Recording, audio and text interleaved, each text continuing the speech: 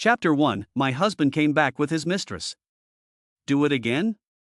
The man's voice is deep and pleasant. It is husky and full of unquenched desire, with a kind of power that is seductive. Jiang Xiao glanced at the floor, the lace underwear that was folded with the suit, the torn dress, and the high heels that were rolled up under the sofa. Everything was telling of the intensity and madness of the moment. No, I'm tired. Jiang Xiao refused. This man's stamina is really getting better and better. She had almost cried for mercy.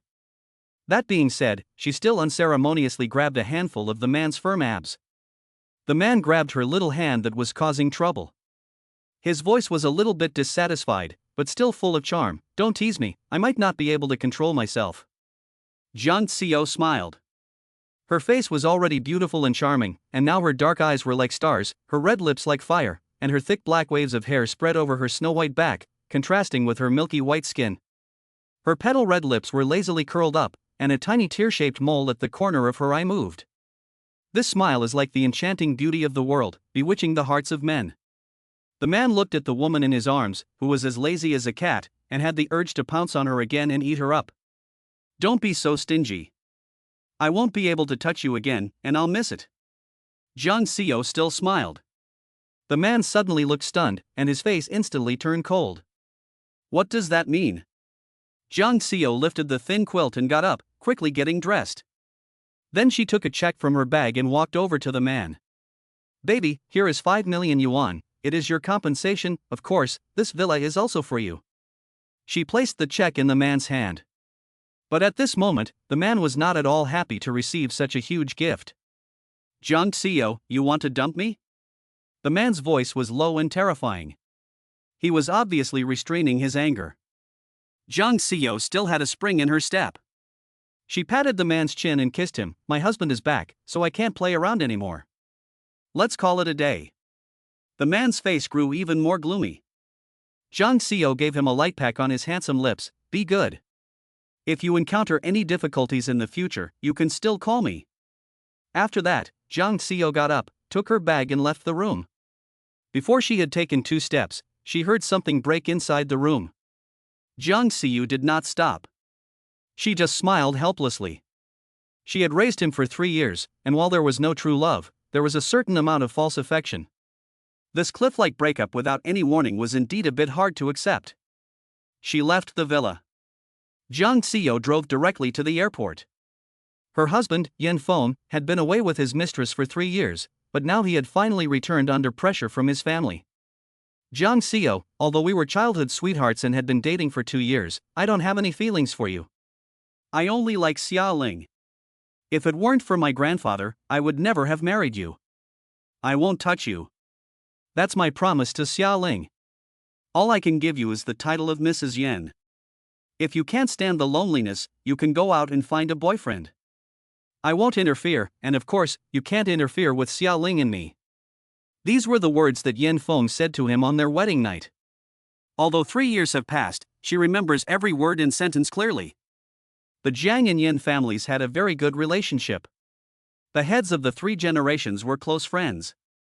When Jiang Xiao's generation came along, the Jiang family had a daughter and the Yan family had a son. From birth, the 2 families had arranged a marriage between the 2 children. In order to cultivate the feelings between the 2 children, they were allowed to play together since they were young, and during the summer and winter vacations, they would take turns living in each other's homes. Their relationship was always very good, and even after they went to university, they naturally continued to associate with each other. Until Xia Ling intervened between them. In fact, it was she who pushed Yan Feng into Xia Ling's arms. Xia Ling was their high school classmate. She came from a poor family, was timid, but had good grades and was the only student from an ordinary school to be accepted into the prestigious school. Like a little white rabbit in the Colosseum, she was always bullied by those arrogant sons of the heavens. Jiang Xiao helped her again and again, even fighting for her. The 2 became best friends in high school. Later, they were admitted to the same university. As her best friend in high school, Xia Ling and Yan Feng were naturally very familiar with each other. But at that time, they were completely unaware of any romantic feelings. During the summer vacation of their sophomore year, Jiang Xiao and Yan Feng signed up for a summer camp organized by the school. As they were about to leave, Jiang Xiao sprained her ankle and gave her place to Xiaoling. She didn't want to go, and Yanfeng didn't want to go either, but Jiang Jia was afraid that Xiaoling would be bullied by others, so she insisted that Yanfeng go with her to take care of her. As a result, the two of them ended up together. That summer, Jiang Xiao experienced the biggest setback of her life. Jiang Xiaoxiao returned. At the darkest moment of her life, Yanfeng suddenly broke up with her and said he wanted to be with Xiaoling. She couldn't take the various blows. She slashed her wrists. She didn't die, but it did lead to a variety of changes. Yan's parents were heartbroken. After all, they had watched her grow up since she was a little girl. Grandpa Yan even threatened to give up his family shares if Yanfeng didn't marry him. However, after less than 2 months, he applied for a Yale University exchange student position and went to the United States. Of course, Xiaoling went with him. It's been 3 years. Soon the car stopped outside the airport. Jiang Xiao's thoughts quickly returned to the present. Today, her father had asked her to pick up Yanfeng. Jiang Xiao looked at her watch. It was just about time. Jiang Xiao looked up and saw Yanfeng indeed coming out of the airport lobby with a suitcase. The man was wearing a white shirt and black trousers. He had a handsome face and an extraordinary temperament. Every move he made was dignified and elegant, like a member of a noble family. The originally gentle face sank when she saw Jiang Xiao. Jiang Xiao smiled, opened the car door and got out, then walked over. "My dear husband, it's been a long time. How have you been?" Jiang Xiao smiled brightly. She was a former radio host, and her voice was already incredibly beautiful, but when she added a little bit of deliberately feminine charm, she was even more charming and irresistible. Even the people around her couldn't help but take a second look in her direction, secretly admiring the woman's husband. Yanfeng looked at the woman in front of him, but his brows furrowed even more tightly. Jiang Xiao looked very beautiful today, as if she had dressed up especially to meet him. She looked different from 3 years ago. In the past, she didn't wear makeup and looked pure and lovely, but now she has exquisite makeup, her hair is curled into big waves, and she is wearing designer clothes, giving off a sense of laziness and luxury. "Don't call me husband." Yanfeng's voice was very cold. He turned his head and glanced at the woman in a white dress beside him. Before getting off the bus, Jiang Xiao had seen her. Xiaoling had returned with him. Xiaoling was wearing a loose cotton white dress. She was not wearing any makeup, but her small, palm-sized face with her naturally shy and innocent eyes still looked very charming. She held Yanfeng's arm with one hand, and unconsciously touched her slightly bulging belly with the other. This action was more than obvious.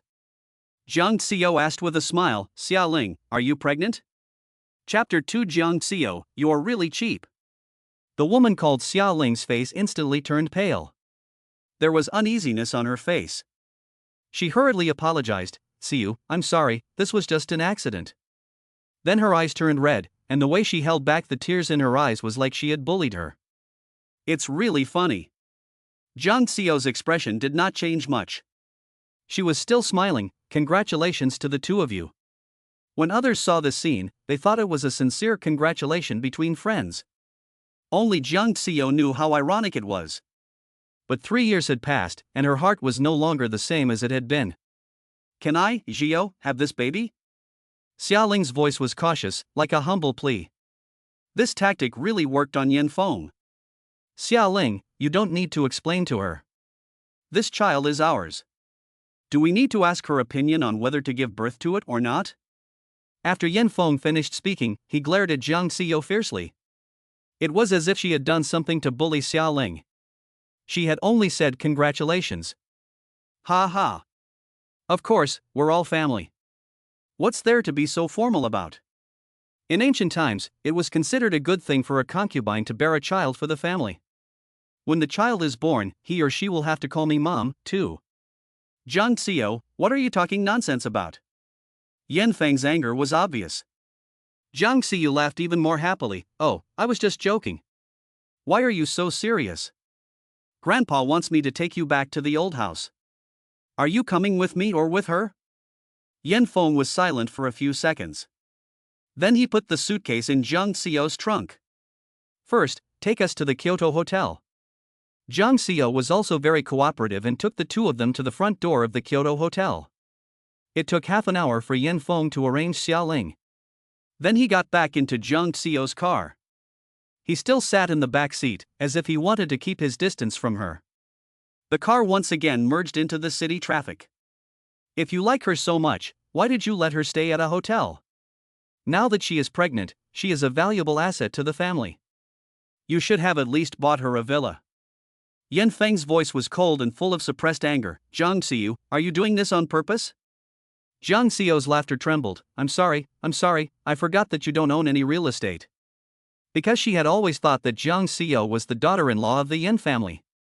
So from the time Zhang Xiu started kindergarten, the real estate that the Yin family bought for Yin Feng was all in Zhang Xiu's name. Zhang Xiu has no less than 100 properties under her name, as well as a dozen villas and countless shops. On the other hand, Yin Feng has nothing. However, Yin Feng is the only son of the Yin family, and all of the Yin family's shares are in his name. From the very beginning, Yin Feng had been observing Zhang Xiu. Her smile never faded. They grew up together, and no one knows her better than he does. Don't be fooled by her cheerful appearance. She is actually the most vindictive person. She must have been extremely angry after seeing Xiaoling with a big belly today, so she repeatedly used a joking tone to make fun of him. Or she was using the Yin family's wealth to manipulate him. Yin Feng looked at Zhang Xiu with a hint of disgust in his eyes. Zhang Xiu, don't bully Xiaoling, and don't even think about me coming back to you. I won't fight you over what the Yin family gave you, even if it's my compensation to you, but if you're thinking about more, don't blame me for not reminding you, I will take back the title of Mrs. Yin. Zhang Xiu straightened his face and his face became a little more serious. Yin Feng, let's get a divorce. No, to be precise, it should be a breakup. Yin Feng's face suddenly turned cold. Zhang Xiu, are you threatening me? He never thought that Zhang Xiu really wanted a divorce. He knew her situation very well. She could never return to the Zhang family. Besides, she loves him to death, even cutting her wrists for him. In the 3 years of not having any contact, she never mentioned divorce. Now that he's back, he's talking about divorce. There is only one possibility, and that is that Xiaoling is pregnant, which has caused a huge shock to her. She wanted to force him to break up with Xiaoling. I'm not threatening you, I just figured it out. When I first married you, I thought you would change your mind. After you left, I kept the title of Mrs. Yen to compete with Xiaoling. But now I suddenly feel that it is meaningless. Xiaoling is pregnant, and the child is innocent. I don't want to take this position and delay the reunion of the three of you. In the past, she was young and passionate, and because her boyfriend and best friend betrayed her at the same time, she was filled with resentment. In addition to the problems in the Zhang family, there was another important reason why she married Yin Feng. She didn't want to let them live in peace. But 3 years have passed, and her mentality has already changed. Moreover, she has not been wronged in the past 3 years. She didn't want to waste her life in this marriage that was not what it was supposed to be. Yin Feng stared at Zhang Xiu from the rearview mirror with a cold gaze. It was because Xiaoling was pregnant. Zhang Xiu, aren't you ashamed to say that? It's really easy to understand. Why did you cut your wrists and threaten to die back then? When it came to this, Zhang Xiu's eyes darkened a little. When she slit her wrists, it wasn't all because of Yin Feng. After a brief moment of solemnity, Zhang Xiu flicked her hair. She inserted her fingers into her soft hair at random, and slightly raised her head, revealing 1,000 different charms. She resumed her lazy expression. If you don't agree, that's fine. Yin Feng snorted and looked away from Zhang Xiu's face, which was as beautiful as the whole world. She had taken the initiative to propose a divorce, and he was inexplicably angry. For a moment, his heart felt as if it had been grabbed. He thought she really wanted a divorce. She is really overrated. Knowing that she was only testing and pressuring him in this way, he felt even more disgust in his heart. Zhang Xiu, you are really cheap. This is the second time that Zhang Xiu has heard these words from Yin Feng. The first time was when she came back from the summer camp, and Yin Feng directly confessed to her that he was with Xiaoling. She was stunned for 5 seconds, then rushed over and slapped Xiaoling several times. Yin Feng pulled her away from Xiaoling and angrily broke up with her. Zhang Xiu, in a rage, shouted, "Break up? Forget it. I, Zhang Xiu, will drag you two down to hell with me." At that time, Yin Feng scolded her for being cheap. The pain was so deep that it felt like a knife piercing her heart for countless days and nights. One by one, the blood holes were hideous. But the more she thought about it, the more numb she became. The wounds of the past had instead formed a thick layer of scabs, like armor. So now when I hear him curse, it doesn't even make a ripple. Soon, they arrived at the Yin family mansion. As soon as they got out of the car, they saw Yan's mother, Lan Mei, standing at the door. There was no joy on her face at seeing her son after 3 years, but rather a gloomy look. As soon as she saw Yan Feng, she asked him a question. I heard you brought that little demon back with you? Yan Feng's cold face looked at Zhang Xiao. Zhang Xiao innocently spread his hands. I didn't say anything.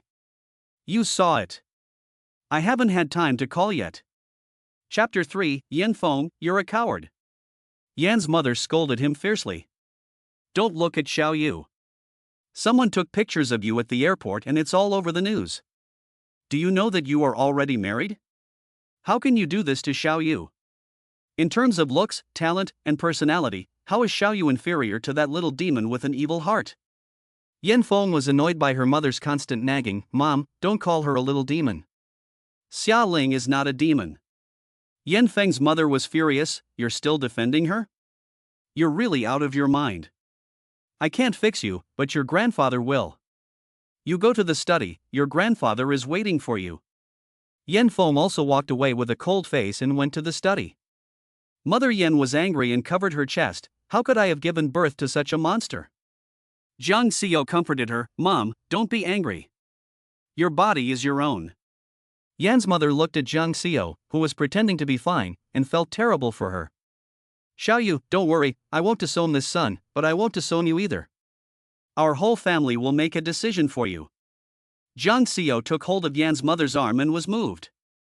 Mom, I'm fine. After Jiang Xiaoxiao came back, Zhang's mother treated her differently. She was more like a mother than Zhang's mother. When she first cut her wrist, Yan's mother cried her eyes out. She was hospitalized for a week, and Yan's mother stayed with her day and night, but Zhang's mother never came to see her.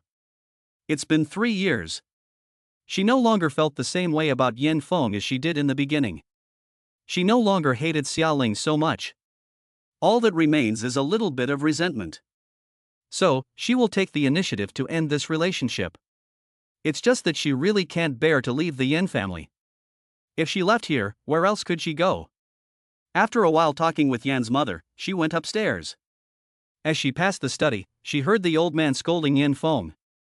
Zhang Xiao deliberately slowed down her pace. If you want to divorce Xiao Yu, I will transfer 20% of the company's shares to Xiao Yu's name. If you marry that woman, you will leave the Yan family and the Yan family will not give you a penny. Yan Feng's voice also sounded angry. Grandpa, how can you be so biased? Zhang Xiao is only a fake heiress of the Zhang family. I am your real grandson. The Zhang family doesn't even want to recognize her. Why do you care so much about her? The old man's tone seemed very disappointed. I don't care what Xiao Yu's status is. I only know that when she was born, I was the first to hold her, and I watched her grow up. The Zhang family has a grudge against her because of some grievances. Our Yan family doesn't care about these. You should understand that the grievances of the previous generation have nothing to do with Xiao Yu. She is always a victim. If you don't care about her, you still want to follow others to humiliate her. Do you think I will agree? Yan Feng tried to say something more, but was interrupted by the old man. Remember, you can give up your status as Xiao Yu's husband, but you also give up your status as the heir to the Yan family. If you are willing to do so, I won't stop you. After listening for a while, Zhang Xiao went back to her room. The Yan family has been so good to her. Ever since the incident at the Zhang family, the Yan family has protected her at every turn. Forcing Yan Feng to marry her was also to give her a shelter from the wind and rain.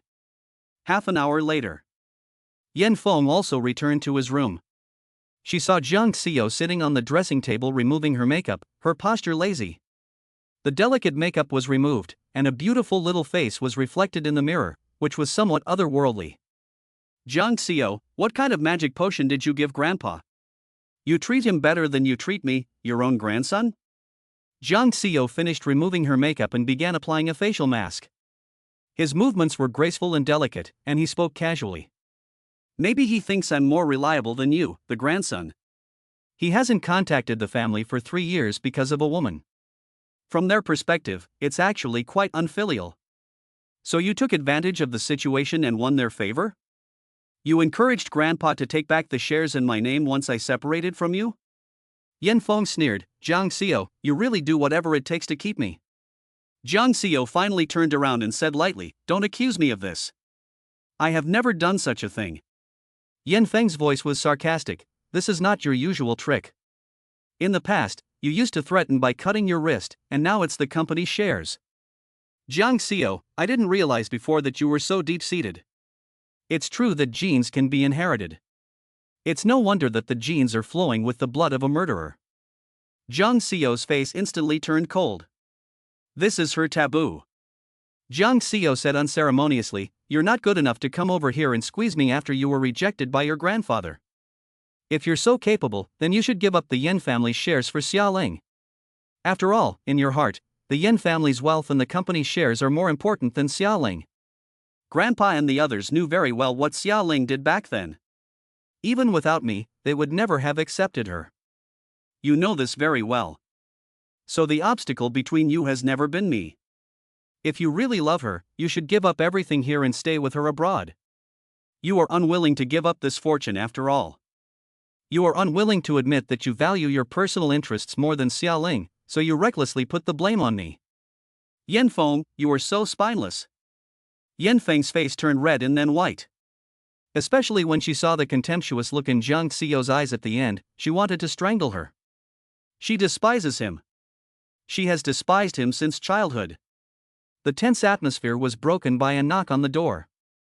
Old butler Lao Tang was standing at the door. Master, young lady, dinner is ready.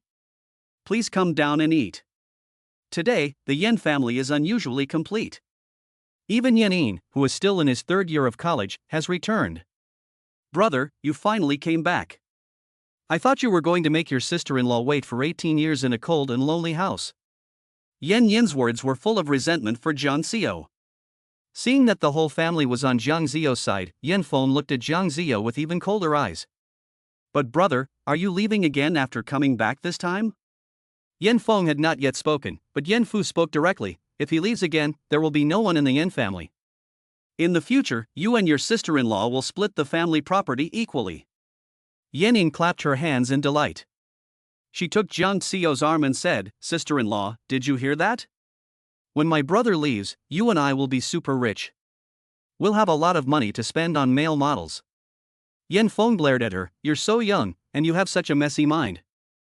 I don't know who you learned it from. He then glanced at Jiang Xiao's face. Jiang Xiao was a little embarrassed. She had already done this a long time ago. The old man said, your brother won't be leaving. He'll be taking over as general manager at the company tomorrow. Yanin looked disappointed, what a pity. Recently, the situation of the company is clear to all of you. Times have changed, and our construction company is not what it used to be. Everyone was silent. The Yan family made its fortune in the construction industry. After 2 generations of development, it has become one of the largest construction companies in the country, and has also dabbled in some other industries. But most of them are just trying to test the water, and construction is still the lifeblood of the company.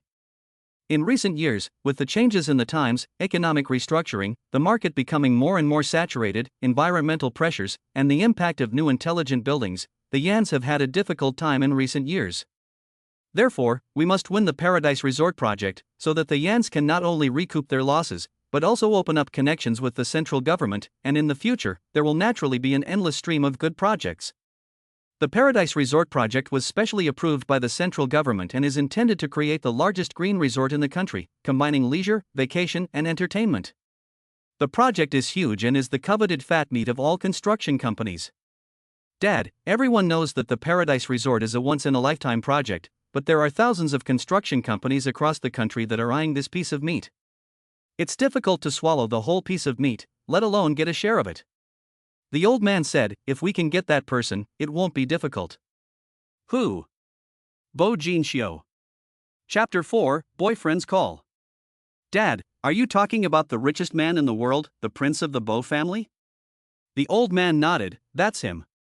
The strict father looked helpless. This is too difficult. He is the prince of the Beijing Circle, which is a world apart from our Rongqing. Besides, the Yan and Bo families are too different in social status, so how can they be on good terms? As everyone knows, the Bo family is the richest family in the country. They have many branches and complicated descendants. Bo Jinxiu is the late-in-life son of the old Master Bo, and the prince chosen by the old Master Bo. However, this person is very low-key and has never appeared in public.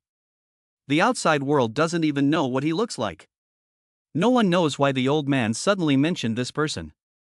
The old man continued, the land for the Paradise Resort has long been bought by the Bo family. According to inside information, the old man has given Bo Jinxue full responsibility for the project. If Yan's company can win his favor, then when he chooses a construction company, Yan's company will have a good chance. Dad, this is not at all reliable. There are so many people in the world who want to curry favor with the Bo family. If we go to the capital to pay a visit, I'm afraid we won't even be able to see him. Who says we have to go to Beijing?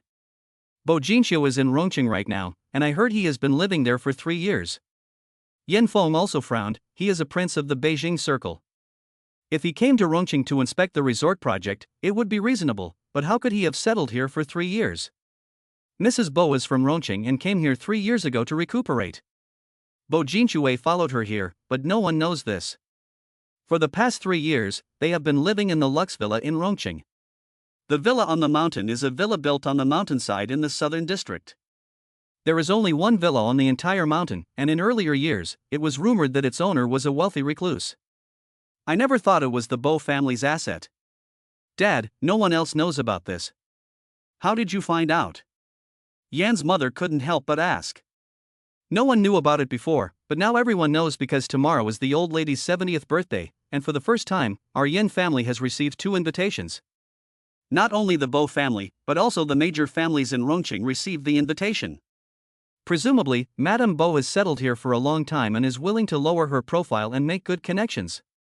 But no matter what, this is an opportunity, and this is why I asked Ah Feng to come back urgently. After saying that, the old man took out 2 invitations. Ah Feng, Xiaoyu, you two will attend the birthday party for Madame Bo tomorrow night. Prepare a birthday gift and make sure you show up in front of Bo Jinxiu tomorrow. Okay, don't talk about work at the dinner table. Yin's mother took the opportunity to say, I've already cleaned up the room. You two should sleep in the master bedroom tonight. Since you're back, it's time to have a child.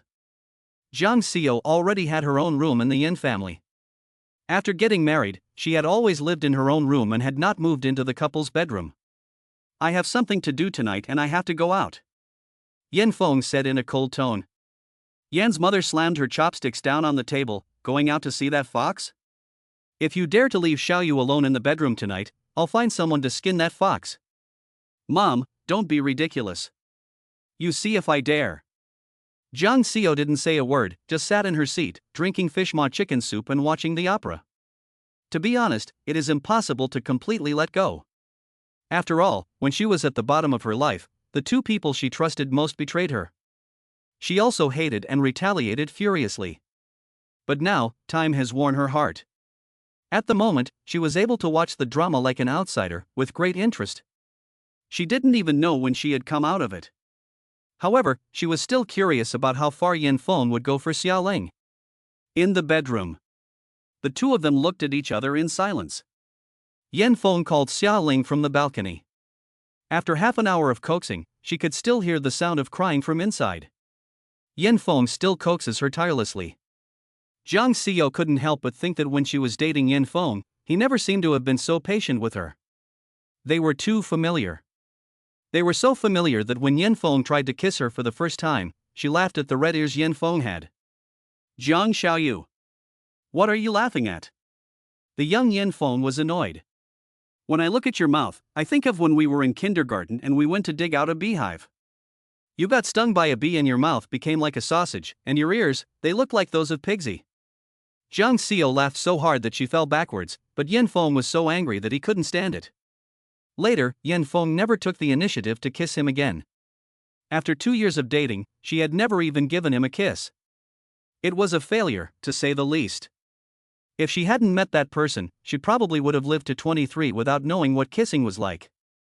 The image of that person's peerless beauty flashed through her mind. And the way he kissed her, with such passion and abandon. It was like a reincarnated male fox spirit, captivating the soul. Jiang Ziyo laughed. It had only been 3 hours since they had broken up, and she already missed him. Jiang Ziyo picked up her phone. She looked up the man's phone number. The note on the number was "Pretty Boy."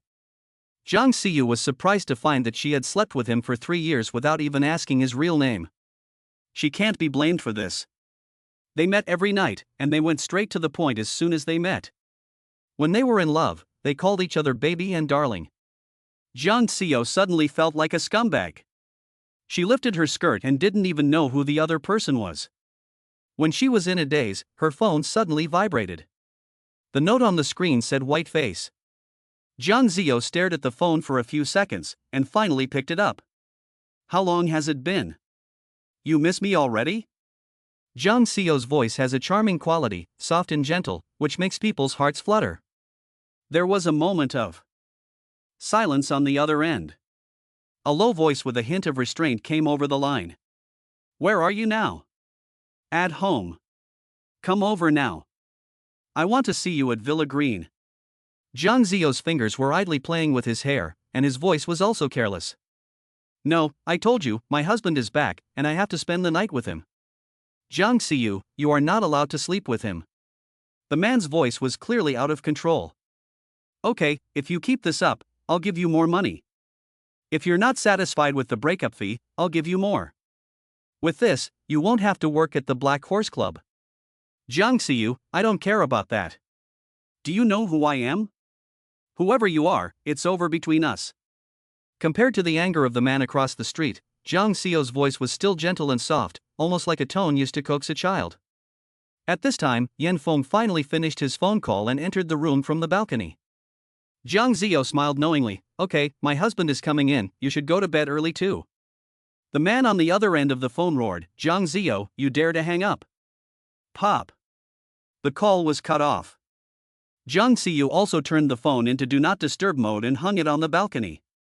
Yan Feng glanced at her and frowned. "Whose phone is it?" Jiang Ziyo's smile spread across her face. "Boyfriend's." Chapter 5, Irresistible. Yan Feng stared at Jiang Ziyo's face for a while, and a hint of sarcasm appeared at the corner of his mouth. "Looking for a boyfriend?" "Yes, you said that if you were lonely, you would find a boyfriend. I have been alone for 3 years, so it's not too much to find a boyfriend." Jiang Ziyo's mouth curled into a smile. "What? You're the one who's allowed to set fires, not the people." Yan Feng shrugged nonchalantly. "It's even better if you find a boyfriend. If he can make you stop bothering me, I'll go thank him in person with a big gift." Yan Feng didn't believe that Jiang Ziyo had a boyfriend. He knows her thoughts very well. She must have seen him talking to Xia Ling on the phone. She deliberately asked someone to act. The performance was quite realistic. When she finally hung up, he could feel the man's jealous and angry tone through the phone. He must have deliberately wanted him to hear that. The two of them didn't sleep together that night. Jiang Ziyo slept in the bed. Yan Feng slept on the floor. He still had some gentlemanly manners. Before going to bed, Jiang deliberately turned the air conditioner to the lowest setting and hid the remote control. When he woke up in the middle of the night, he saw Yan Feng lying on the ground, hugging a pillow and shivering. When he woke up in the morning, Yan Feng had caught a cold. Jiang Ziyo didn't care about him and went straight to the TV station. Jiang Ziyo is a TV host, mainly responsible for the midday news, and has a column called Midday News Eye. He is also well known in the industry. However, recently, Lin, the host of the primetime slot, has switched to another station, and Jiang is now competing for the position of primetime hostess. After the regular broadcast of the noon news, she has free time. Jiang Ziyo returned to the Yan family at 4 p.m. Yan Feng had just returned from outside, and it looked like he had gone to see Xia Ling. When Yan Feng returned, Jiang Ziyo had just changed into a dress and put on a delicate makeup. Today she was wearing a cheongsam made of silk gauze. The collar and waist of the cheongsam have some intricate embroidery, but because they are the same color, they are not visible from a distance. When you get closer, you can only feel the ingenuity and craftsmanship. When she saw Yan Feng enter, Jiang Xiao stood up and deliberately turned gracefully in front of Yan Feng. What do you think? Even though Yan Feng hated Jiang Xiao very much, but he had to admit that Jiang Xiao was beautiful, very beautiful. She has a great figure, and at 1.7 meters tall, she looks especially outstanding in high heels. The cheongsam was custom made, so it naturally fit her perfectly.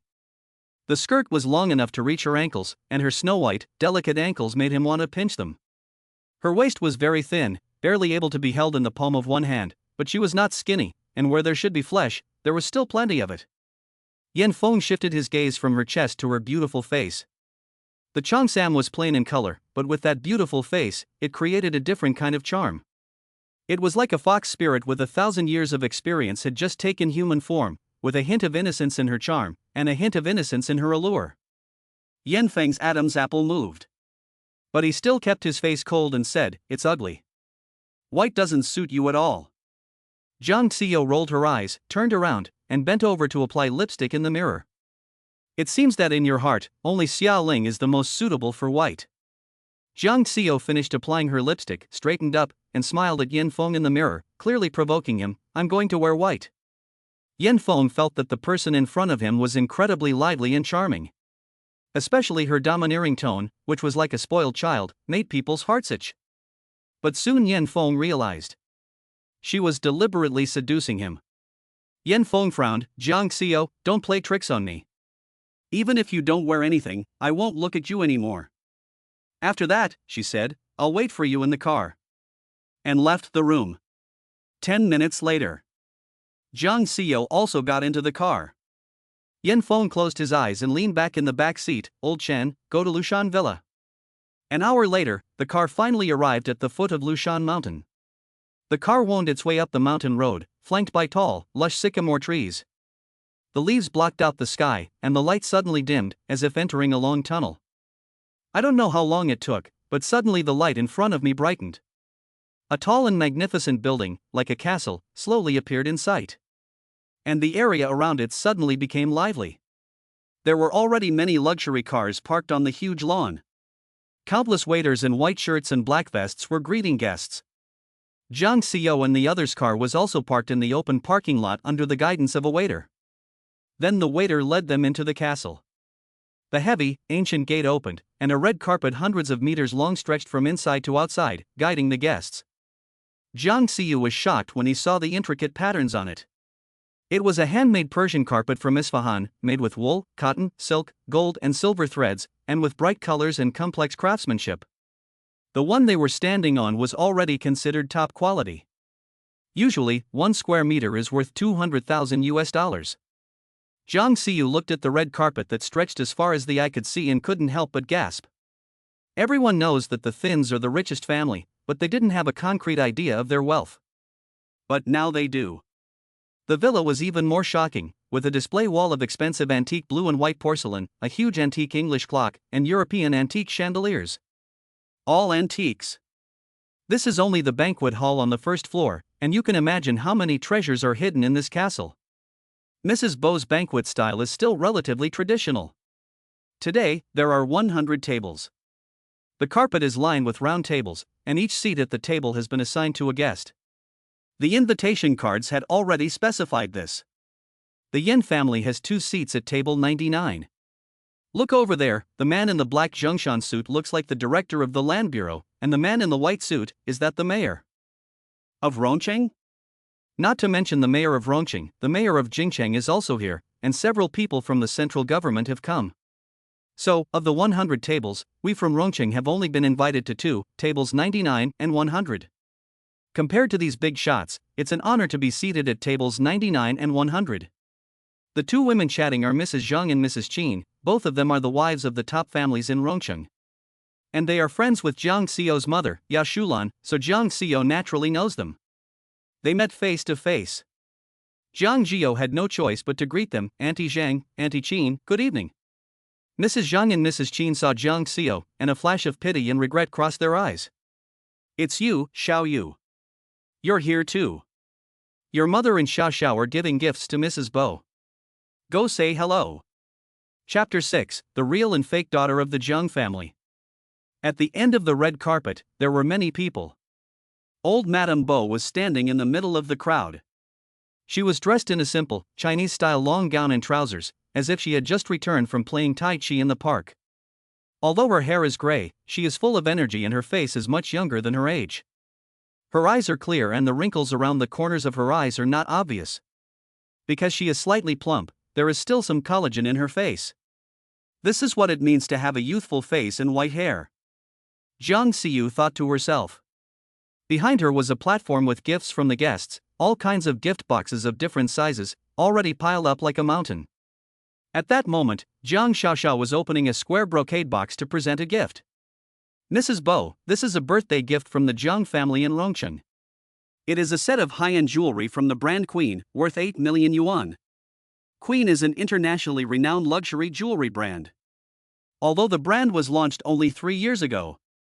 But because of its ingenious design, it is loved by the global circle of wealthy women.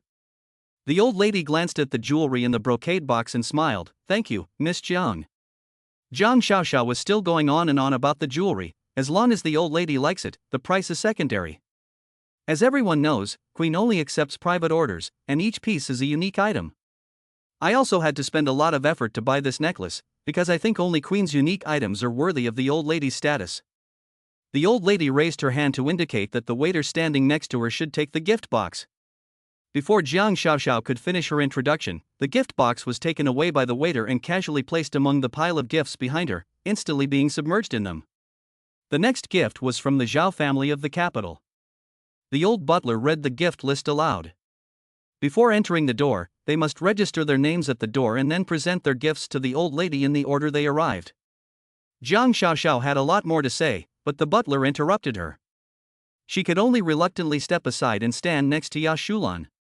She couldn't understand why the Jiang family had prepared such a generous and valuable gift. Why didn't it cause a stir? Even the guests watching from the sidelines had not heard a single word of praise or approval from them. But soon Jiang Xiaoxiao understood. The wealthy families in the capital all gave gifts of inestimable value. The imperial jade rui, the blue and white porcelain of the Xuanda period, the Kangxi period red apple wine cup, and the antique calligraphy and paintings were all worth tens of millions of dollars. In this light, her 8 million yuan in jewelry was not enough to impress. The next to present a gift was the Yin family from Rongcheng. Jiang Xiu and Yin Feng walked forward together. Jiang Xiaoxiao's gaze also fell on Jiang Xiu. When Jiang Xiu presented her gift, she gave a mocking smile. Jiang Xiu had already opened her brocade box. Inside the red velvet was a small box of incense sticks, each about the length of a finger. The whole box was neatly arranged. Mrs. Bo, this is a birthday gift from the Yin family.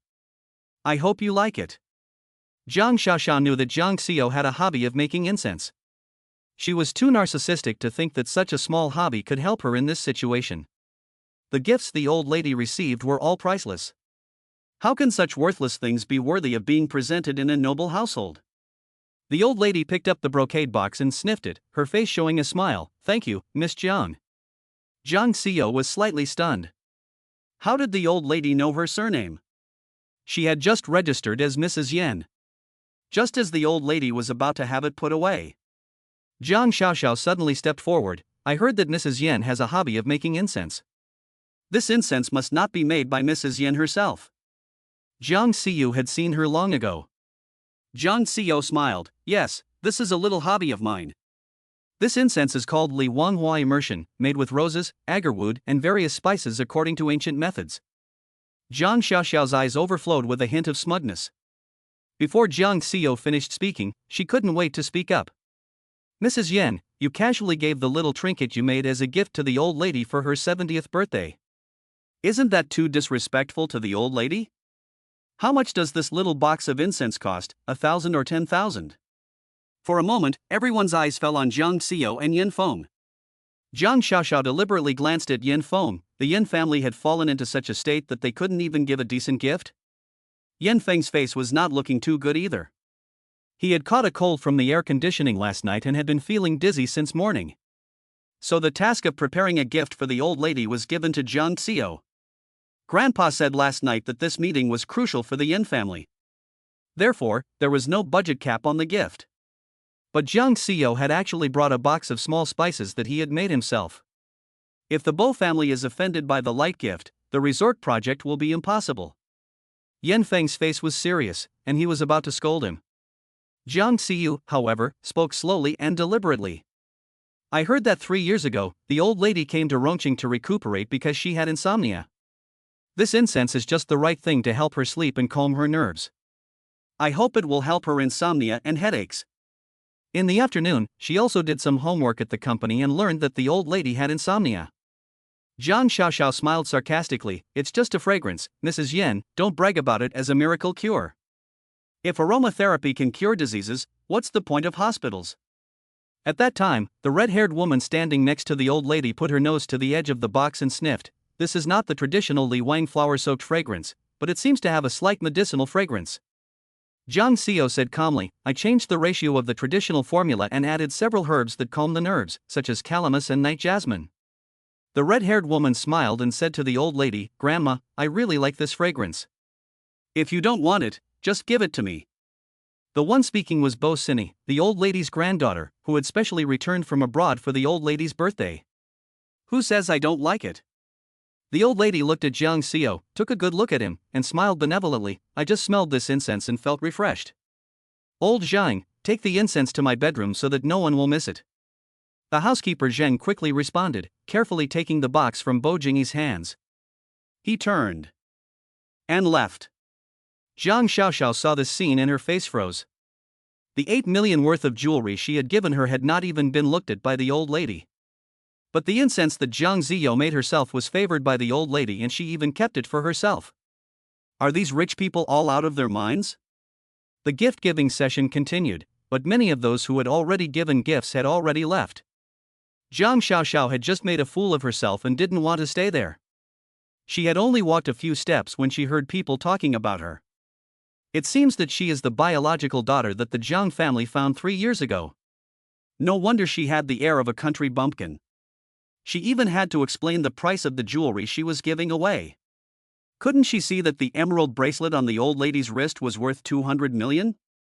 Who couldn't tell that the necklace she was giving away was just the entry-level jewelry from Queen? I was embarrassed for her when she emphasized that it was 8 million. If you're not from Rongqing, you wouldn't know that the person who just sent the incense is the original daughter of the Jiang family. No wonder, it's really bad to deliberately make things difficult for people on such occasions. I think Mrs. Yan is generous and elegant, with a natural temperament, like a wealthy life. By the way, her Li Wang incense is really nice. I can smell the fragrance from a distance, and it's high-end. This is the top luxury, unlike some people who only know how to talk about prices. Zhang Xiaoxiao heard these words and her fingers turned white. Everyone likes Jiang Xiao. But everything about Jiang Xiao, her elegance, her calmness, and her dignified aura from the inside out, was taken from her. One day, she will tear off her beautiful and gorgeous face and let people take a good look at what she should have looked like. Chapter 7, The Prince of the Capital Circle. After delivering the gifts, Jiang Xiao and Yin Feng walked to their table by the door. No one had taken their seats yet, so they had to wait. Yan Feng's phone rang halfway through. He glanced at the phone and hurriedly walked towards the garden at the side entrance. Jiang Xiu knew it was Xia Ling calling. But she didn't care, and began to admire the antiques in the banquet hall. The entire wall of Song Dynasty blue and white porcelain was truly breathtaking. After a while, a little girl came over. Are you Mrs. Yan? Jiang Xiu turned gracefully. What is it? I am Bai Qian, the granddaughter of the commander of the Jingqing military region. May I ask you about the recipe for the Li Wang flower infusion? Before Jiang Ziyu could say anything, the little girl quickly said. I can buy the recipe from you, no matter how much it costs. Jiang Ziyu smiled. This recipe is not a big secret. I make it for fun.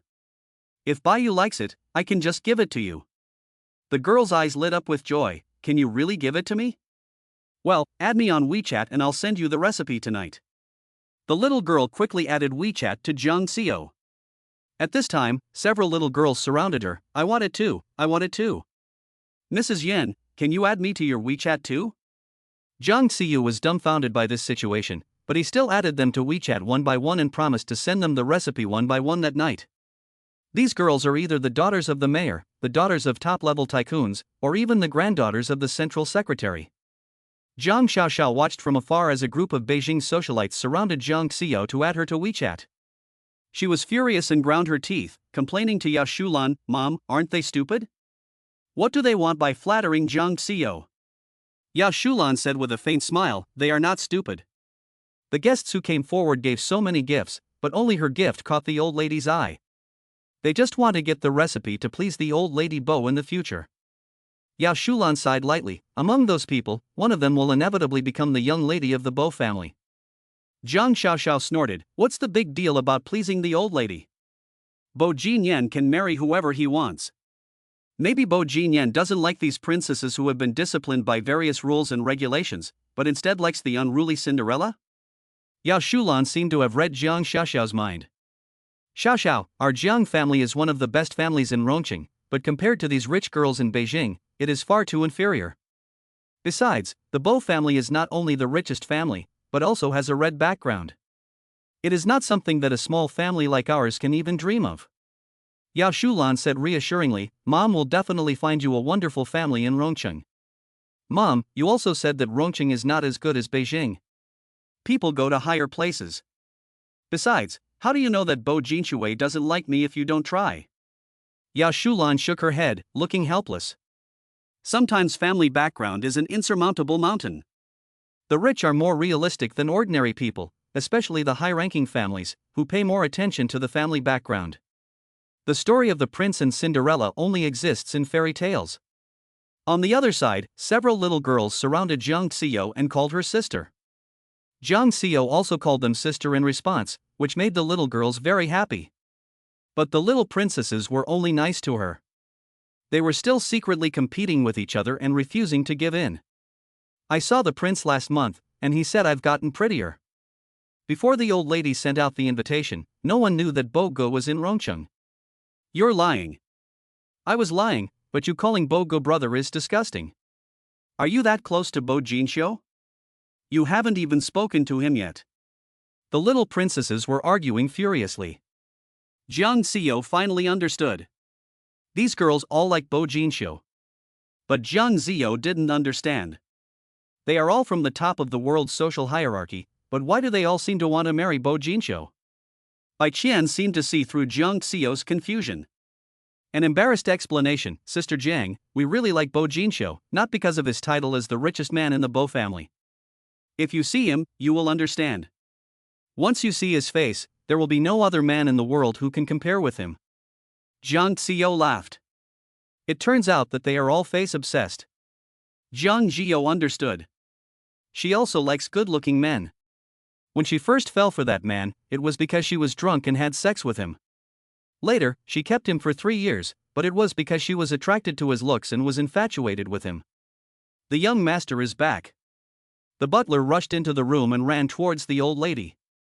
The originally lively banquet hall instantly became quiet. Everyone looked towards the door.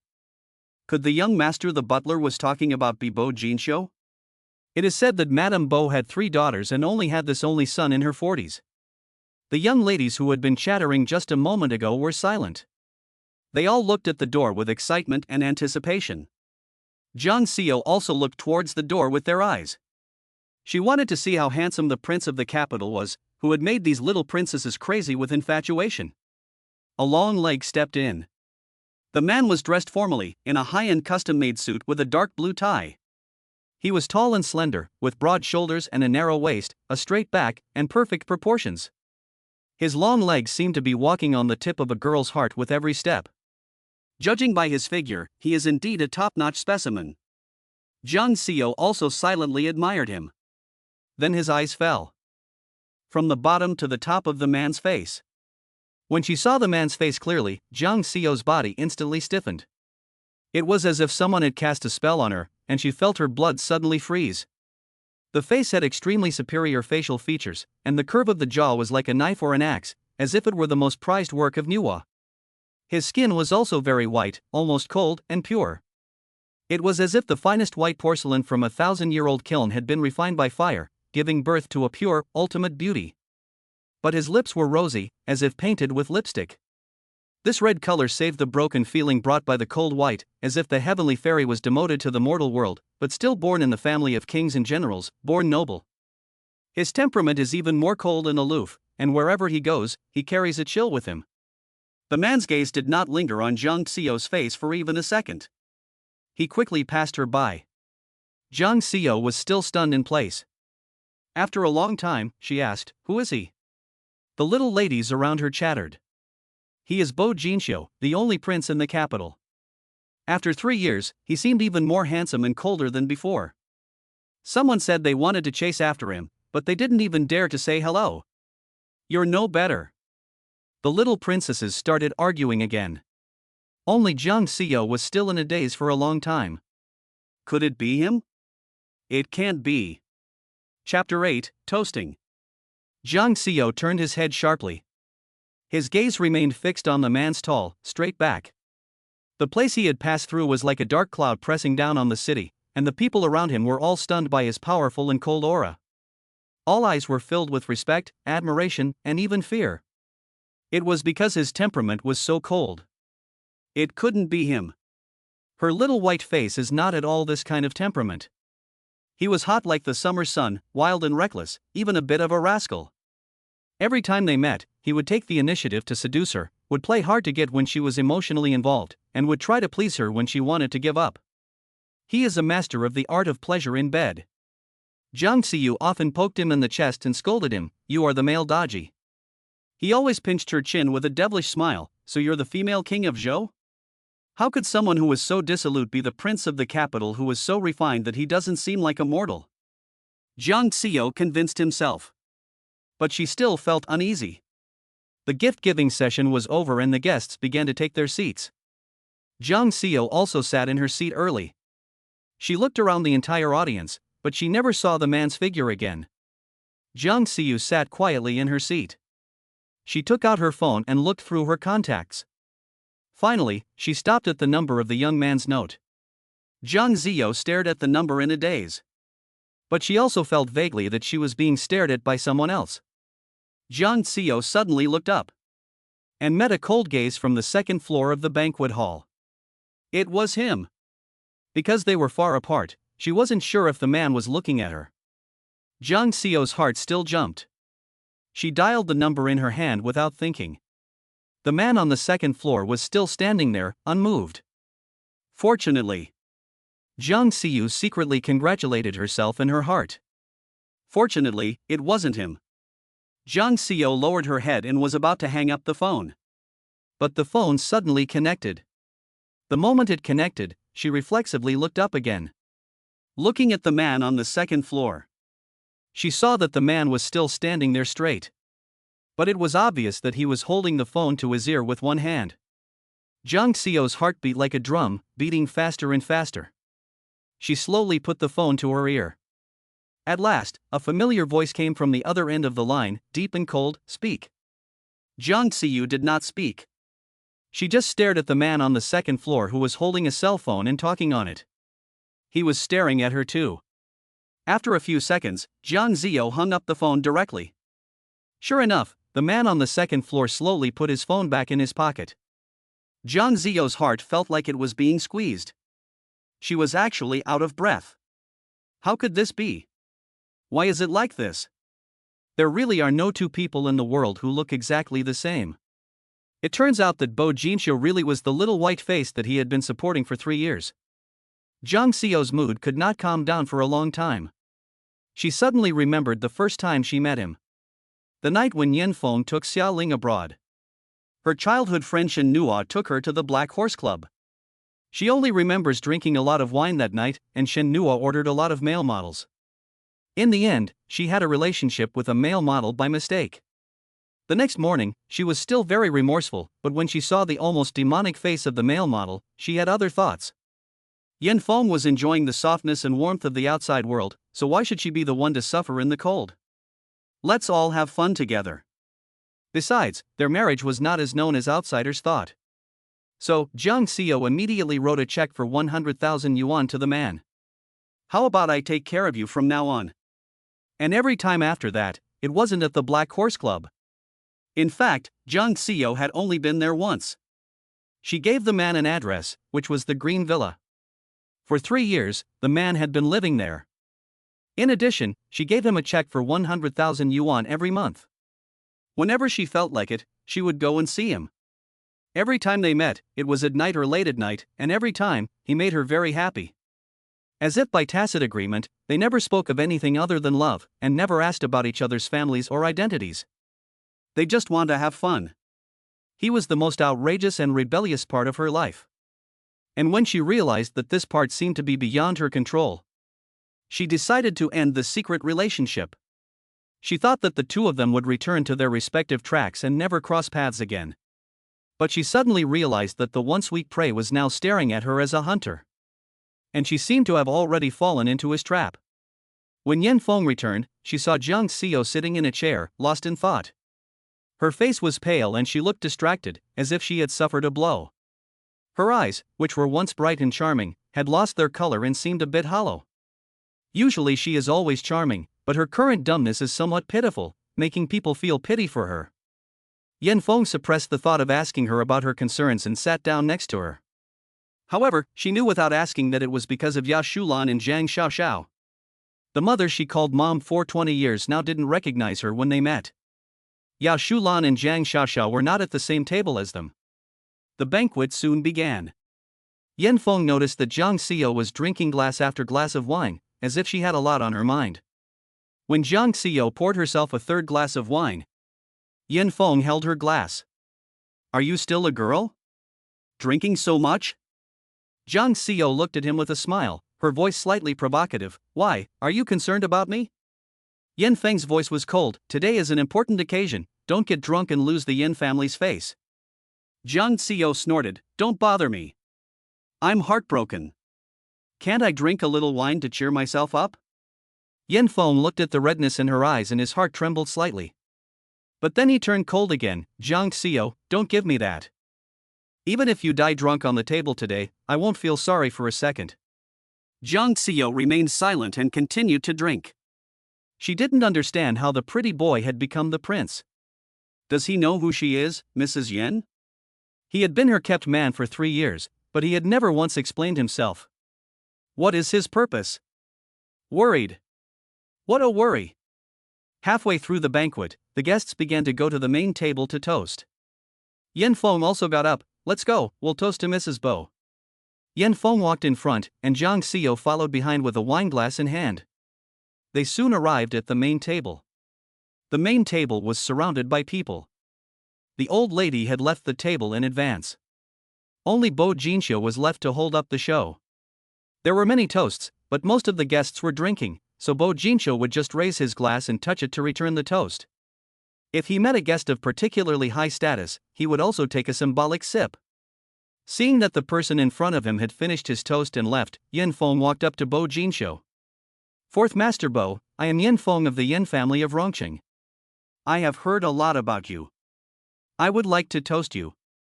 "Fourth Master Bo," he called after the previous toasts. Yan Feng held the wineglass in both hands and handed it over, as if waiting for Bo Jinxiu to clink glasses with him. Yan Feng had just observed that no matter how old or young they were, he had not refused anyone who had just come to toast, and at least they would have a polite toast. But at this moment, Bo Jinxiu did not have the slightest intention of taking the wineglass. Yan Feng's hand holding the wineglass was suspended in the air. The atmosphere was slightly awkward. Chapter 9, Master Yan is a good husband. Just as Yan Feng's heart was sinking. But Bo Jinxiu said in a light tone, "Yan's? Yan's from Haifeng Construction?" Yan Feng's heart leapt with joy. He actually knew about Haifeng Construction. "Yan Haifeng is my grandfather. He has always praised you before me as a natural genius in the business world." He also said that if the Yan family could cooperate with the Bo family on the resort project in the development zone, it would be a great blessing and honor. Yan Feng was worried that he would never get the chance to bring up this topic. He never expected that Bo Jinxiu would take the initiative to provide this opportunity. Of course, he didn't expect Bo Jinxiu to agree right away. A project worth 100 billion yuan naturally cannot be negotiated in a few words. But he had to make sure that Bo Jinxiu remembered the Yans, so that they would have a chance to stand out from the hundreds of other competitors in the future. Bo Jinxiu twirled the glass in his fingers. Although he was sitting, people standing felt that he was above them, even needing to look up. His voice was low and indifferent, and seemed to carry a hint of mockery. The resort project can be done with anyone, but not with the Yans. Hearing this, the people around him were taken aback. Many of these people had also set their sights on the fat piece of meat that was the resort in the development zone. They had just heard Bo Jinshou mention Haifeng construction, and they had been envious. But at this moment, the look of envy was replaced by gloating. At the same time, everyone was also curious. How did the Yan family offend the prince of the Beijing circle? Even Yan Feng was surprised. Before today, the Yans had no contact with the Bo family, and they had never met Bo Jinshue. Why did Bo Jinshue suddenly say that? Yan Feng's face showed a hint of fear. Fourth Master Bo, may I ask, is there anything about the Yan family that has offended you? But suddenly, Bo Jinshue stood up. His gaze passed through Yan Feng and landed on Zhang Xiao behind him. His expression was indifferent, and his cold white skin gave him a sense of aloofness. But his voice clearly showed a hint of emotion. Then I'll have to ask Mrs. Yan. For a moment, everyone's eyes were fixed on the woman behind Yan Feng. Mrs. Yan is very beautiful. She was arguably the most beautiful woman present that day.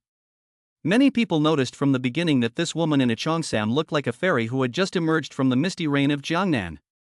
Her face was so beautiful that even the plainest of colors could not hide her flamboyant and unrestrained beauty. Countless inquisitive and scrutinizing gazes fell upon her. Zhang Xiao didn't expect that this man would make trouble on the spot. Yan Feng had already turned around. His eyes were cold, and his voice was full of reproach. Zhang Xiao, explain to me, what is going on? Yan Feng felt like he had been hit with a hammer. How did Zhang Xiao know Bo Jinyan and offend him? Did they have something between them? Zhang Xiao had calmed down. A smile appeared on her lips, and she took a step forward. I didn't expect Mr. Bo to hold a grudge so much. It was just 3 years ago that I accidentally scratched Mr. Bo's car when I was out. At the time, I didn't know your identity, so I left after dropping 1,000 yuan. It's hard for Mr. Bo to remember. Zhang Xiao was on the hot seat and had to make up a lie. She couldn't say that she slept with him 3 years ago and then dumped him, so she offended him. Everyone suddenly realized. Yan Feng also felt a sense of relief. He didn't know why he had been so nervous, thinking that there was some kind of complicated relationship between the two of them. Yan Feng coldly scolded, the car of the fourth Master Bo must be extremely expensive, and your $1,000 is an insult. Why don't you come over and apologize to the fourth Master Bo? Everyone looked at Yan Feng's attitude towards Zhang Xiao and sighed that this young Master Yan didn't know how to cherish a beautiful woman. Such a beautiful woman was actually coldly rebuked by him, without any intention of defending her. Yan Feng felt that Bo Jinshou could not possibly care about the cost of the car repair, and that Zhang Xiao must have left 1,000 yuan without knowing the consequences, which was considered an insult, and that was why Bo Jinshou still held a grudge against her. Seeing that Bo Jinshou did not refute her, Zhang Xiao walked over with a big smile. She picked up the wine glass in her hand and said, 3 years ago, I was blind and didn't know who you were. I apologize to you here. Zhang Xiao implied, I hope that Mr. Bo will be magnanimous and not argue with a little girl like me. But Bo Jinshou smiled. He smiled coldly, his red lips curled up, and his face looked somewhat seductive.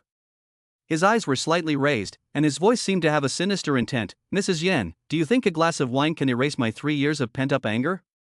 Everyone was shocked. They secretly lamented that the prince of the capital was too narrow-minded. He had only scraped the car once, but he had been thinking about it for 3 whole years, and he was making things difficult for a young girl on this occasion. He is really a terrible person who is vengeful. Everyone was on guard against offending him in the future, while casting sympathetic glances at Mrs. Yan. How could Mr. Bo calm down? Bo Jinshou picked up an unopened bottle of white wine on the table. 1 glass is not enough, but a bottle is acceptable. Everyone was dumbfounded. Would it kill someone to ask a weak woman to drink a bottle of strong liquor? But someone next to him had already started pouring the wine. A full bottle of wine was poured into 10 glasses and neatly arranged on the table. Bo Jinshou's eyes fixed on Zhang Xiao. Mrs. Yan, please. Zhang Xiao thought that a bottle of wine could buy out their 3-year-long relationship, so it was a good choice. She walked a few steps forward and picked up one of the glasses. Mr. Bo is a man of his word. After I finish this wine, our grievances will be settled, and you will also abandon your prejudice against the Yans, at least giving the Yans a chance to compete fairly. Of course. His voice even sounded a little pleased. Jiang Xiao was about to raise her glass and drink when someone whispered from the side. Mrs. Yan is truly a heroine among women, beautiful and dashing, but her husband is too useless. Yes, it's like letting a woman take the lead in a battle, and he doesn't say a word, acting like a deadbeat. Mrs. Yan is only concerned with the interests of the Yan family, but he acts as if it's none of his business. He doesn't even defend his own wife, he's not a real man. These words clearly reached Yan Feng's ears. His face turned red and white. How could these people be so blind? Can't they see that this is all Jiang Xiao's fault? But Yan Feng naturally also had to maintain his dignity as a man. He took the wineglass directly from Jiang Xiao's hands. He said, "She is my wife. I am willing to apologize to Master Bo for her mistake. I will drink these drinks for her." I thought Bo Jinshui would refuse. But he said calmly, "Mr. Yan is a good husband. Drink up." Chapter 10, Don't you know this is my room? Yan Feng was in a difficult position. He gulped down the white wine in the cup with a heavy heart. As soon as he finished the first glass, the next one was passed to him. Then one glass was followed by another. Yan Feng had a cold today, and his headache only got better in the evening. Now that he had a few drinks in him, the splitting headache came back. By the 8th glass, Yan Feng could no longer hold on. He swayed, and the next second he was about to fall down. Yan Feng's tolerance for alcohol was not very good, and Jiang Xiao knew this better than anyone. She, on the other hand, actually has a good tolerance for alcohol. "I'll drink the last two." After Yan Feng put down her glass, Jiang Xiao walked straight to the table. Without saying a word, she picked up the wine glass on the table and finished the glass in one gulp. Then she picked up the last glass. Everyone was shocked. It is not uncommon for women to drink.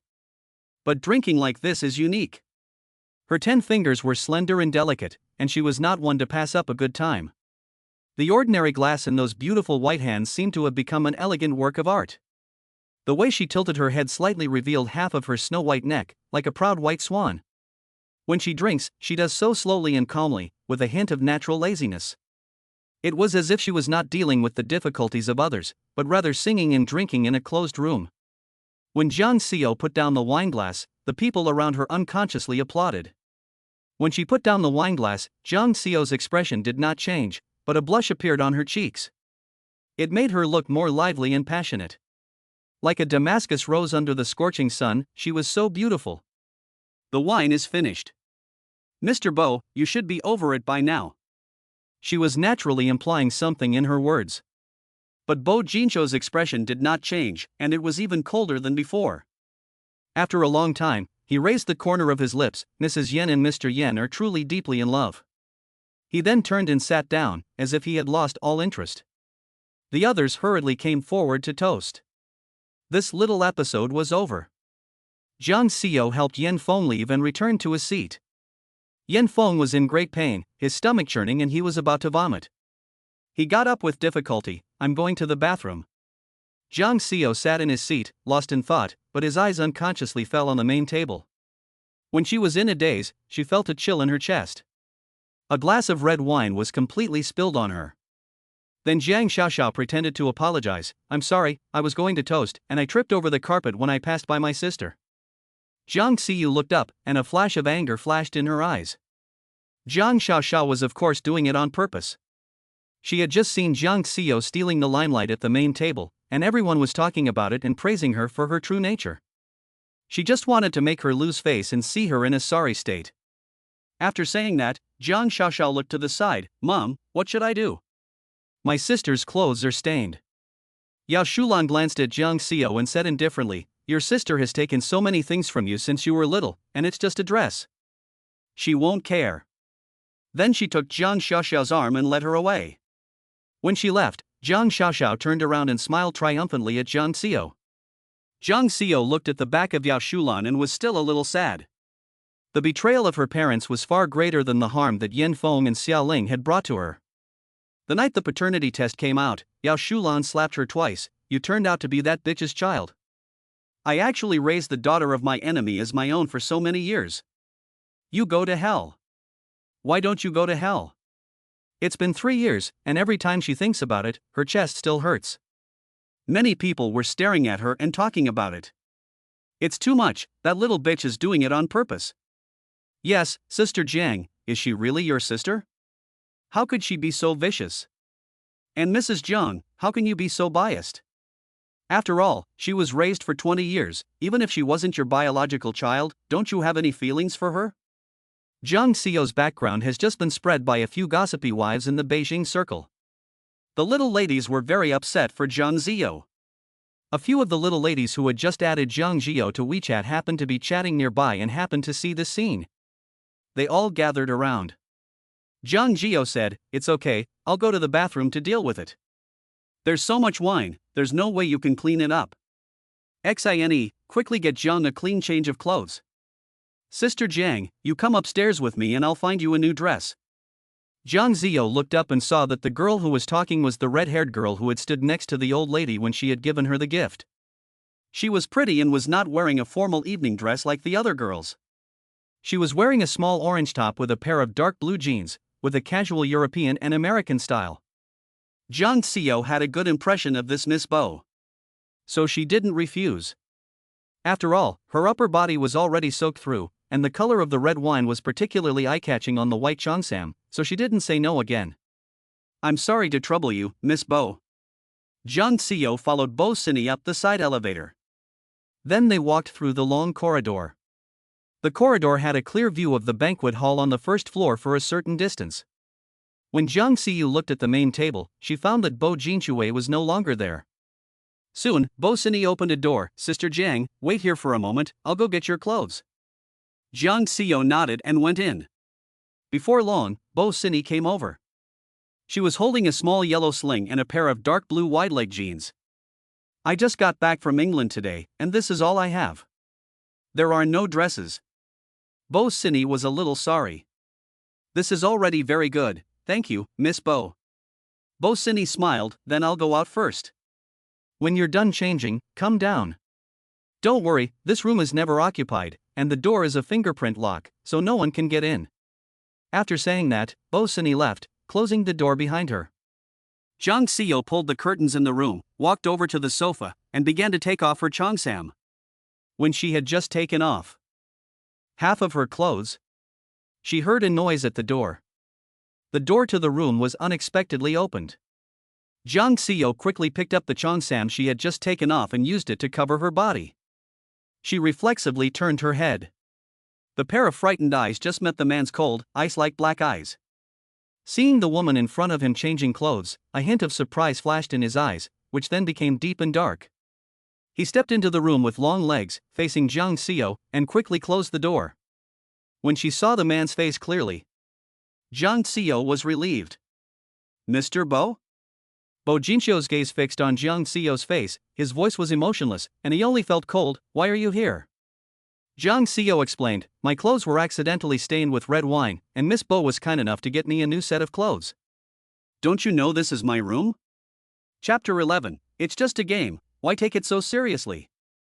Jiang Xiao's eyes flashed with surprise. "I really didn't know." Miss Bo didn't say anything. He just said that this room has been uninhabited for years. Bok Jinxiu's eyebrows raised slightly. "She's right, I've been living in Green Villa for the past 3 years. When it comes to Green Villa, the atmosphere became awkward for some reason." Bok Jinxiu saw a barely perceptible blush on Jiang Xiao's cheeks. His mood suddenly improved a lot. "You change your clothes first, and we'll talk later." Jiang Xiao found herself still in her undressed state. But changing clothes under such direct gaze was really a test of one's mentality. "Mr. Bo, you should have heard of the saying, don't look at what you shouldn't." Bo Jinxiu smiled. He walked straight over and sat down on the sofa where Jiang Xiu had put her clothes. The gaze on her body was even more unrestrained. "I don't have much education, so I haven't heard of it." The man who was openly and brazenly acting like a rascal was the one she had been supporting for 3 years. But Jiang Xiu was not a shy person. They didn't know how many times they had slept together. What should be seen and what shouldn't have been seen countless times. Jiang Zio calmly put down the cheongsam in her hand and went to get the clothes that Xine had prepared on the sofa. Underneath the cheongsam, she was also wearing a set of beige underwear. Now she was showing herself to the man without any cover-up. The man's pupils suddenly deepened. Jiang Zio has a great figure, with a slender waist that looks like a deadly curved knife, but she has a lot of flesh where it should be. The undulating landscape is like a painting in rich colors. The soft and silky feel of her hand kept pounding in the man's mind. In the end, he reached out his long arm and grabbed Jiang Zio's arm. As soon as Jiang Zio's fingers touched the clothes, she fell into the man's arms with her clothes. A hot and passionate kiss swept over her. Jiang Zio pushed twice, but she couldn't move. She didn't resist anymore. She had experienced how intoxicating this man's kisses were. Since she could enjoy it for free again, why not? The two of them were in the middle of a passionate kiss. Jiang Zio's phone suddenly rang. Jiang Zio tried to push away the man on top of her. There was a phone call. Who cares? The man, who had already fallen, was not willing to let her go so easily. His big hand was moving down her perfect waist, just about to take the next step. Jiang Zio smiled and said, "It's my husband's phone, I have to answer it." The man lost interest in her in an instant and got up from her. Jiang Zio took the phone from her hand. "Where have you been?" Yan Feng's voice had already become much clearer. But it wasn't gentle. "My clothes are stained with red wine. I'll change and be right back." "You're always so busy." Yan Feng hung up the phone after saying that. Jiang Zio hung up the phone and started to get dressed. The yellow suspenders and dark jeans made her look casual and sexy. Her face can handle any style. "Jiang Zio, let's talk." Jiang Zio looked at Bo Jinxiu after changing her clothes. "What are we talking about? Leave Yan Feng and come to me." Jiang Zio smiled. Bo Jinxiu frowned. "Why are you laughing? You want me to give up my identity as Mrs. Yan and become your secret lover? Do you really want to give up your status as Mrs. Yan?" Of course, the Yans may not be as wealthy as the boss, but they are still very wealthy. Being the mistress of the Yans is much more glamorous than being your secret lover. "I have no intention of letting you be my mistress. Do you want to marry me?" Bok Jinxiu frowned and looked at the woman in front of him, who was smiling flirtatiously. The man didn't say anything. Jiang Zio smiled nonchalantly and played with her long wavy hair. "Mr. Bo, it was all just for fun. Why take it seriously? These past 3 years, you've had a lot of fun, and I've had a lot of fun too. You don't care about the neglect and flippancy I've shown you these past 3 years, and I don't care about the deception and pretense you've shown me. We've had a good time together, and now it's time to part ways. Is that okay?" Jiang Zio could not understand the mentality of this man. He was obviously a talented man, but he was willing to be taken care of by her like a gigolo. Jiang Zio recalled that in the past 3 years, she had indeed been very neglectful of him. Sometimes she didn't answer the phone, sometimes she stood him up, and when she was in a bad mood, she would vent her anger on him. She only treated him as a pet that could be released at any time to provide emotional value. He would come when summoned and leave when dismissed. If she had known his identity, she admits, she would never have dared. But even so, he didn't reveal his identity for 3 years. Why? Is the prince of the Beijing circle born with a masochistic disposition? The man's eyes were dark and his pale skin made him look like an angry vampire. He could pounce at any moment, bite her pulse, and suck her blood dry. "Jiang Zio, do you love your husband?" "Of course, otherwise I wouldn't have married him. He has a mistress." "I know. He doesn't love you at all." "I know. Then why do you still love him?" "I grew up with him, and we were childhood sweethearts." That kind of feeling is not something that other people can understand. Maybe there are misunderstandings between us now, but I believe that one day, he will come back to me.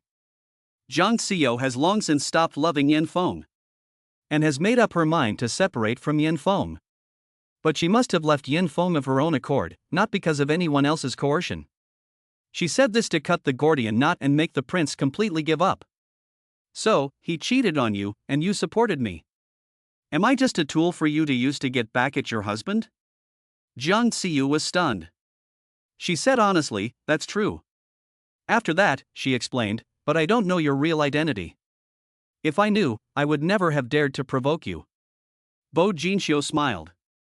The sarcasm in his mouth was obvious.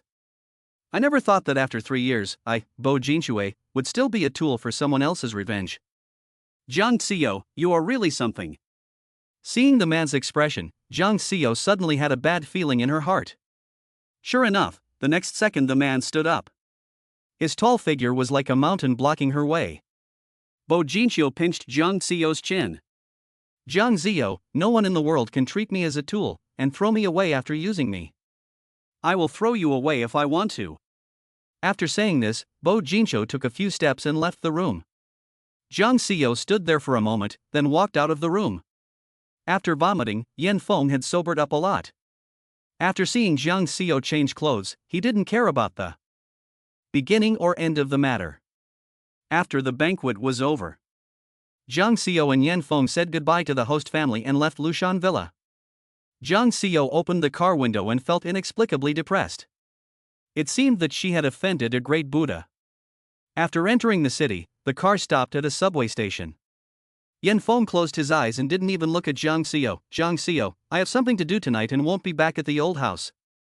You can take a taxi home. Chapter 12, The Beauty Trap. Jiang Xiao knew exactly where Yan Feng was going. She opened the car door with tact. Jiang Xiao took a taxi back to the Yan family mansion. When Yan's mother saw that it was Jiang Xiao who had returned alone, she guessed what had happened and decided to go herself to bring him back. But Jiang Xiao stopped her. Forget it, Mom. He's not at home in his heart. He's just a shell when he comes back. You can just let him be. After that, Jiang Xiao went upstairs. Yan's mother rarely saw Jiang Xiao in such a lost state. She didn't know what had happened today. Yan Feng didn't return until a week later. During this week, Jiang Xiao's life was the same as usual, except that she never went to Green Villa again. Usually, she would go there 2 or 3 times a week. After the old lady's birthday, Jiang Xiao also didn't see Bo Jinxiu. Did he let her off the hook? Life was quiet and uneventful, but Jiang Xiao still felt uneasy. The night Yan Feng came back, Yan's mother lost her temper at the dinner table. Do you still care about this family? From today on, if you don't come home at night, I'll treat you as if you don't exist. Yan Feng was a bit scared by his mother's anger.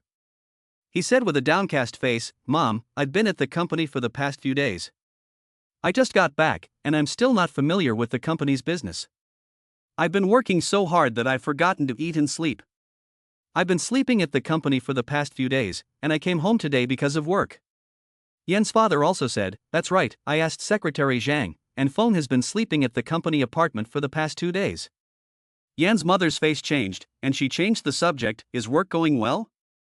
Yan Feng put down his chopsticks and looked at Jiang Xiao with a worried expression. Thanks to someone, it's not going very well. Yan Haifeng frowned. What happened? Yan Feng spoke up. Today, the Bo family publicly invited bids. Hundreds of construction companies received invitations.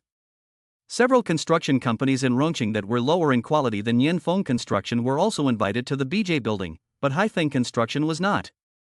They did not receive the bidding documents either. All of this is thanks to your good daughter-in-law. The BJ building is the office building of the Bo Group in Rongqing. It is right across from the TV station. Once before, Jiang Xiao saw a young man coming out of the building after work. Jiang Xiao jokingly said, Baby, have you changed jobs?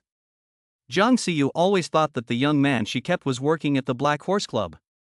Jiang Xiao remembers the little white face's reply at the time, I am the owner of this building. Jiang Xiao laughed at him for being so fanciful, and then the young man got into her car. The two of them went to Green Villa together. At that time, they had only been together for 2 months, and they were deeply in love, enjoying every night together. It turned out that he had already hinted at it at that time. Jiang Xiao couldn't help but feel a little regret for having provoked such a man. After hearing Yan Feng's words, Yan's mother defended Jiang Xiao. Xiaoyu doesn't work at the Yan's, so what does it have to do with her? Who asked her to offend the prince 3 years ago and lose $1,000 to insult him? Yan Feng told the story of what happened at the old lady's birthday party. The atmosphere at the dinner table was extremely quiet. Yan Feng glanced at Jiang Xiao, and a hint of schadenfreude flashed in his eyes. If this matter is not resolved, the Bo family at the resort will not consider Haifeng Construction. Jiang Xiao, you caused the trouble, you clean up the mess yourself. After a long time, the old man said, if this project really can't be won, then forget it. Yin Feng was a little agitated. Grandpa, you told me before that this project was about the survival of the Yin family, but now you're saying that it's just about her, Jiang Xiu, and that it's just a matter of letting her apologize to them in person, and at worst, she'll be humiliated a little. Is the survival of the Yin family not as important as her face? The old man's partiality is also a bit ridiculous. The old man wanted to say something else. Jiang Xiu stood up. Grandpa, I will bring some gifts to BJ tomorrow to apologize to the prince, and I will definitely get Yan's bid qualification. The resort project was approved by the central government and must be publicly tendered. Hundreds of construction companies are eyeing it, and the chances of winning are slim. Now that they don't even have the qualifications to bid, there's no chance at all. Since this matter is because of her, she will not shirk her responsibility. Yin Feng smiled. Good, I'll be waiting to receive the tender documents from the Bo family tomorrow. Don't let me down. Yin Feng didn't think Jiang Xiu could succeed. After all, he had already experienced the prince's stinginess and his grudge. If he had apologized, he wouldn't have said those things. In fact, he had already visited several times in the past few days. Bo Jinxiu simply wouldn't see him, and on the last occasion, he even had the security guards throw him out. He was completely humiliated. It was all because of Jiang Xiu. She should also experience being chased out by the security guards in public. The next morning, Jiang Xiu drove to the BJ building. She parked her car in the parking lot on the terrace and looked up at the building towering into the sky. The gold-plated BJ building glistened in the morning sun. The building had been completed less than 3 years ago, but it had already become a landmark in Rongqing. I always thought it was a new technology tycoon, but I never imagined it was a branch of the Bo Group. BJ is an acronym for Bo Jinxiu, right? Jiang Xiu entered the lobby on the first floor of BJ. Then he went to the front desk. Hello, may I ask which floor is Bo Jinxiu's office on? The 4 beautiful receptionists looked at the woman who had called out Bo Jinxiu's name and had different expressions on their faces. The tall girl with the pointed chin said, Can you also call our CEO by his first name? What is your relationship with our CEO? Jiang Xiu almost blurted out, a relationship of patronage. But she still explained with a smile, I am here on behalf of the Yin family to discuss work-related matters with Mr. Bo. The sharp-jawed girl's eyes revealed a hint of contempt. Yan's really sly, trying to use the beauty trick. Sorry, our president said that no one from Yan's is allowed to step foot in BJ's door. She then raised her hand to call the security guard. Before being asked to leave, Jiang Xiu said to the security guard, Sorry, I need to make a phone call first. The security guard looked at her, a big beauty with a sweet face, and couldn't force her to leave. He could only wait quietly for her to make a phone call. The 4 receptionists looked at each other and whispered. It's good to be good-looking, and you get preferential treatment everywhere. The security guard's eyes were fixed on her. Where did Yin find such a beauty? She is even more beautiful than a movie star. What's the use of being beautiful? Yan's intentions are dubious. The general manager of Yan's company has personally visited 4 times before, but the president has not given him face. It's really a desperate situation. He even sent a vase over. Our president is wise and powerful, so he won't fall for it. Jiang Xiu hung up the phone. The receptionist with the sharp chin couldn't wait to say, What are you standing there for? Get her out of here. At the same time, the phone at the front desk rang. The girl with the sharp chin glanced at the phone and realized it was the CEO's office. She had been working at the company for 3 years, but she had never received a call from the CEO's office. She picked up the phone carefully. A man's voice came from the other end, Tell her to come up. Chapter 13, The beauty plan is useless during the day. The secretary hung up the phone. She looked uncertain, as if she had not yet come back to her senses. Who was it? The person next to her asked. It was the CEO. The president is actually very low-key and never gives interviews to the outside world. Almost nothing is known about him. But as the most idle and gossipy receptionists in the company, they naturally know all about the president.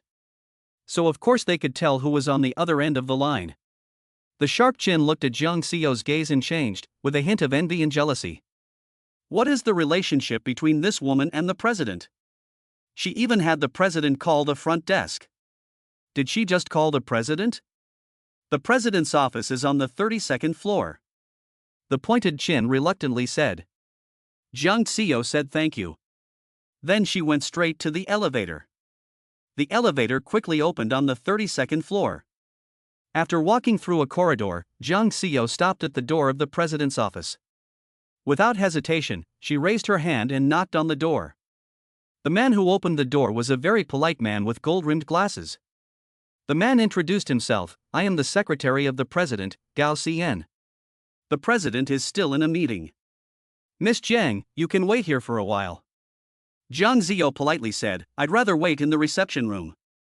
With the relationship between Miss Jiang and the president, you can treat this place as your own. Jiang Xiu was stunned for a moment, and then her ears turned red. But she still smiled generously. Okay. It seems that this secretary Gao knows everything about her in Bo Jinshui. Then she didn't need to pretend to be modest. After pouring a glass of water for Jiang Xiu, Secretary Gao also left the office. Jiang Xiu sat on the sofa in the office and took a look around. The office was very large, like a suite, with other rooms in addition to the office. But the doors were closed, so Jiang Xiu didn't know what was inside. However, the full-length window behind the desk attracted Jiang Xiu. Jiang Xiu slowly got up and walked over to that direction. It was a whole transparent floor-to-ceiling window, from which you could overlook the entire city. It seemed to rise and fall, and the traffic on the city's elevated bridges was like the flowing blood of the city, constantly flowing. He looked at the scenery for a while. Jiang Xiu turned around and looked at the large desk. The desk was covered with papers, but they were all neatly arranged. Among the pile of documents, a crystal photo frame stood out. In the frame was a 4 or 5-year-old girl wearing a pink puffy dress, with cute pigtails and holding a stuffed bunny rabbit in her hand, smiling very happily.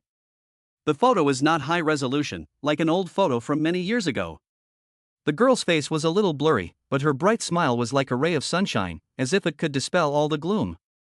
Although she didn't know the girl in the photo always gave Jiang Xiu a feeling of familiarity.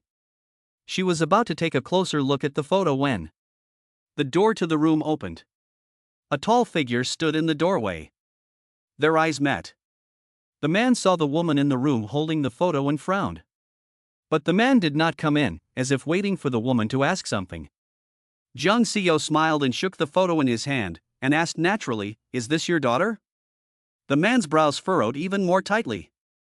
He walked over with a blank expression on his face, took the photo and put it back in its original place. Your daughter is a big-head ghost. How could the prince of the capital speak such vulgar language? But this remark from the man made Jiang Xiu feel a lot closer to him. Because they had spoken so freely before. The man looked at her, and his gaze had already returned to its coldness. What are you doing here? Bok Jinshuo's words were tinged with obvious indifference and alienation. In fact, in the past 3 years, Jiang Xiu had never felt that this man was cold. In fact, she had always thought that he was warm, affectionate, and insatiable. But now the person in front of her was cold from head to toe. How can someone's temperament change so much in just a few days? So which one is the real him, the one from 3 years ago or the one now? Jiang Xiu also returned to her official tone. Can you not involve Yen in our relationship? Yen is one of the top 10 construction companies in the country, so I don't think they would refuse to even give us a chance to bid. The man sat down in his office chair and picked up a file on the desk. His voice was still indifferent. So Yin Feng asked you to come? I came here on my own. I know I have offended you, but I believe that the person in charge of a huge business empire must be someone who can distinguish between public and private matters.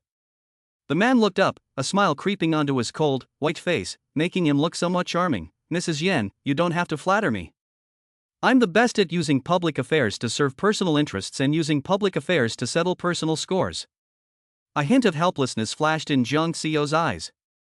What would it take for you to give the Yans a chance? The man patted his leg. Come here. Jiang Xiu walked over. She naturally sat on the man's lap. The man's eyes suddenly darkened. This was how countless nights had begun for them. Jiang Xiu knew that the man in front of him liked this kind of thing. The man laughed. Then he grabbed Jiang Xiu's chin and kissed her. Jiang Xiu had never been so docile. In the past, she was the one who enjoyed it, but today, she was the one trying to please the man. The man was obviously a bit overwhelmed. Looking at the man's gradually intoxicated eyes, Jiang Ziyou moved her lips away and leaned into the man's ear, her voice as soft as a lily in full bloom, with a hint of intoxicating fragrance and seduction. Would you like to send a tender invitation to the Yin family? The man's eyes were deep and dark, and the fog in his eyes seemed to be slowly receding, gradually clearing. He had been kissing her for so long, and yet he was still able to think about this? The man pinched Jiang Ziyou's chin and looked into her eyes. His eyes were clear. The beauty trick won't work on me during the day. Jiang Ziyou suddenly got up from the man. If it was useless, you should have said so earlier, and I would have saved myself the trouble of pretending. The man seemed to be holding back a breath. This woman is utterly heartless. She didn't hesitate for a second when he was useless. He almost fell for her, but she was just pretending. Is there really no room for maneuver in this matter? The man stared at Jiang Ziyou. It was obvious that a hint of helplessness had flashed in her beautiful eyes. If he said no now, she would leave without looking back. She has very little patience for him. The man said, "Promise me one condition, and I'll give Yen a chance." What condition? Move out of the Yen family residence and move into the Green Villa. Green Villa is hers, but she had already given it to Bo Jinxiu when they broke up a few days ago. Jiang Ziyou agreed without thinking. Okay, then you can send the tender documents to Yanshi now. Chapter 14. Jiang Ziyou, you dare to stand me up. Seeing Jiang Ziyou's quick acceptance, a trace of doubt flashed in Bo Jinxiu's eyes. But for the moment, he had no way to verify it. Since Jiang Ziyou had agreed, he also sent the tender documents to Yanshi as promised. On the other side, Yan Feng was having a meeting at the company. Half of the dozen projects that Yan's company has undertaken are currently losing money, and some of the losses are huge. If they don't get the resort project, Yan's company will be in real danger. But thousands of construction companies across the country are eyeing this piece of fat meat. There are dozens of them in Guangrong City alone. But the Bo family did not invite Yan to bid.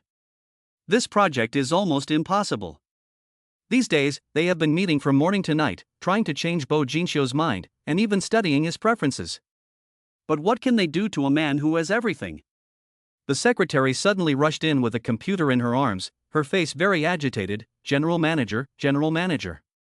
Yan Feng was irritated. What is it? Are you so impatient? Can't you see that we are still in a meeting? The boss have sent us a tender document. Yan Feng froze for a moment, then stood up excitedly. Really? Let me see. Yan Feng checked the email and sure enough, it was the tender documents sent by the Bo family. This proves that Haifeng Construction finally has the opportunity to compete with other construction companies. Yan Feng finally let out a sigh of relief. But then he was full of doubts. Why did the boss suddenly change his mind? The secretary was still very excited. I don't know, it came out of the blue. Maybe the prince was moved by your sincerity, general manager. The others followed suit. Although the Yans are not as good as the boss, the general manager is also a dragon among men. He has come to the door several times in person, so sincere that although the prince did not see him, he must have felt it. The general manager is flexible and can bend and stretch. His future achievements may not be inferior to that of the prince of the capital. With the general manager in charge, our Yin family will definitely develop even better. Yan Feng suddenly frowned and looked thoughtful. He had personally visited the Bo family 4 times, but they had never given the Yin family a chance. Today, Jiang Ziyou went to Bo's, and Yan suddenly received the tender documents. Could it be just a coincidence? Jiang Ziyou saw that the tender documents had already been sent, so she turned and left. She walked very quickly. As she was about to leave, Bo Jinxiu felt a strange feeling in his heart. He said to Jiang Ziyou's back, "I'll wait for you at Green Villa tonight." Jiang Ziyou didn't respond to his words and left straight away. Looking at the woman's hurriedly departing back, Bo Jinxiu felt that something was wrong. 9 p.m. Jiang Ziyou had just finished taking a bath in the old house and was coming out of the bathroom. He received a call from Bo Jinxiu. The man on the other end of the line was clearly restraining his anger, and his voice was chillingly cold. Jiang Ziyou, you dared to stand me up. Jiang Ziyou replied with a smile, how can you say that? You clearly promised me that you would move from the Yin family to the Green Villa. Jiang Xiao's voice was slow and deliberate. Bok Jinxiu could imagine the lazy and comfortable look of the woman holding the phone at this moment. I did promise you that I would move from the Yin family residence to the Green Villa, but I didn't promise you when I would move. I plan to move there in 5 years. 5 years. The resort project has already been completed. By then, Bo Jinshu would have long since left Rongcheng. The man laughed in exasperation. 5 years? Why didn't you say 50 years? Zhang Xiao still had a smile on her face. Is there anything else, Mr. Bo? If not, I'll hang up. Good night. After that, Zhang Xiu hung up the phone directly. A man at the Green Villa stood on the balcony on the 3rd floor of the villa and angrily threw his cell phone down. Zhang Xiu, you're really something. I didn't know she could be such a scoundrel. Zhang Xiu was not afraid. Because her mission was already accomplished. The resort is a project approved by the central government, so it must be publicly tendered and cannot be predetermined. As long as the Yin family got the tender documents, everything would be done according to official procedures. Throughout the process, there will be government agencies supervising, and the Bo family will not be able to do anything to kick Yin out. If Yin didn't win the bid, it was just her fate, and it had nothing to do with her. Jiang Xiao slept soundly. The next morning, Jiang Xiao went to the TV station. Although she was the host of the midday news. But their TV station is an integrated news gathering and reporting organization. Jiang Xiu is not just a host, she is also a reporter. She has to go out and gather a lot of news material herself. As soon as she arrived at the company, she heard her colleagues gossiping. I heard that the newcomer graduated from the Columbia University School of Journalism and interned at NBC. With such a resume, she should be a host on a Beijing TV station, not our Rongcheng TV station. In that case, isn't Zhang Xiao's position as the golden female anchor in jeopardy? At this critical moment, the director has recruited such a talented person, so there must be ulterior motives. This is just right. What is Zhang Xiao's talent? She is just a pretty face that has attracted many advertisers and has the most advertisements on her body. She has only been at the TV station for a year. In terms of professionalism, who here is not better than her? Zhang Xiao listened to this and returned to her position. Several gossipy women suddenly noticed her. Their expressions changed rapidly. When did you come, Xiao? Zhang Xiao smiled. When you were praising me for my beauty. Zhang Xiao's face was already extremely beautiful, especially now, when she smiled back at them. Her beauty was so bright that it was almost blinding. Yet there was not a hint of anger on her face. It was as if she really heard everyone praising her. Several people were smiling on the surface, but they were annoyed in their hearts. She always pretends to be so generous and perfect, making everyone else look like a clown. Vivian from the morning news stepped forward. Gio, we were just joking. Don't take what we just said to heart. We were worried that you would lose your position as the host of the primetime news. You don't know yet, but there's a newcomer at the TV station today. She graduated from the Columbia School of Journalism, and the director seems to want her to replace Lin's position. A girl in Chanel next to her also said, the director is really something. When Lin left, the position should have been yours. Who let us get so many sponsors and make so much money for the TV station? Vivian smiled sarcastically, but then again, what the primetime news slot needs is a professional host, not a sales champion. You really seem to be in danger this time, see you. Zhang Xiao knew they were mocking her as the sales champion. But she didn't care, being the top salesperson was better than being a parasite. Besides, the director was in charge of the station's affairs, so she should just listen to the director's arrangements. I heard that the advertising slots for the morning news had not been sold this month, and the director was already very dissatisfied. You should just worry about yourself. Zhang Xiao, who are you calling a parasite? Besides, I'm on the 3 a.m. news, and it's normal that the advertising slots aren't sold out. If you're so capable, you can sell all the advertising slots on the 3 a.m. news. It's easy to criticize from the sidelines. What are you arguing about so early in the morning? A middle-aged man in his 40s came in. He was Tang Fei, the news director of the TV station. Today, we have a new colleague at the TV station. Tang Fei smiled and looked at the girl next to him. Xiaoxia, introduce yourself. Hello everyone, my name is Xia Ling. Chapter 15, Harmless Rabbit. All eyes in the room were on the woman who was speaking. The woman was wearing a white shirt, a khaki-colored skirt, and a pair of white high heels. A typical business outfit. However, the lace trim on the collar and sleeves of her shirt softened her appearance. Her face, although not particularly outstanding in terms of facial features, was quite pretty when put together. Her smile was gentle and non-aggressive, like that of a pure and innocent rabbit, making people feel the desire to protect her. Zhang Xiao's gaze also fell on Xiaoling. Her beautiful eyes were cold. I am new here, and I am new to this place. I hope that you will give me a lot of advice in the future. After saying that, Xiaoling also bent down and bowed to everyone. Although her resume was impressive, she was so humble and called them seniors. Several people present began to show their goodwill to Xiaoling.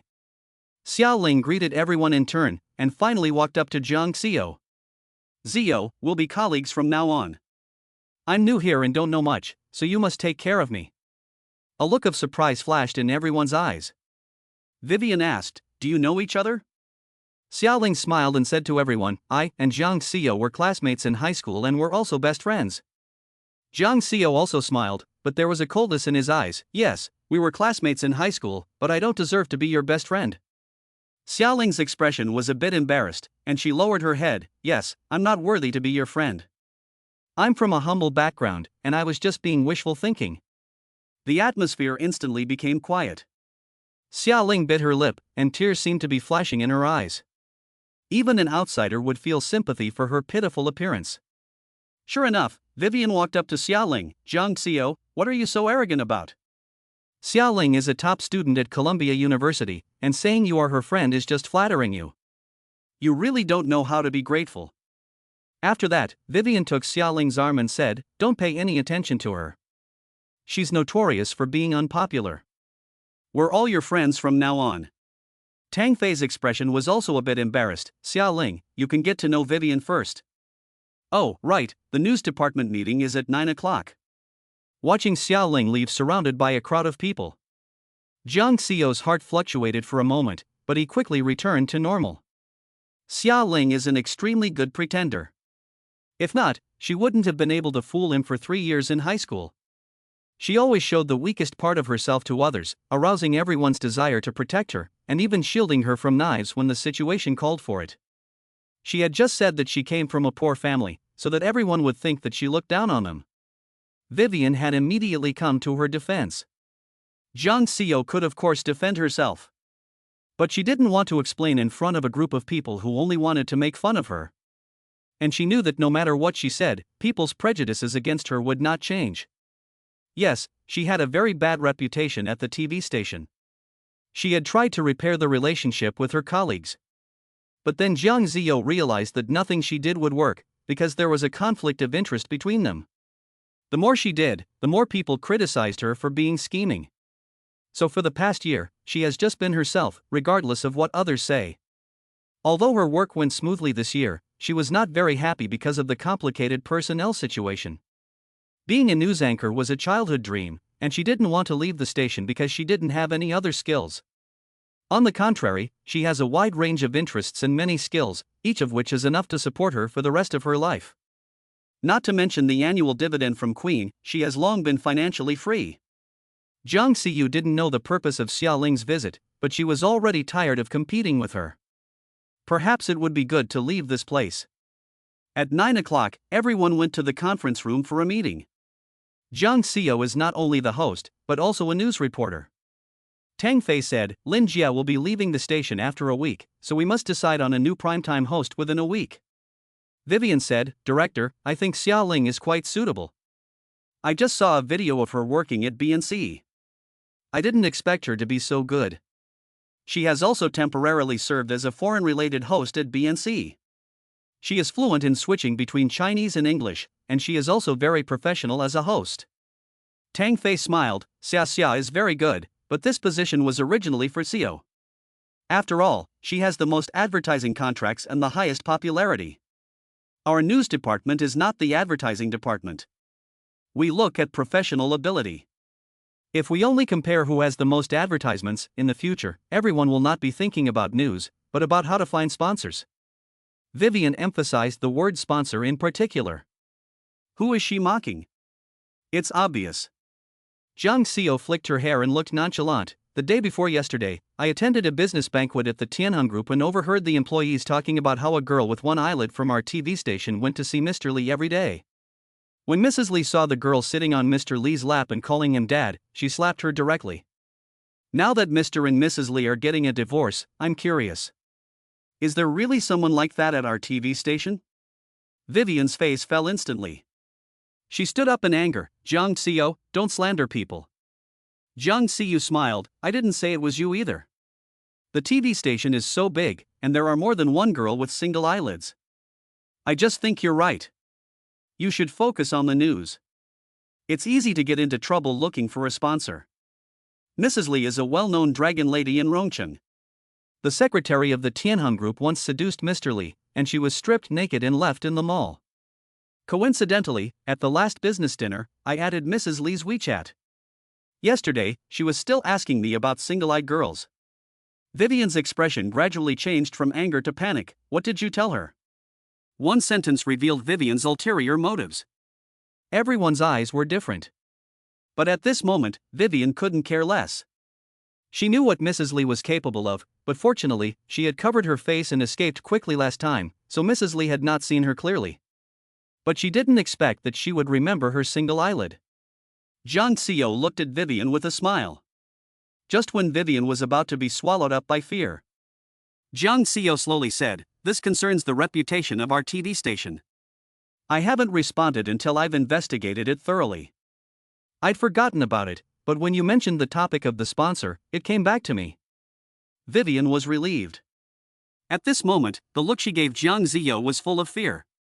Jiang Xiao is really deep-seated. He knew that Mrs. Jiang was asking about her, but he didn't tell her, and he even used it as a threat. But she was helpless. Vivian reluctantly sat back down in her seat and dared not say another word. Chapter 16, Seizing the Primetime Slot Female Host. Xiaoling smiled and said, "We in the news department are all graduates of prestigious universities and have received a high level of education. I believe there must be a misunderstanding. Even if this is true, it must not be someone from our news department. I won't compete with Gio for the primetime host position. I'll give it to her." Xiaoling's voice was gentle and soft, like the lark in the jungle. She changed the subject in a few words. Vivian looked at Xiaoling gratefully. She not only defended her dignity, but also took the initiative to give up the position of primetime host in order to divert everyone's attention. Jiang Xiao, however, laughed. "It seems like you think the position of the host is already yours, and now you're giving it to me. See you've misunderstood. I didn't mean that at all." "Then what do you mean?" "Okay, stop fighting." Tang Fei finally interrupted everyone with a headache. "About the host position, let's put it this way, our TV station is planning to interview a very important person, and whoever gets the right to interview this important person first will be the host of the prime time slot. Of course, the interview must be completed within a week, so you two should hurry." Someone asked curiously, "Director, who is this important person you are talking about?" Director Tang said, "The Prince of the Beijing Circle, Bo Jinxiu." Everyone was shocked. Shouldn't the Prince of the Capital be in the capital? Besides, neither the capital nor the TV station has interviewed this prince, so how could he accept an interview from our small place? Zhao Yuan from the photography department said, "You're supposed to be a bunch of news reporters, and you don't even know this?" The Prince of the Capital has been living in Rongqing in seclusion for 3 years. The most mysterious company in Rongqing, the BK Group, is actually a branch of the Bo family in Rongqing. Rongqing is about to develop a resort project approved by the central government. This project is officially under his responsibility, but at the moment only insiders know about it and it hasn't been announced. Since it hasn't been announced, how do you know about it? I don't know much about this project either, but my sister's classmate's cousin knows the Zhang family's daughter. The Zhang family's daughter just attended the 70th birthday party for the old lady of the Bo family the other day. The top families in Rongqing were all invited, and it was only then that outsiders learned that the Prince of the Beijing Circle had retired to Rongqing. Tang Fei added, "That's right. Everyone must have heard of Bo Jinxiu. The Bo family is the richest family in the country, and Bo Jinxiu is the only heir. So far, he has not accepted any media interviews. Since the prince has not been interviewed so far, it proves that he is an extremely low-key person. I'm afraid it will be difficult to succeed. The resort project is about to be announced to the world. This is a great opportunity. I think we can try. Of course, even if we do, it will be a great challenge. If it doesn't work out, it's fine. If it does, our Rongqing TV station will have accomplished a feat that neither Beijing nor Taiwan has ever done. Tang Fei's eyes danced. I have high hopes for you too. If one of you succeeds, the primetime host position will naturally go to that person. If not, I have my own system of evaluation. He left the meeting room. Jiang Xiao's face was unusually solemn. Xiaoling walked over to her seat. Xiao, you went to the old lady's birthday party that day. Why doesn't anyone in the station know that you are also a Jiang? Jiang Xiao looked up. Xiaoling, why did you come to work at the TV station? It's not enough that you stole Yin Feng, you also have to steal my job? Xiaoling's face still looked innocent. You misunderstood me. I just think my profession is the most suitable for here. I never thought of taking anything from you. Yin Feng was not taken from me. Oh? Jiang Xiao leaned back in the soft leather seat like a lazy cat. I've always wanted to know what happened when you and Yin Feng were at summer camp together. Yin Feng should not be so easy to pry. When Yin Feng was with her, he was very protective of her. Jiang Xiao could feel that he loved her. But after the summer camp, Yin Feng was a completely different person. There was no love, and it even turned into hatred. Xiaoling's face flushed slightly, as if she had thought of something from a few years ago. Jiang Xiao seemed to have guessed something. Forget it, I'm not really interested in this kind of dirty business. No, it's not what you think. Xiaoling was eager to explain. Jiang Xiao, however, had lost patience and stood up. Xiaoling, don't make trouble for me, or I might become the person I was 3 years ago. Excuse me, I have to go and put on my makeup. Jiang Xiao was about to broadcast the noon news, so he needs to get ready. Xiaoling watched Jiang Xiao disappear from her sight, and her expression suddenly turned cold. Jiang Xiao, I will take everything from you, your husband, your job, your family, I will take it all from you. You will be deserted by everyone, you will have no one, you will be disgraced. I have been waiting for that day. At that time, you will know why I did all this. In the evening, Xiaoling returned to her suite at the Capital Hotel. Yin Feng had also returned. Xiaoling walked over in surprise. Didn't you say you were going back to the Yin family mansion today? Yin Feng came over and put his arm around Xiaoling's shoulders, and his hand on Xiaoling's stomach. I miss you and the baby. Xiaoling's face flushed with shyness. With these words from you, I am actually very satisfied no matter where you are. Yin Feng hugged her in his arms. Xiaoling, I'm sorry to have you follow me like this. Xiaoling's voice was gentle. As long as your heart is with me, I don't feel wronged. Feng, when the baby is born, we will be a happy family of 3. Yin Feng said, don't worry, I will definitely resolve the matter with Jiang Xiao as soon as possible, and I will definitely give you and the baby a name. When it comes to Jiang Xiao, Yin Feng's face suddenly turned cold. He seemed to have thought of something. Today is your first day at the TV station. Has Jiang Xiao bullied you? Xiaoling's eyes seemed to flash. No. She also knows that she resents me for taking you away from her, and she has always been like that to me. If she really did bully you, I knew it. I'll go back and settle the score with her right now. Yin Feng was pulled by Xiaoling's arm. Her voice was gentle and seemed to carry a hint of resignation. Don't do that. If I can be with you, this slight grievance is nothing. If you go back, it will only make things ferment, and your parents will hate me even more. Some things will pass if I endure them. Thinking of her parents' prejudice against Xiaoling, Yin Feng stopped. Hugging Xiaoling again, Yin Feng said, if you are wronged, you must tell me. I will not let Jiang Xiao bully you. And remember, I never belonged to her. It's not that you took me away from her, but that she, Jiang Xiao, is not worthy. Xiaoling leaned against Yin Feng's chest, and a flash of light flashed in her eyes. Then, she said gently, Ah Feng, you've met Bo Jinxiu. Do you know this prince of the capital? Chapter 17, The Real and the Fake Mrs. Yen. Yin Feng said, in the past, for the Paradise Resort project, the company has been researching his preferences, but he is extremely low-key and his whereabouts are also very mysterious, so I don't know much about him. Yin Feng asked with a lowered head, why are you asking him? Xiaoling said, the station said that if I could get an exclusive interview with Bo Jinxiu, the position of the host of the prime time slot at 7 o'clock would be mine. But I called BJ today and said that if the TV station's appointment had to be scheduled for 6 months later. Yan Feng frowned and thought for a while. The only thing we found out this time is that the prince has the habit of playing golf at the Royal Golf Club in the morning. I think you can break through from here. Xiaoling still had a worried look on her face, but the Royal Golf Club is the most exclusive membership-based golf course in Rongqing, and the membership fee is as high as 2 million. How can I possibly get in? Yan Feng said, my grandfather is a member of the Royal Golf Club. I used to go there with him a lot. The manager there knows me. I'll call the club tomorrow and you can go there tomorrow as Mrs. Yan. Xiaoling's eyes flashed with a certain light. Really? I can go in as Mrs. Yan? Yan Feng looked at her with a happy and expectant look. He tapped her nose. Of course, in my heart, you are the real Mrs. Yan. When Xiaoling went to take a bath, Yan Feng called Zhang Xiao. Zhang Xiao, if you ever bully Xiaoling again, don't blame me for being unfriendly. Zhang Xiao was baffled by the phone call. She said with a smile, what, Xiaoling went back and told you off?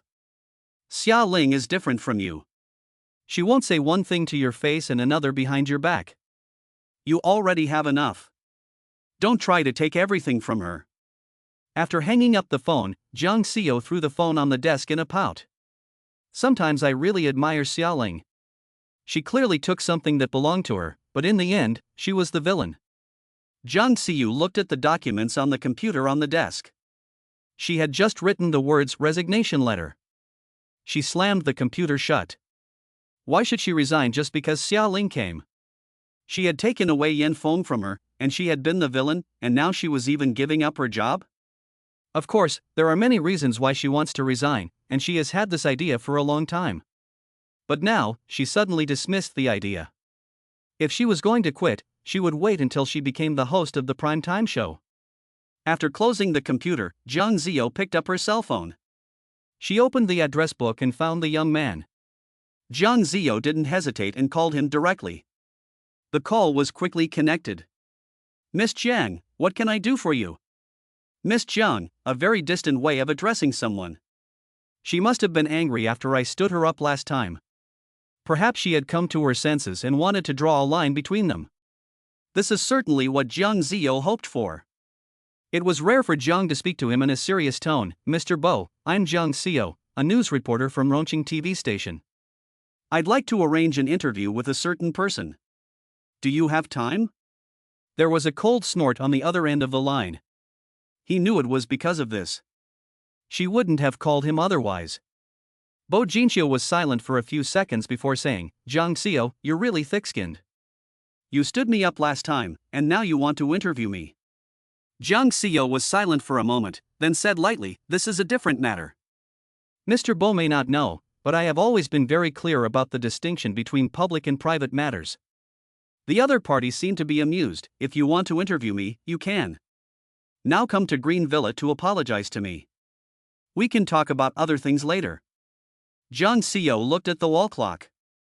It was 10 o'clock in the evening.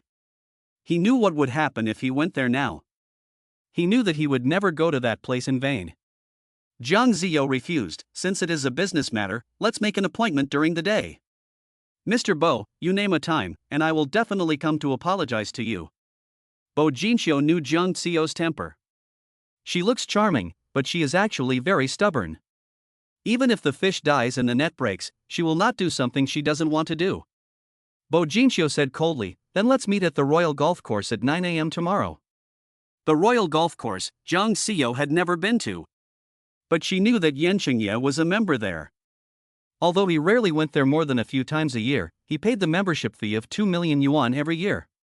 The good thing about that golf course is that if a member's family wants to go there, they only need to report the member's name. One card, convenient for the whole family. The next morning at 9 a.m. Zhang Xiao arrived at the Royal Golf Course on time. After entering the gate, she went to the registration desk. A handsome young man greeted her. Miss, you look unfamiliar. Are you a member here?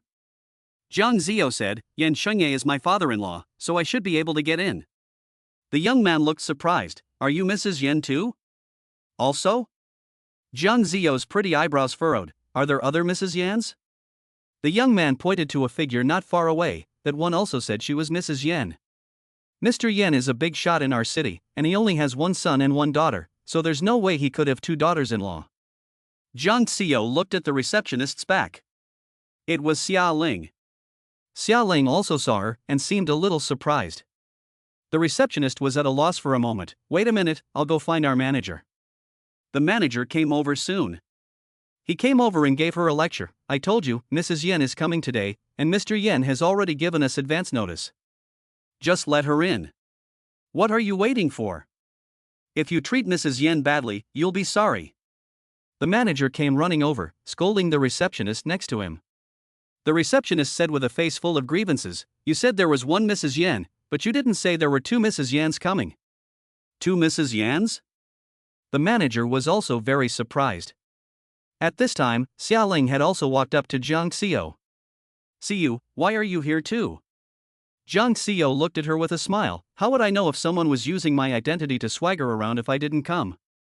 I don't understand what you're talking about. The manager happened to be passing by. He looked at Jiang Zio and then at Xia Ling. Which one of you two is the real Mrs. Yen? There are quite a few people here today. These sons of rich families are all idle people. They all gathered around when they saw the gossip. What kind of drama is this in the morning? Someone joked. Bo Jinxiu was also surrounded by a group of people and was walking towards this direction. Today, he was dressed casually in a black sweatshirt and black sweatpants, but because his skin was much whiter than average, he always looked like a nobleman. When he stood with the others, it was as if the others were just a backdrop. His aloofness is also natural, as if he were a natural-born king. Chapter 18, Mr. Yen wouldn't have failed to recognize his own wife. Jiang Zio also saw him.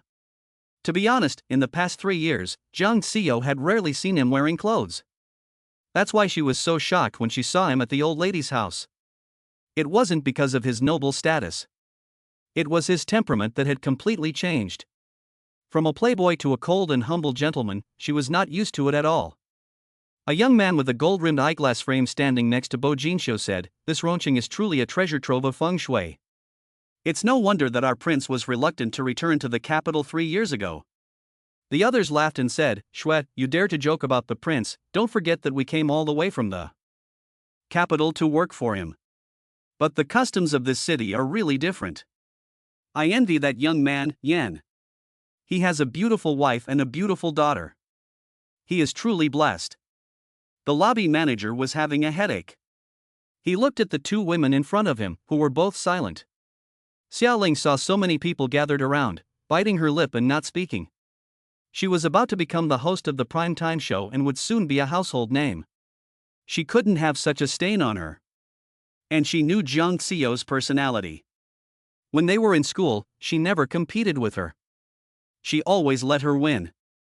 Whether it was a good-looking dress, a bag, a scholarship, or a place to study abroad. She took away many things from her, including Yan Feng, who eventually drove her crazy. But so what? Yan Feng and she were together for 3 years, and she knew everything, but she still let it go. Jiang Zio is not as strong as she seems. Because she is so beautiful and aggressive, people always mistake her for someone who is aloof and competitive. In fact, she is more peaceful than anyone else. Or rather, she doesn't care to compete. Xia Ling hoped that Jiang Zio would withdraw on her own initiative. But the reality was not what she expected. She looked at Xia Ling with a half-smile, not saying a word, and not backing down. It seemed as if she was waiting for her to make the first move. When the stalemate was reached, a man standing next to Bo Jinxiu suddenly spoke up, Your Highness, I remember that the guests at the old lady's 70th birthday party were Mr. and Mrs. Yan. You should know who the real Mrs. Yan is. For a moment, everyone's eyes turned to Bo Jinxiu, including Jiang Zio and Xia Ling. Xia Ling's heart trembled. It turned out that the person in front of her was the prince of the capital, Bo Jinxiu. He was also the person she wanted to interview. Her heart suddenly began to pound. Yan Feng had indeed said that he had attended the birthday party for the old lady with Jiang Zio. But he also said that there were 100 tables of guests at the banquet that day. Ronqing only occupied 2 tables, and compared to those top-level politicians, he was completely insignificant. With so many people, he probably couldn't tell who was who. But Jiang Xiao was so beautiful that she could be recognized at a glance. She was a little unsure.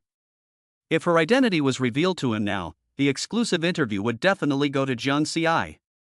Jiang Xiao also looked at Bo Jinxiu.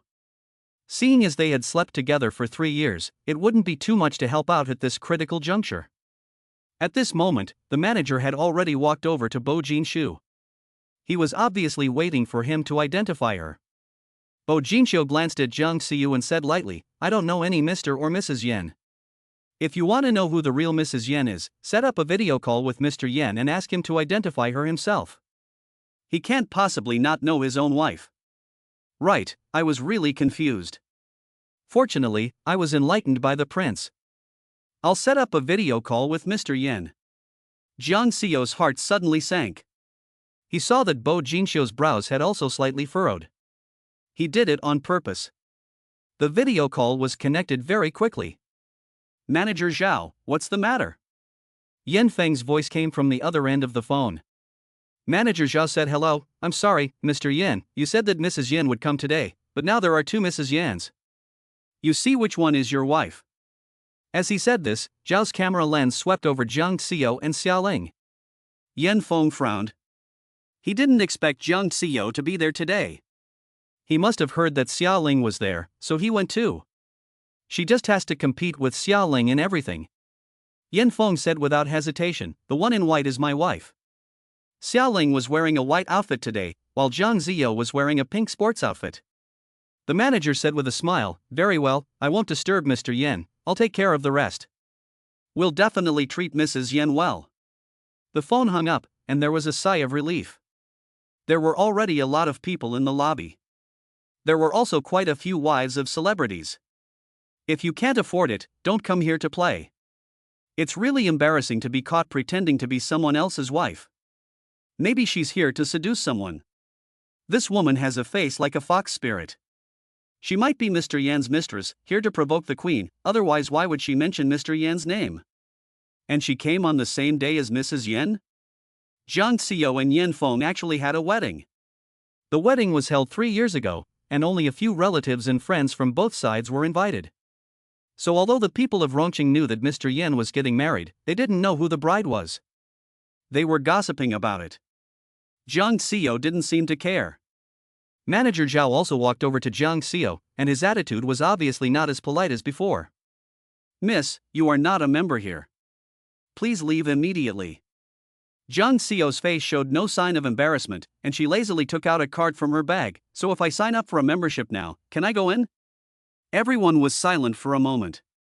The manager was also very surprised. "Yes, it is possible, but our membership fee is 2 million, I know, swipe your card." Many people were still in a daze for a moment. The ladies who had just mocked Jiang Xiao were also dumbfounded. Most of them had also entered using their husbands' or fathers' memberships, not their own.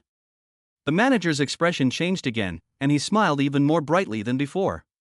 He even ignored Xiaoling and went straight to the front desk to take someone in. He politely invited Jiang Xiao to the VLP room to apply for a membership card. The faces of the young men surrounding Bo Jinxiu also became more interested.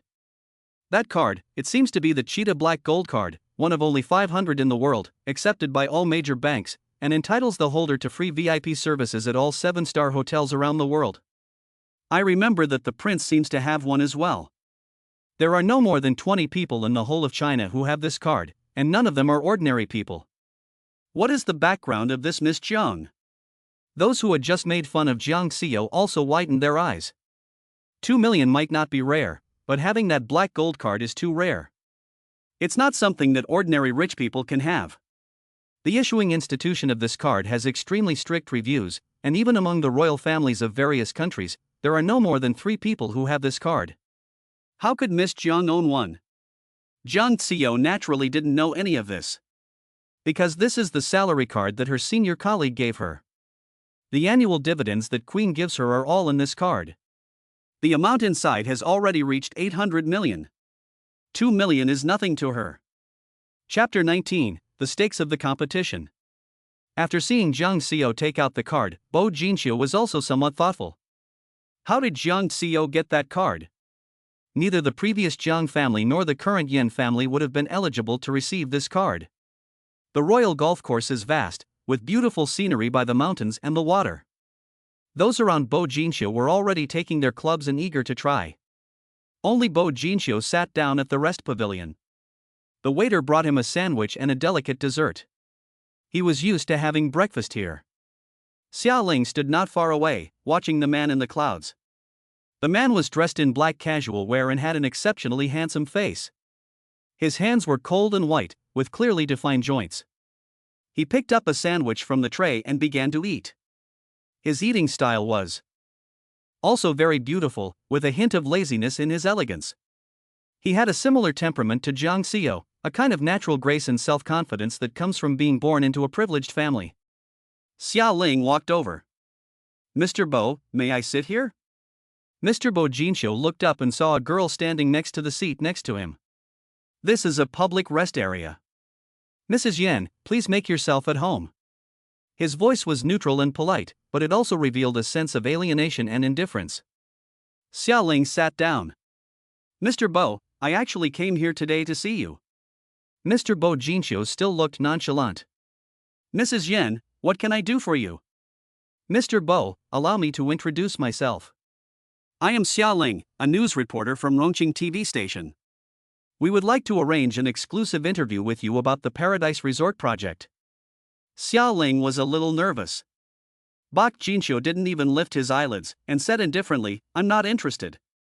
"Mr. Bo, the Paradise Resort project is about to start, and you need to attract investment.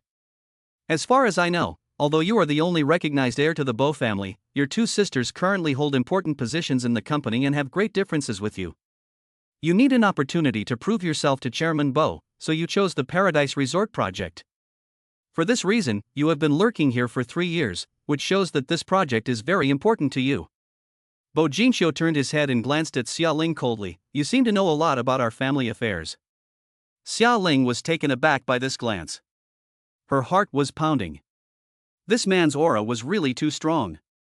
But he still plucked up the courage to continue. "Rongqing TV is the most authoritative traditional media in the area, and the station is willing to cooperate with you. Mr. Bo, in the future, whenever you need the power of the media, we can cooperate. This is definitely a win-win choice." Bo Jinxiu did not say anything, as if he was thinking about something. At this time, there was suddenly a lively sound in front. It turned out that someone was already playing ball. Xia Ling also looked in the direction of the lively gaze. She saw Jiang Xiao being surrounded by a group of young men, playing golf. She was tall and her swing was standard and graceful. The surrounding young men's eyes were glued to her body. A flash of jealousy crossed Xia Ling's eyes. But she quickly came back to her senses. Just as she was about to continue talking to Bo Jinxiu, he had already stood up, taken a few long strides, and walked over to the other side. As soon as he arrived, he heard Shueishao's praise. "Beautiful, is Miss Jiang a professional athlete? Why don't I ask Miss Jiang to be my teacher?" Jiang Xiao smiled. "You're too kind. It's just a hobby. What are you doing?" Seeing that Shui Tao was about to put his arm around Jiang Xiao, Bo Jinxiu frowned and interrupted them. Shui Tao smiled and said, "Prince, today we have met our match. Miss Jiang's skills are so good that we are all ashamed of ourselves. I'm afraid only your level can match hers." Someone else also said, "Why not, Prince and Miss Jiang, have a match? This is what Jiang Xiao has been waiting for." She looked at Bo Jinxiu with a smile. "Mr. Bo, dare you play a game with me?" Jiang Xiao looked very beautiful today, and she looked very different from her usual self. She was wearing casual sportswear, but it was still possible to see her tall and perfect figure. Her makeup was very light, with the so-called barefaced makeup, giving her a delicate and casual look. Her hair was tied up in a ponytail, her skin was fair, and her face was beautiful, making her look more like a student. She even seemed somewhat pure. The eyes of several young masters could hardly move away from her. Before Bo Jinxiu could say anything, Jiang Xiao deliberately added, "Mr. Bo, you wouldn't be afraid, would you? Miss Jiang, you are so wrong about our prince. No one dares to rank him first in the Beijing circle, because he is second only to the prince." Jiang Xiao smiled. "The social skills of the Beijing circle are not very useful in Rongqing. The implication is that he, Bo Jinxiu, is ranked first because no one dares to beat him, not because he is good. Everyone looked at each other, secretly feeling that Miss Jiang was really brave. Bo Jinxiu said lightly, "How do you want to compare?" Jiang Xiu pointed to the open field in front. "Let's play this 4-hole hole." Someone said, "Miss Jiang just caught a bird and made a 3-shot hole-in-one." Bo Jinxiu's voice was still calm and unperturbed, and he ordered the caddy next to him, "Bring me my club." Jiang Xiu continued, "Since it is a competition, there must be a prize. What do you want?" Jiang Xiu did not hesitate. "If I win, how about giving me your first exclusive interview?" Everyone understood. Today, Miss Jiang is here for the prince. She just said that the competition was a trap. But she's hit a brick wall. Miss Jiang is indeed very good. Her 4-ball and 3-ball hole-in-one are beyond the level of professional athletes. The praise everyone just gave her was not entirely complimentary. But it is clear that Miss Jiang has no idea of the strength of the prince. The people around her also had a look of anticipation. Even Xiao Ling came over. "You have to beat me first." After everything was ready, Jiang Xiu said, "Mr. Bo, you go first." Bo Jinxiu did not decline, and she stood directly in front of the white tee, swinging the club in an extremely graceful posture. Then I heard the excited cheers from the side. Bo Jinxiu actually hit the ball onto the green with one stroke. The crowd surrounded Bo Jinxiu as he walked onto the green, and then Bo Jinxiu changed to a putter and directly pushed the small white ball into the hole with precision. The crowd cheered excitedly, "What a great eagle shot! You only needed 2 shots for a 4-shot hole, and you did it, Prince." Afterwards, everyone looked at Jiang Xiu with sympathetic eyes. "Miss Jiang, why don't you just give up? The prince is a student of Mr. Xie, the national golf champion. The prince is an amateur, and if he were a professional athlete, he would already be famous. It's not a shame to lose to the prince. I haven't even played yet, so how do I know I'll lose?" Jiang Xiu took her own club and walked to the red tee. Chapter 20, Hole-in-One. Everyone thought that the beauty was just trying to save face and was making a last-ditch effort. Everyone could see that this was the limit. A hole-in-one on a par 4 is the mark of a professional. A hole-in-3 is called a birdie, and is already rare. A 2-stroke hole-in-one is called an eagle, and that is the level of a top athlete. Hole-in-one, that's even harder than winning the lottery, it's impossible. Jiang Xiu stood at the table, raised his club high, and swung it hard. The little white ball flew in a high arc straight towards the green. Everyone ran to the green. Shui Tao was the first to rush up. He saw that there was no little white ball on the green. He looked for it in disbelief, and finally remembered to check the hole. Sure enough, he found the golf ball that Jiang Xiu had hit in the hole. Shui Tao froze for half a second, then excitedly held up the golf ball in his hand, a hole-in-one. Miss Jiang made a hole-in-one. Shui Tao looked even happier than if he had scored a goal himself. Everyone was stunned. This seemingly weak and fragile Miss Jiang actually made a hole-in-one. What does it mean to make a hole-in-one? It only happens once in every 20,000 shots by a professional player. This requires not only absolute strength but also absolute luck. The expressions on the faces of the young men watching Jiang Xiu gradually changed from anticipation to worship. The news of Jiang Xiu's hole-in-one quickly spread throughout the golf course. More and more people came to hear the news. After all, a hole-in-one is not something you see every day. Many people even wanted to take a photo with Jiang Xiu. According to the rules, a hole-in-one should give the caddy and the staff a big red envelope. Jiang Xiu seemed to have prepared in advance, and had many red envelopes in his sports backpack, which he gave out to the caddies one by one. Everyone was stunned. Miss Jiang had come prepared. It seems that at the beginning, Miss Jiang was pretending to be a tiger when she made a hole-in-one with 3 strokes. "Prince, you can't afford to lose. Miss Jiang really has you pegged." But where did Miss Jiang learn her skills? Could she really make a hole-in-one with her own strength? If she wasn't completely confident, why would she have prepared the red envelope beforehand? Jiang Xiu laughed and pretended to ignore the surrounding noise. Then she looked at Bo Jinxiu and said, "Mr. Bo, you should keep your promise." But Bo Jinxiu said calmly, "I only said that I would accept your interview if I won, not that I would accept your interview if I won." Jiang Xiu's face froze. She seemed to see the little white face that often played the road between the sheets. For example, after every time he was tired, he would promise that it would be the last time, but when he was holding her in the shower, he would play the bad guy and say that he never said that at all. These thoughts flashed through her mind, and her face flushed involuntarily. The people around her thought she was just angry. They all began to chime in. "Prince, this is not fair. How can you bully a little girl? You have to accept your defeat. It's just an interview." Yes, our prince can't be that petty."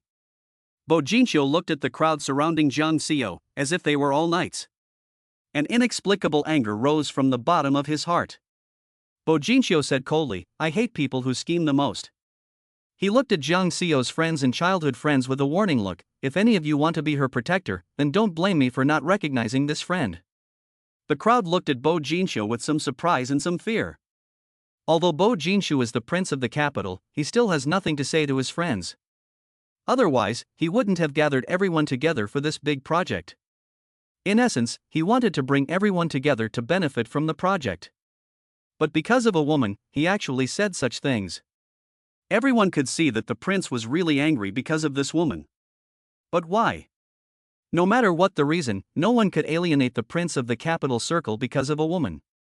The men surrounding Jiang Xiao all gradually moved away from her. Xiaoling saw this scene and her mouth twitched slightly. It seems that Jiang Xiao's beauty has its limitations. Jiang Xiao and Xiaoling returned to the TV station one after the other. Neither of them mentioned the golf course incident. There was a meeting in the afternoon. Director Tang was very excited. "This time, we finally have the chance to be rich and famous." "Xia and Jiang Xiao, which one of you got the interview with the prince?" Jiang Xiao and Xiaoling both seemed to be taken aback. The rest of the group was also very surprised. "The prince has agreed to an interview with us?" "Yes, BJ just called and said they've scheduled an interview for tomorrow." Vivian asked, "Who will go for the interview?" Director Tang said, "They didn't say anything. They just said to send someone over at 9 o'clock. The prince has given our TV station 2 hours of his time."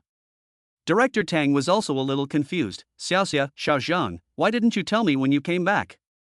Who actually made the appointment for the interview with the prince?" Jiang Xiu frowned slightly. This morning, Bo Jinxiu's attitude was clearly that he had not agreed. Why did he change his mind now? While Jiang Xiao was still silent, Xiaoling calmly said, "Director, it's me." Director Tang beamed, "Good, Xiaoxia, I knew you were capable. Then you should prepare for an interview with the prince at 9 a.m. tomorrow. If you do a good job, your future will be limitless." Director Tang excitedly picked up his phone. "I have to report to the station manager. This is a big deal. The director of the Beijing TV station has repeatedly invited the prince, but he has never succeeded. I didn't think that we would be able to do it, but the station manager will be very happy." Director Tang left. Everyone gathered around Xiaoling. "Xiaoling, you're amazing. How did you do it? It's true that you graduated from a prestigious school and interned at BNC. Your strength is different from some flower vases. Xiaoling, you are definitely the best candidate for the primetime host position. When you become the primetime host, you must treat us to dinner." Xiaoling smiled shyly, but her face was modest. "I was just lucky. Tonight I'll treat everyone to dinner at Taigua Japanese restaurant." Taigu is a high-end Japanese restaurant in Rongcheng. It is famous for its high prices.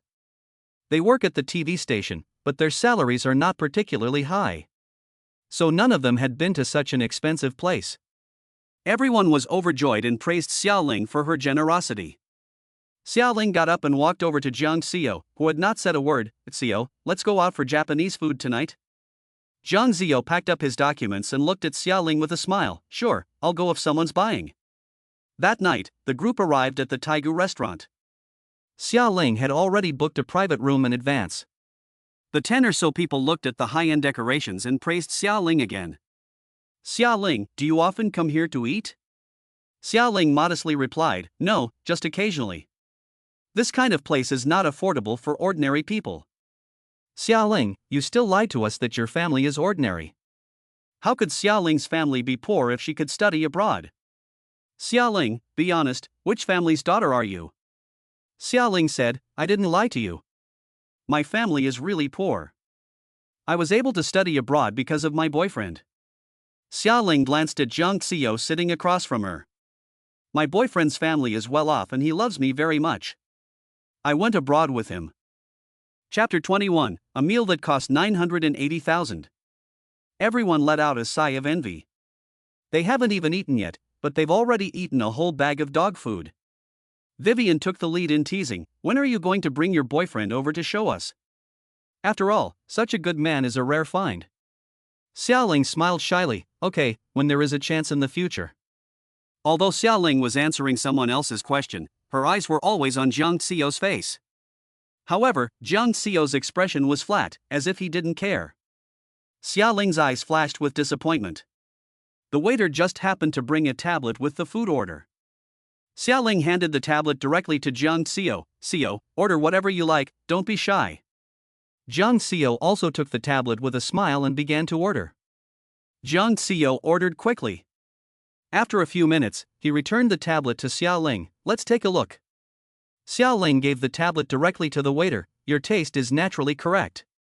Soon after, the dishes began to arrive. At first, everything was fine and everyone was enjoying themselves. But soon, Xiaoling realized something was wrong. It had been 2 hours, and the dishes were still being added to the table. There were also all kinds of drinks. But everyone was so engrossed in the food and wine, and they were all praising her generosity, that Xiaoling didn't say anything. It wasn't until the end that the waiter brought the bill. When she saw the bill, she was dumbfounded.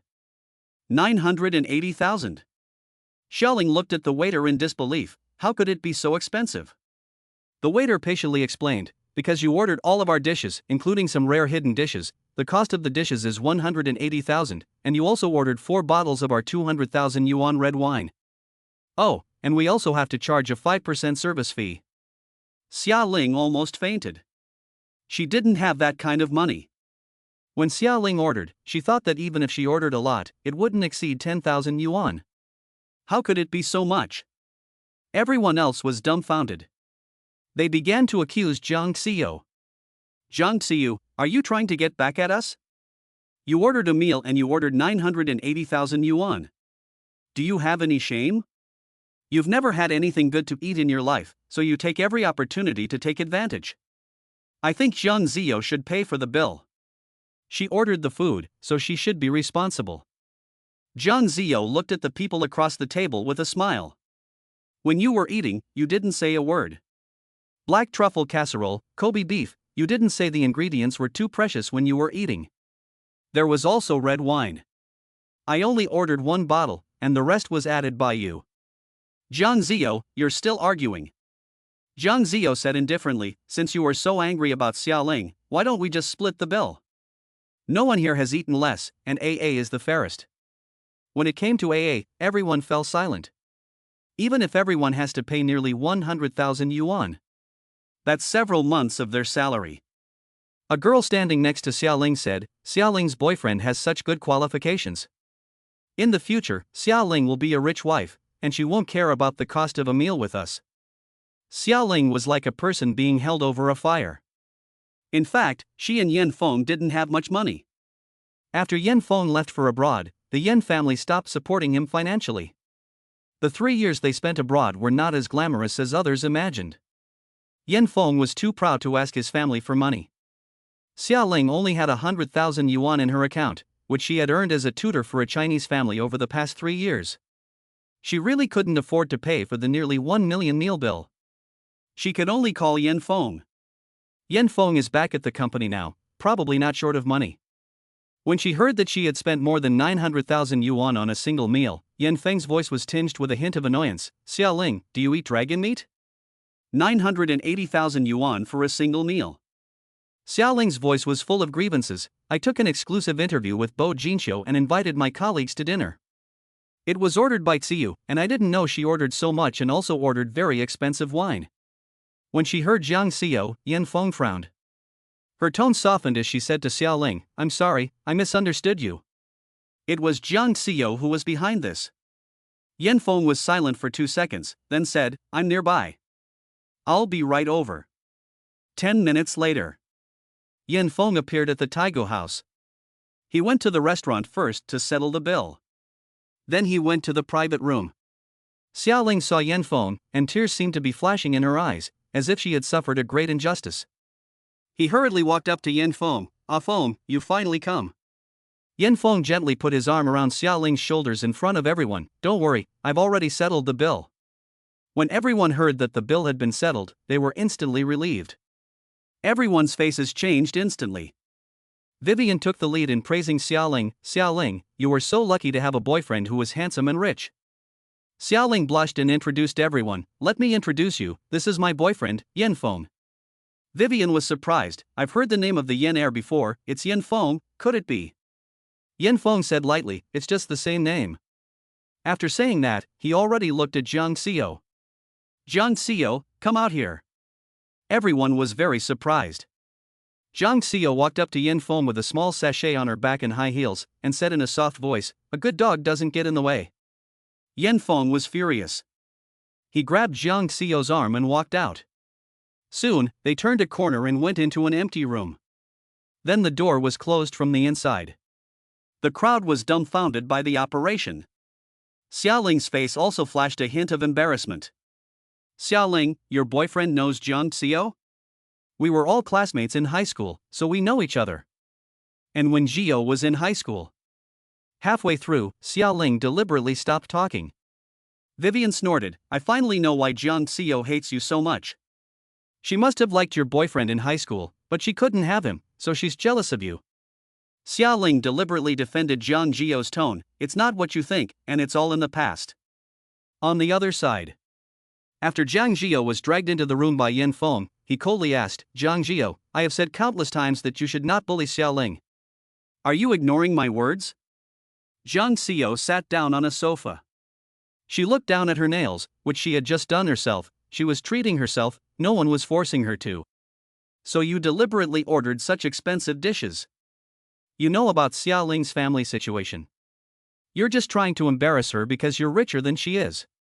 What's the difference between you and those petty people who rely on their wealth and power?" Jiang Xiao looked up, her eyes clear, but there was also a flash of anger in them. "Yes, I know her family situation, and I also know that you two don't have any money right now, so I'm just deliberately bullying her. As for why, I'm just treating her the way she treats me." Chapter 22. What happened that summer vacation? Do you dare to say? Jiang Xiao sneered, 3 years ago, didn't you know my situation? But you still betrayed me at my most desperate moment, pushing me into an abyss. Compared to you, my little tricks are really not up to par." Yan Feng's expression froze. "Jiang Xiao, you got yourself into this mess because you betrayed me first." Yan Feng glared at Jiang Xiao's face. "Jiang Xiao, what happened during the summer vacation of your freshman year? Do you dare to tell me?" Jiang Xiao's face suddenly turned pale. How did Yan Feng know? Yan Feng looked at Jiang Xiao's pale face, and there was obvious surprise in her eyes. What's hateful is that even though she was panicking to the extreme, her face was still exaggeratedly beautiful.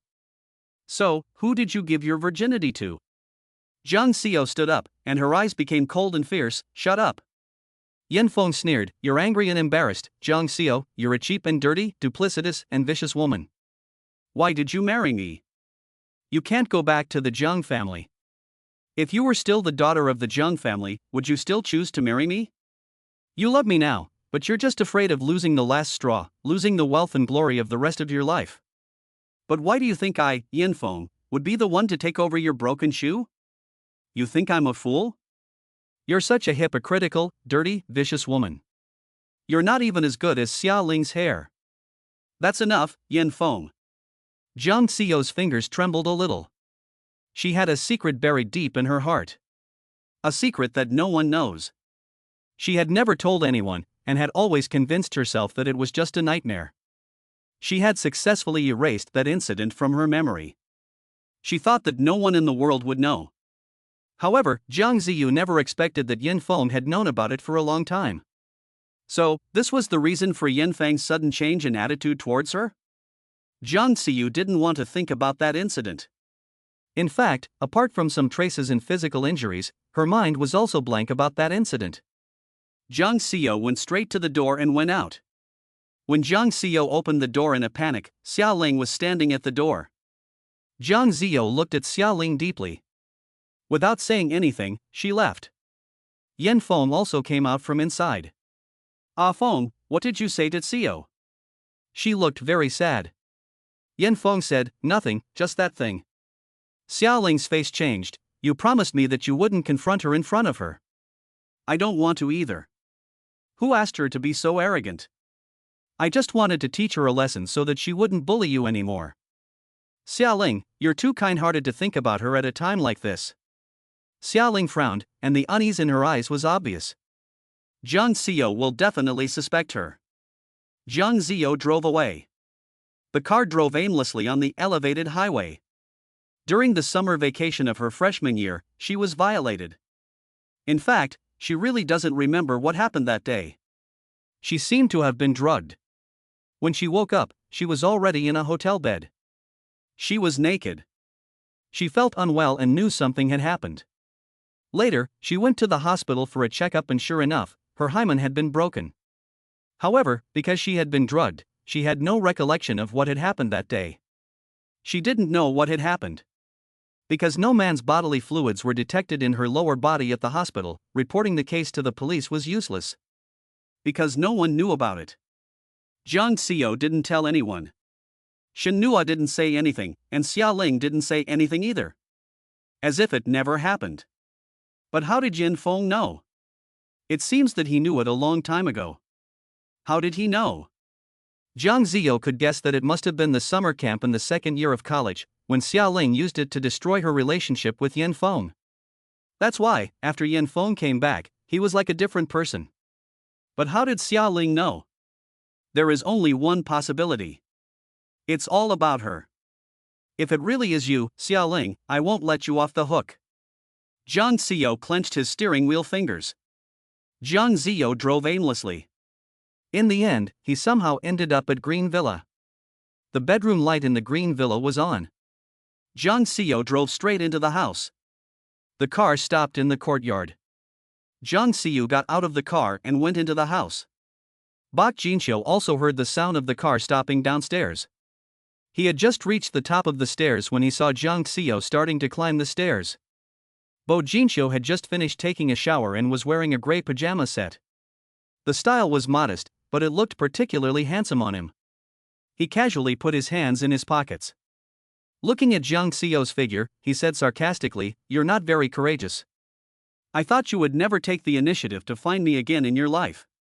Jiang Xiao had no expression on her face as she walked up the stairs in her high heels. The high heels made a crisp sound on the white marble stairs. As Jiang Xiao got closer, the man felt as if the high heels were stepping on his heart, and his heartbeat began to accelerate unconsciously. It was all because of Jiang Xiao's face, which was too beautiful to be true. However, as he got closer, he realized that something was wrong with Jiang Xiao today. Her face was pale, but her eyes were burning with rage and hatred. It was as if she wanted to burn everything in this world to the ground. But because of this, she looked more alive than usual, like a phoenix rising from the ashes. Bak Jinxiu frowned slightly, "But you lost a little face during the day, so you don't have to look like you want to kill me." The next second, Jiang Xiao took a step forward, and with one hand, she grabbed onto Bo Jinxiu's shoulder. With the other hand, she pressed against the back of Bo Jinxiu's head and kissed him straight on. Jiang Xiao's kiss was fierce and urgent, even a bit unreasonable. Bo Jinxiu was stunned for a moment. They had been together for 3 years, and every time, he had initiated the kiss. This was the first time he had kissed her like that. But the man only reacted for a second. He immediately wrapped his arms around her waist and kissed her back forcefully. Her high heels were kicked off the stairs. The two kissed and caressed all the way, stumbling into the bedroom. The man grabbed her waist and picked her up. Jiang Xiao's long, straight legs naturally wrapped around the man's waist. The skirt had already been pushed up to her waist, and the man's hands roamed everywhere without restraint. Both were intoxicated with passion. They kissed for a long time like this, holding each other against the door. In the end, the man carried her into the soft bed. Chapter 23, the reporter I had arranged to meet was Miss Xia. Bak Jinxiu woke up in the middle of the night. He reflexively wanted to pull the woman into his arms. But he found the bed next to him empty. He sat up and heard the engine start in the courtyard. Bo Jinxiu got up and walked to the balcony. He saw Jiang Xiao drive away from Green Villa. A hint of annoyance appeared in Bo Jinshou's eyes. It's always the same. They use it and then leave, never considering his feelings. But when he thought about her fierce appearance tonight, it was like she was letting off steam. She must have encountered something. It couldn't be something as trivial as an interview. Could it be because of him? Bok Jinshou's face darkened. The next morning, when Jiang Xiao arrived at the TV station, everyone was gathered around Xiaoling. The news that Xiaoling was going to interview the prince of the Beijing circle had spread throughout the TV station, including the fact that she spent a fortune on a meal that cost 980,000 yuan, which had also become the talk of the town. Even people from other departments came over to try to curry favor. Xiaoling had also made thorough preparations for the interview. The interview team was very strong. A normal interview usually only requires a journalist and a cameraman. But this time, there were more than 10 people, and even 2 assistants were assigned to Xiaoling. Of course, because this was a live interview. The station also assigned a team to cooperate. For this interview, the station also opened a special column called Elite Figures. And Bo Jinshou was the first issue of this column. This shows how much the station values him. Although the agreed time was at 9 o'clock. But Xiaoling led the team to leave at 8 o'clock. Before leaving, the station director came over. Everyone was surprised. The director has a busy schedule and a heavy workload, and rarely comes to the station. It was obvious that the director was also there for Xiaoling. She said some encouraging words. Xiaoling said modestly, "Director, I promise to complete the interview task successfully." The director nodded and patted Director Tang on the shoulder. "You really have found a treasure for our TV station. Yesterday, the Beijing TV station called me, and I was able to show off in front of him." The director is over 60 years old, speaks calmly, and has a kind of authority that exudes without anger. At 8 o'clock, Xiaoling led the team off on time. Jiang Xiao sat in his seat and read the script. Vivian deliberately chatted with her colleagues next to Jiang Xiao. Xiaoling is really amazing. She was only here for 2 days and she already got the Beijing prince to agree to an interview. Someone is going to have to give up the title of war god. The station director has come in person, so it seems that Xiaoling is the golden female host. Next month is the golden microphone host competition, and there is only one entry from the station, so I'm afraid it will go to Xiaoling. Jiang Xiao remains silent. On the other side, at 8:20, Xiaoling led a team to the BJ building.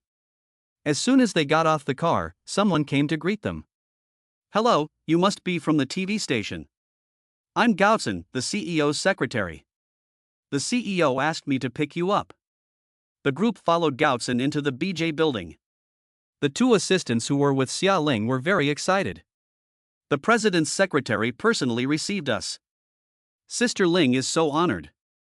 "Yes, is Ling and the prince a friend? How could an ordinary interview receive such treatment?" Xiaoling heard their whispering. Her face was always humble and gentle, but the curve of her mouth was a little deeper. In fact, Xiaoling was not sure. Yesterday, neither she nor Jiang Xiao could get Bo Jinshou to agree to an interview. Why did he change his mind and even call the station himself? After thinking about it for a long time, she thought it must have been because he was moved by her earlier speech about mutual benefit. After all, he hated Jiang Xiao as much as she did. He even humiliated her in front of everyone.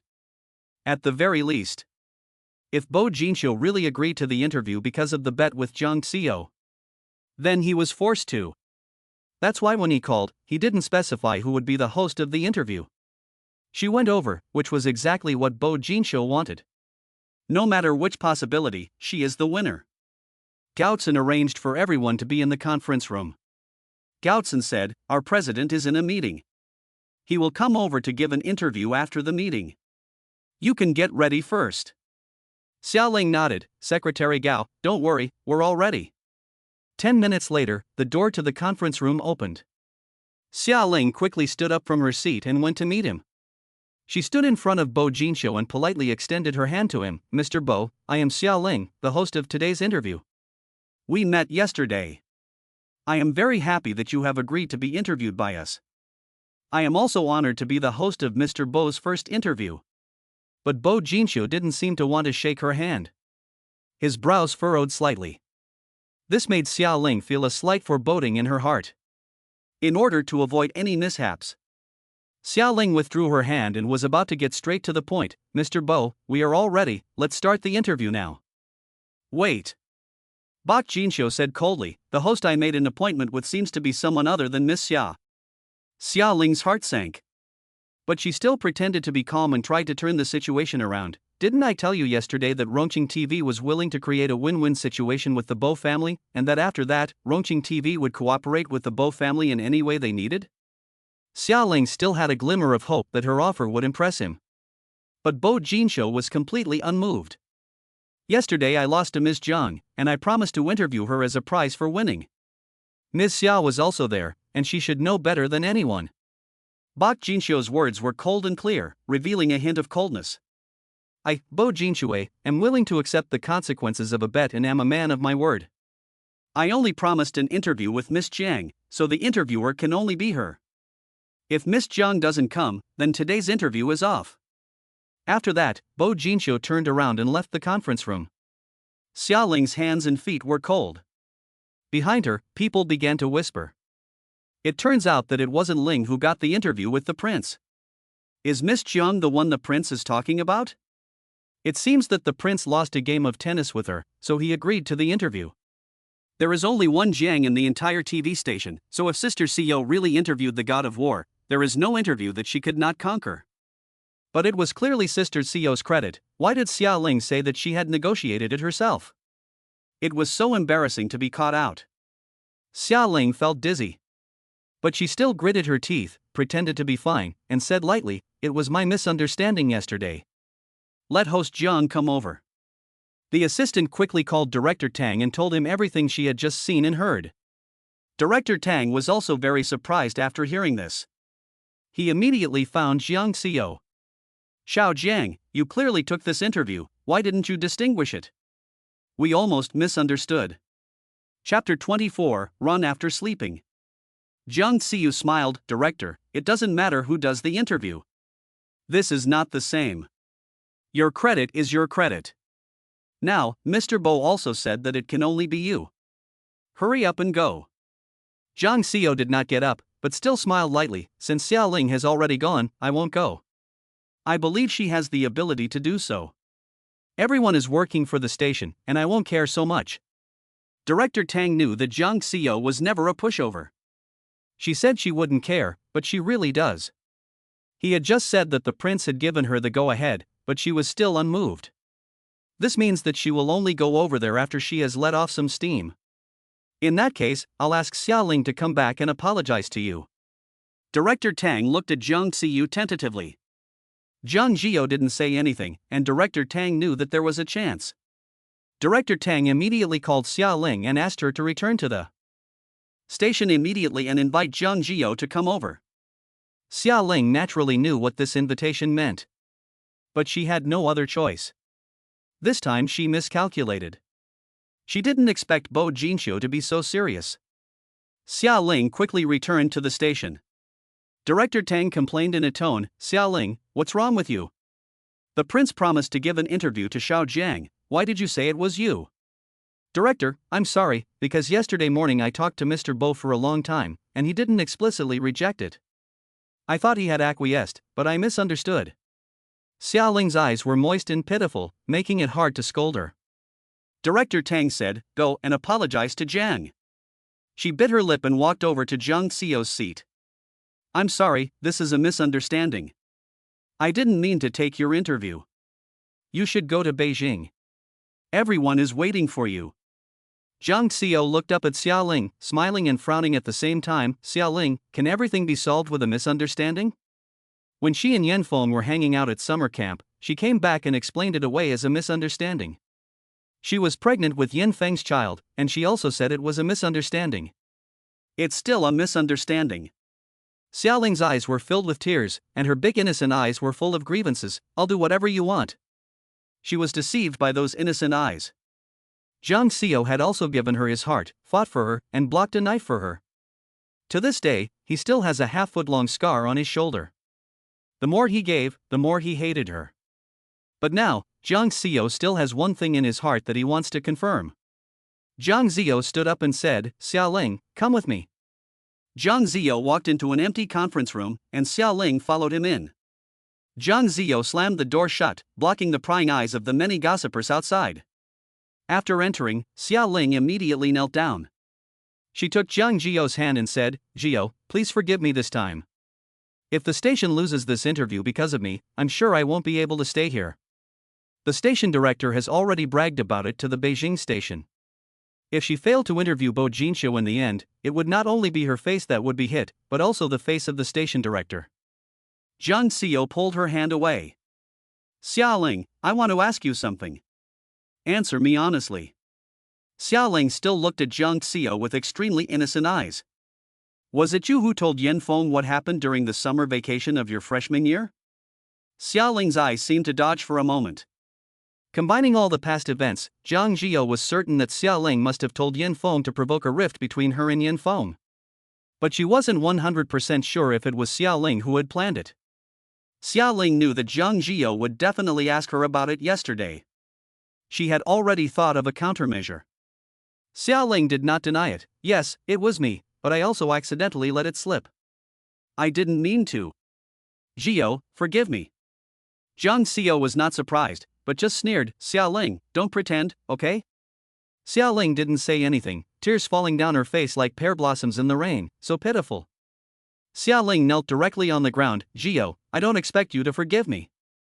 Whether you believe it or not, I have also been living in guilt for all these years. If you blame me, just hit me. It will make me feel better if you hit me. Xiaoling took Jiang Xiao's hand and slapped her own face. Jiang Xiao retracted his hand, and she began to slap herself. 1, 2, soon there were 5 finger marks on her face.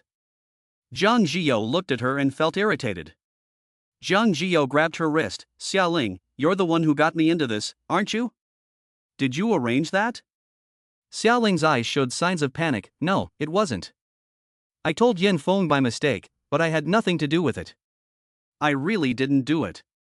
Then how did you know? You said it in your sleep. You were always talking in your sleep at that time. Jiang Xiao stared at Xiaoling's eyes. She didn't have the slightest hint of guilt, and she looked sincere. Jiang Xiao raised the corner of her mouth. Xiaoling, I will find out the truth. If I find out that you had anything to do with this, I will never let you off. Jiang Xiao got up and left the meeting room directly. When she opened the door, there was a crowd of gossipy people at the door. They saw Xiaoling kneeling inside, with obvious fingerprints on her face. Vivian couldn't bear to see Jiang Xiao's arrogant look. Jiang Xiao, you've gone too far. You actually hit someone. Xiaoling hurried over. No, Xiao didn't hit me, I hit myself. How could you get 5 finger marks from a bump? Jiang Xiao, Xiaoling just accidentally took your interview, but you beat her up like this. Vivian encouraged Xiaoling. Xiaoling, you can sue her for intentional injury. Jiang Xiao raised his eyebrows and said lightly, I didn't hit her.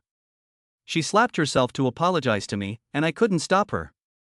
Jiang Xiao, who would believe you? You are a snake and a viper. Who knows how you got the interview with the prince?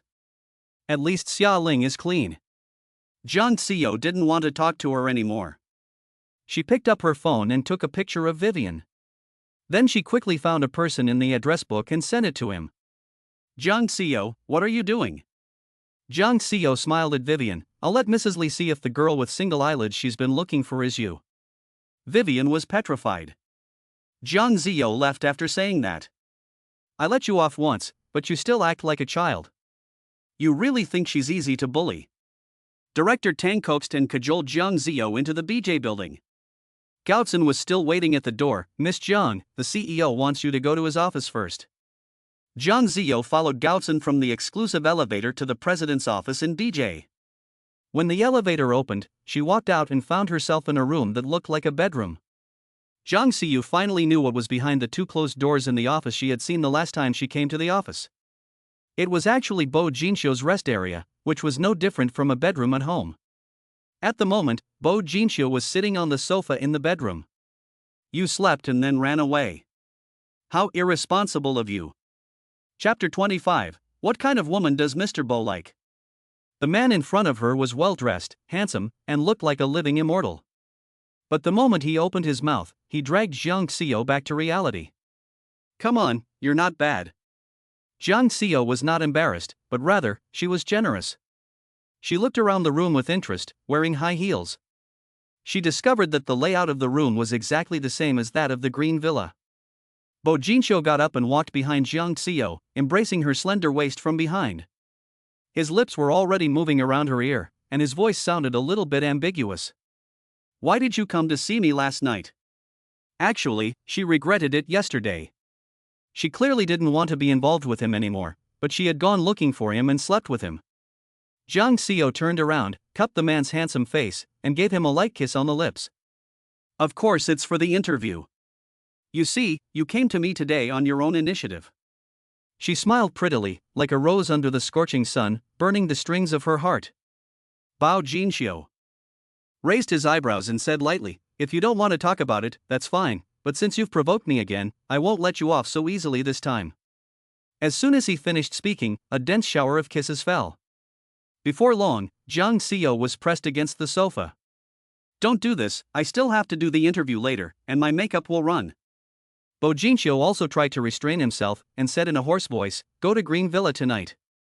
Jiang Xiao seemed to think about it for a while. "Okay." Bo Jinxiu frowned, "You were so quick to say yes last time." Jiang Xiao smiled, "Don't worry, I won't stand you up this time." The office is connected to a large conference room. Jiang Xiao went straight in from the inside. So, when the others entered, Jiang Xiao was already inside. The interviewer nodded in agreement. The interview team also began to prepare in a tacit understanding. In a short while, everything was ready.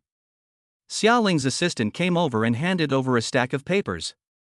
"Sister Jiang, this is the interview script for the Rolling in Paradise Resort prepared by Sister Ling." Jiang Xiu didn't even look at it. "You can keep it. I don't need her draft." The assistant was worried. Yesterday, Xiaoling stole Jiang Xiu's credit, and she thought she could make up for it by preparing a pile of interview questions. These interview questions have been carefully considered by the entire team. Jiang Xiu must be refusing to use Xiaoling's draft out of spite. And today is a live interview. If it goes wrong, it can't be fixed.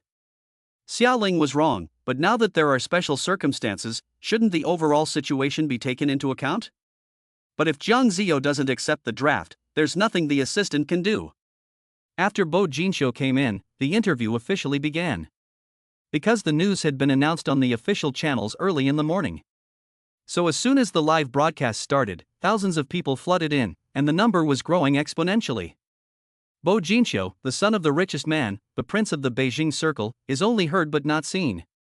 I heard that many domestic and foreign media want to interview him, but I didn't expect that his first public appearance would be on our small Rongqing TV station. Rongtai has really made it, and Jingtai must be furious. Who is the host of this interview? I really like her looks. Who knows, she is both beautiful and elegant. Rongtai is a flower, don't you know? Jiang Xiu, the host of the noon news, has a professional and elegant hosting style. I especially like her, and my treasure has finally been discovered. I heard that it was this hostess who played a hole-in-one with the prince and won the interview. Bo Jinxiu slowly walked into the interview room. The camera suddenly cut to his face. The studio was quiet for a second, and then it exploded. Who is this handsome guy? Secretary Zhang, you have 1 minute. I want all his information. Holy shit, is there really such a handsome guy in the world? Sha sha sha sha. I recognized him at once. This is my husband I've been missing for so many years. Bo Jinxiu sat down. Jiang Xiu introduced him as usual. The live broadcast room had already exploded. The prince of the Beijing circle. He is actually Bo Jinxiu? Ah, this appearance is exactly what I have in my heart. He has money, power, and good looks. What door did God close on him? Mom asked me why I was using 2 chopsticks when watching TV. It turned out she saw my food. Jiang Xiu began the official interview. Most of the questions were about the Paradise Resort. Because of the Yin family, she had studied the project and knew it almost inside out. So the questions she asked were very professional. The assistant, who was originally nervous, immediately calmed down. She looked at Xia Ling's interview draft, which she was still holding in her hand, ready to hand it over at any moment, and casually threw it into the trash can next to her. Zhang Xiao's interview questions were much better than Xia Ling's. They were very professional, in-depth, and advanced. In just 20 minutes, the number of people watching the live broadcast increased to 6 million. Finally, it was time for the last part of the interview. Zhang Xiao's face was wearing a professional smile. "Thank you, Mr. Bo, for accepting our interview with Ronqing TV. We now have 6 million viewers in our studio, and everyone is very curious about you. Now we will take questions from 3 enthusiastic viewers. Would you like to answer them?" Bo Jinxiu also smiled very gentlemanly, yes. In front of everyone, the questions from the live broadcast room were immediately captured on screen. First question, "Mr. Bo, do you have a girlfriend?" After asking the question, Zhang Xiu also felt that the question was somewhat intrusive. In order to mediate the atmosphere, she smiled and said, "It seems that everyone is very interested in Mr. Bo's private life. If you feel offended, you can ask another question." "No problem." Bo Jinxiu seemed very generous. In fact, the screen is full of these kinds of questions. "I don't have a girlfriend." Bo Jinxiu answered succinctly. Zhang Xiu's lips twitched imperceptibly. His answer was within Zhang Xiu's expectations. Over the past 3 years, Zhang Xiu has been certain that Bo Jinxiu has only had one woman. This is a woman's intuition. But she definitely wasn't his girlfriend. What is she? A lover? It doesn't seem like it. At least lovers have feelings. They both only crave the warmth of each other's bodies. The second screenshot also freezes on the screen. Second question, what kind of woman does Mr. Bo like? It seems that Bo Jinxiu thought about it for a moment. He replied immediately, a woman who can't cook and has a mole on her eye. Zhang Xiu's heart stirred. It turned out that Bo Jinxiu already had someone he liked. Of course, she didn't think that Bo Jinxiu liked her. Because for 3 years, she had never cooked for Bo Jinxiu, so he had no idea about her cooking skills. As for the mole in the corner of her eye, she did have a small mole in her eye corner, but it was completely invisible with makeup. Perhaps he already had a favorite in his heart, and he only liked her because she had a mole in the corner of her eye, just like the person he liked? The live broadcast room was also in an uproar. What a niche request! I can't cook well, and I have a mole in the corner of my eye. Prince, do you want to take a look at me? Can't you tell?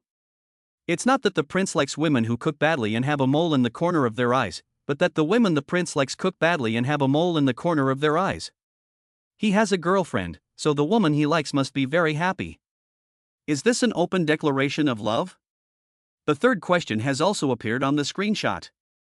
In fact, there is no need to screenshot, the screen is full of the same questions. Zhang Xiu asked, does Mr. Bo like the person you like? Chapter 26, You're good in bed.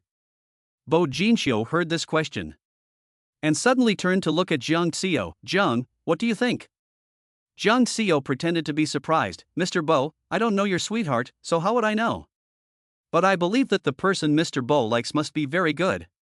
Bo Jinxiu nodded in agreement. The people who like her can be lined up from here to Paris. Zhang Xiu was also curious. The person that Bo Jinxiu likes must be a top socialite in the capital.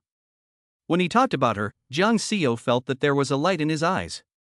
Live broadcast room. Secret love. The prince of the Beijing circle actually has a secret love. It turns out that even the most confident person will be cautious in front of the person they like, unsure of their feelings. Regardless of status, I don't believe there is a woman who can resist the face of the prince. So does that lucky woman know that the prince is secretly in love with her? Zhang Xiu also asked the question that everyone in the live broadcast wanted to know. So the prince doesn't know if your sweetheart likes you? Bo Jinxiu smiled, I'm still waiting in line in Paris, I hope she won't keep me waiting too long. His humorous response immediately lightened the mood. Zhang Xiu also teased, brave people enjoy life first. Mr. Bo might as well go after her boldly. Afterwards, Zhang Xiu turned to the camera to give a final interview summary. Once again, I would like to thank Mr. Bo for accepting our interview, and I wish Mr. Bo success in winning the heart of his lady. The interview is over. The team gradually left the conference room. Jiang Xiao also stood up to leave neatly.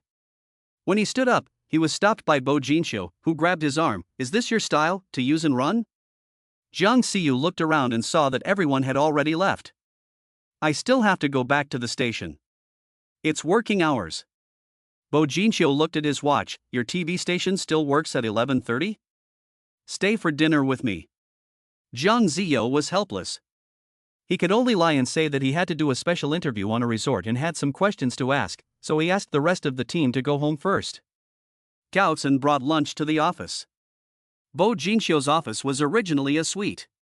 The two of them had lunch at the dining table in the restaurant. Jiang Xiu suddenly thought of something and burst into laughter. "What's so funny?" Bo Jinxiu asked while peeling the shrimp. Jiang Xiu said, "After 3 years of knowing each other, this seems to be the first time we've had lunch together." That's true. They had known each other for 3 years, and they had met almost exclusively at night, occasionally having dinner together, but they had never had lunch together. Bo Jinxiu put the peeled shrimp in Jiang Xiu's bowl. "Because you only see me as a warm bed tool." Jiang Xiu was drinking soup. She almost choked after hearing that. The atmosphere was a bit awkward. "Mr. Bo, let's not talk about the past, okay? You can forget about the past, but what about last night? What did you mean by suddenly coming over to me and forcing yourself on me last night?" He spoke slowly, but his tone was serious, as if he was talking about something serious. This time, Jiang Xiu was really choked. She looked around for a tissue. After calming down, Jiang Xiu said, "I'm sorry. I was a bit shocked yesterday. I promise that this kind of thing won't happen again." Bo Jinxiu raised his eyebrows. "Then I've lost out." Jiang Xiu was stunned for a moment, unable to react. "What? Jiang Xiu, do you want to be my girlfriend?" "I'm married." Jiang Xiu blurted out. "What kind of marriage is that? Is it recognized by the law?" Jiang Xiu was shocked. "You know about it?" Yes, with his status, I'm afraid he would have already investigated her background thoroughly. Bo Jinxiu was silent for a moment. "Yan Feng doesn't love you, you know that very well. Instead of wasting time on someone who will never turn back, it's better to find someone else. I think we're a good match." Bo Jinxiu's eyes stared at Jiang Xiu. His eyes were deep, like the sea under the night sky. His expression was also serious and solemn at the moment, and the serious look made people feel inexplicably nervous. "At least that aspect is very suitable." He suddenly raised his eyebrows. The serious atmosphere was suddenly broken. Jiang Xiu rolled his eyes at him. "What, not waiting in line in Paris?" Bo Jinxiu's eyes flashed. "Jealous?" Jiang Xiu smiled flirtatiously. "Are we at that point?" Jiang Xiu put down his chopsticks after lunch. "Mr. Bo, to be honest, you are good in bed." Bo Jinxiu frowned as he listened. He is a prince with so many good qualities, but she only remembers that he is good in bed. Jiang Xiu continued, "We can continue to be together, but there is a prerequisite." "What is the premise?" "No talk of interests, no talk of feelings, just happiness, and we won't restrict each other or interfere in each other's private lives." But Bo Jinxiu seemed dissatisfied. "So you don't want to talk about feelings with me, you just want to sleep with me?" Jiang Xiu nodded. "Relationships are too complicated. With relationships comes greed. We were fine before, each getting what we wanted, and everyone was happy." Jiang Xiu knew that the two of them had feelings for each other, otherwise they would not have been together for 3 years, but she also knew that their status was too different, and they would never be together in the end. Besides, she had so many secrets to carry. She had long since stopped believing in true love. She and Yan Feng had known each other for more than 20 years, but they had gone from childhood sweethearts to mutual dislike. What else in the world doesn't change? She would not give anyone the opportunity to stab her in the back. The man seemed dissatisfied, his brow furrowed. Jiang Xiu smiled indifferently. "If you don't agree, that's fine." "Fine, then you move to Green Villa first." Jiang Xiu did not expect that Bo Jinxiu would really agree. Jiang Xiu said, "I have to deal with some things. When I'm done, I'll move over." This time, Bo Jinxiu didn't say anything. At noon, Jiang Xiu took a nap in Bo Jinxiu's bedroom. He didn't arrive at the TV station until 2 o'clock. Tang Fei saw Jiang Xiu, put down the thermos in his hand, and hurried over to greet him. "Xiao Jiang, you are really a great hero of our TV station. The response to the interview was very good, and the ratings were also a new high. Several major advertisers have specifically asked to invest in our new program, and the advertising space for the program is also being snapped up. The Beijing TV station even called to ask for advice. The station director said he would reward you. Jiang Xiao smiled, "It's all for the station, it's only right." A group of people around her also gathered around. "Sister Jiang, you are amazing. The phone lines of the news department are constantly ringing. The first issue of Elite was so successful that now we are not the ones asking for interviews. The young talents are actively contacting us, and some are even offering to pay us to interview them. If they can be featured in this magazine, they will be on the same level as the prince of the Beijing Circle. Of course they want to be featured in the magazine. Sister Jiang, tell us, how did you convince the prince?" Everyone was gathered around Jiang Xiao. Only Xiao Ling, who was watching all this from afar. Chapter 27 Never Married. In the evening, Jiang Xiao returned to the Yin family mansion. The old man was practicing calligraphy in the study. Yan's mother had just returned from a beauty treatment, and Yan's father was trimming the flowers in the courtyard. Everything is as usual. As usual, Jiang Xiao first went to the study to grind the old man's ink stick for a while and chat for a while. Then she went back to her room and started packing her things. She was planning to move out. In fact, she didn't live in the old Yen residence every day. She had always lived outside, and the Yen family had long been used to it. But this time, she was planning to move out completely. After living there for 3 years, she still had a lot of reluctance. Especially the Yen family, who treated her like a daughter, gave her a safe haven when she was at her lowest point in life. Sometimes she thought that if Yin Feng didn't come back, it wouldn't be a bad idea for her to spend the rest of her life with the Yin family. But since Yin Feng came back, everything seems to have gradually gone off track. Bo Jinxiu was right. Yin Feng would never come back. She and Yin Feng had long ago become two parallel lines that would never intersect again. What's the point of holding on to this empty shell? Perhaps it is time to let go of the obsession. Start a new life. In the midst of her chaotic thoughts, the door to the room was pushed open with a bang. Yen Feng's angry figure appeared at the door. He grabbed Jiang Xiao's arm and pushed him hard. Jiang Xiao was already crouching down packing her luggage, and was pushed so hard that she fell to the ground. "Yen Feng, what are you doing?" Jiang Xiao shouted at him, showing no mercy. "Jiang Xiao, you still have the nerve to ask me what you did to Xiaoling that almost caused her to miscarry?" Hearing the word abortion, Jiang Xiao was also slightly stunned. Yen Feng looked at Jiang Xiao's innocent face and sneered, "Stop pretending. It wasn't enough that you stole Xiaoling's interview, but you also publicly insulted and slapped her. Jiang Xiao, how could you become so vicious? If anything happens to Xiaoling's baby, I will never let you go." Jiang Xiao finally came to her senses. She stood up and elegantly arranged her hair. "Xiaoling told you that I stole her interview? I know without her telling me. You were always competitive and aggressive as a child. When I learned something, you learned it too. You always had to be better than me at everything. You loved to take things that belonged to other people and steal the limelight." Yen Feng's mouth was full of sarcasm. "You were like this to me, let alone to Xiaoling." Jiang Xiao has always been like this since she was a child. When she was young, she joined him in learning golf, but she always played better than him, and everyone praised her.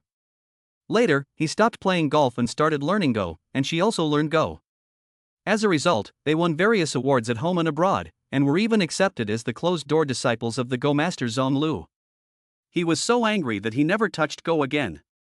Later, he went to practice Taekwondo, and she went to practice too. As a result, when he was only a second-degree red belt, she was already a sixth-degree black belt. From childhood to adulthood, he could never beat her in a fight. It seems that his first half of life was spent in her shadow. Jiang Xiao was a bit surprised that Yin Feng would mention their childhood. Indeed, when she was young, she learned whatever he learned. She just wanted to spend more time playing with him, so she always studied the things he was interested in. But she never wanted to outdo him or even take anything from him. She never cared about fame or glory.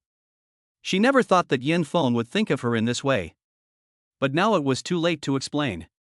Jiang Xi sighed and said, "Yin Feng, no matter what I say, you won't believe me, because in your heart and eyes, there is only Xiaoling." Jiang Xi sighed for a moment. In that case, let's separate. Yan Feng noticed that Jiang Xi was packing things. There were 2 huge suitcases in the room. Her clothes and daily necessities were already packed to the brim. Yan Feng smiled even more sarcastically. Threatening me again? Jiang Xi, can you come up with a new tactic? Jiang Xi squatted down and zipped up the suitcase. Then she walked up to Yan Feng. Her voice was calm, but it sounded very powerful. This time it's for real. I'll move out tonight. I'll explain to Grandpa and the others later. At this moment, the housekeeper called them to the dining room for dinner. Jiang Xi walked out of the room. The atmosphere at dinner was a bit dull. Jiang Xi and Yan Feng were both preoccupied with their own thoughts. Halfway through the meal, Jiang Xi put down his chopsticks. Grandpa, Dad, Mom, I have something to say. Everyone looked at her solemnly, and they all looked at her. Yan's mother asked, Xiaoyu, what's wrong? In the past 3 years, thank you for taking care of me. I plan to move out of here tonight. When she heard this, Yan's mother was shocked. She immediately realized what had happened and scolded Yan Feng. Did you do something to upset Xiaoyu again? You bastard, apologize to Xiaoyu right now. Jiang Xi stopped Yan's mother. Mom, Yan Feng and I are going to separate. You're getting a divorce? Yan's mother couldn't believe it. Jiang Xi said calmly, actually, we never got married, so it's not really a divorce. Everyone was shocked. Yan's father was puzzled. You clearly had a marriage certificate, and it's still in the drawer at home. Jiang Xi said, that was a fake one. I bought it online for 9.90 with free shipping. Yan's father's face changed. Nonsense, it's nonsense. When the old man forced Yan Feng to marry her, Yan Feng suddenly changed her mind on the day she went to the Civil Affairs Bureau. In order to deal with the family, she could only find a fake certificate online and photoshopped a wedding photo. In fact, she and Yan Feng have never been husband and wife. Yan's mother stood up and punched her son in the shoulder. It was you, wasn't it? Yan Feng's face was gloomy from beginning to end, and he didn't say a word. He didn't expect that Jiang Xi was serious this time. Was she forcing him to choose between her and Xiaoling? Jiang Xi was calm. Mom, don't hit Feng. He's done nothing wrong. He just doesn't love me. There's no law in the world that says he has to love me. Don't push him. Yan's mother burst into tears, but you two have been childhood sweethearts. I've always thought of you as my daughter-in-law. How can I accept this? Mom, Dad, and Grandpa, even if I separate from Yan Feng, in my heart, you will always be my family. But you can't force love. Yan Feng loves Xiaoling, and Xiaoling is pregnant. I don't want to torture them, and I don't want to torture myself, so I want to end it all and give myself a new start. Yan's mother was shocked. Xiaoling is pregnant? Chapter 28, Celebrating Miss John's Turning from Darkness to Light. Yan Feng's face also turned gloomy. Jiang Xi really didn't want to separate. He had not told his family about Xiaoling's pregnancy. She didn't want to tell everyone that Xiaoling was pregnant to force her to step down. How could they accept Xiaoling? Sure enough, Yan's mother was furious when she found out. Yan Feng, you and that little bitch are bullying Xiaoyu like this? I tell you, no matter if she is pregnant or not, I will never let her into the Yan family. We will never accept that child. Mom, Xiaoling's baby is my child, your grandchild. Yan Feng was also furious. We don't need this kind of despicable bloodline in the Yan family. Xiaoling was kidnapped by a gangster, and Xiaoyu saved her, blocking the knife for her and almost losing half of her life. Now she has a deep scar on her shoulder. What did she do? She stole Xiaoyu's boyfriend when Xiaoyu was at her most desperate and vulnerable. Does she have a shred of conscience? At that time, Jiang Xi suffered a triple betrayal of family, friendship, and love. She couldn't take it anymore and slashed her wrists. She was such a cheerful person, and yet she committed suicide. Yan's mother felt heartbroken just thinking about it. Yan Feng's eyes were dark. I chased Xiaoling, and this has nothing to do with Xiaoling. If I'm sorry to her. Fine. You're still defending her now. You're really obsessed. You'll regret this in the future. Jiang Xi took Zhang's mother's arm. Mom, it's already happened, I've let it go, you should let it go too. I can't be your daughter-in-law, but I'm willing to be your daughter. From now on, I'll take care of you in your old age. Yan's mother took Jiang Xiao's hand and burst into tears. The old man sighed heavily beside her. Well, children and grandchildren have their own blessings. If they want to separate, let them. The old man walked up to Yin Feng. But I told you, you can give up the identity of Xiaoyu's husband, but you also give up the identity of the heir of the Yin family, the company's stock. Grandpa, I don't want the company's shares, nor do I want the Yin family's inheritance. Jiang Xiao looked serious. This is your life's work, and it cannot be used to compensate for the feelings of your children. I will not run the company, for fear of failing to live up to your hard work. I will not take the shares. As for the real estate you bought for me, I will also return it to the Yin family. These things don't belong to me anyway. Yan's mother was distressed. Xiaoyu, what you said was just an angry remark. Those properties were bought for you little by little since you were born. Even if you are no longer our daughter-in-law, they are still yours. Jiang Xiao smiled. I don't need anything. Really, if you really want to give it to me, I only want the green villa. The rest, you can give it to Ain as a dowry when the time comes. No matter how Yan's mother tried to persuade her, Jiang Xiao still moved out. Yan Fu supported Yan Mu, who was sobbing uncontrollably. It may not be a bad thing to separate now. Letting them calm down will be beneficial to the easing of their relationship. Yan's mother nodded with tears in her eyes. No matter what, I will only recognize Xiaoyu as my daughter-in-law in this life. Jiang Xiao loaded all the luggage into the car. After saying goodbye to the old couple, she was ready to leave. Yan Feng rarely followed her and saw her off. Jiang Xiao opened the car door. Yan Feng, however, grabbed her arm. Jiang Xiao, have you had enough? Jiang Xiao smiled, somewhat puzzled. Do you think I'm making trouble? You deliberately told Xia Ling about her pregnancy, just to make her feel guilty. You still care about this. You don't really want to break up. You just want to force the Yans to make Xia Ling abort the baby. Jiang Xiao, you are really vicious. Jiang Xiao shook her head helplessly. Yan Feng, I did hate you and Xia Ling, but I never wanted to hurt your child. You won't believe my explanation, so let time do its work. Jiang Xiao shook off Yan Feng's hand and got into the car. After starting the car, Jiang Xiao lowered the window. He looked up at Yan Feng and gave him a smile. Yan Feng, I'm really letting you off this time. I wish you and Xia Ling happiness. After that, the car sped away from the Yan family mansion. Yan Feng stood in the courtyard for a long time.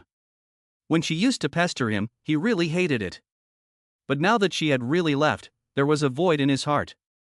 Especially the smile on her face as she left, that kind of relief, neither sad nor happy, as if she had let go of all her grievances, but instead it made his heart feel blocked. Jiang Xiao, can you really let go? Or is it just a show for everyone? Jiang Xiao drove straight from the Yin family mansion to Green Villa. The car stopped in the courtyard. It was already late. But the lights in the entire house were on. Soon, a tall figure came out of the house. When she saw that figure, Jiang Xiao burst out laughing. What is the prince doing? Bo Jinxiu knew what she was laughing at and looked down at the apron he was wearing. I made dinner for you to eat when you get back. Jiang Xiao was a little surprised. You can cook? No, how did you know I was coming back today? Bok Jinxiu's mouth curved up, and his cold eyes seemed to have a little warmth, a man's intuition. Jiang Xiao didn't say anything, and opened the trunk of the car. Please help me carry the luggage. After the luggage was moved into the house, Jiang Xiao didn't rush to clean up. Instead, he followed Bo Jinxiu to the restaurant. The table was full of delicious food. Jiang Xiao was quite surprised. Did you make all this? Bo Jinxiu nodded. It took 3 hours, and there's chicken soup. I'll go get it.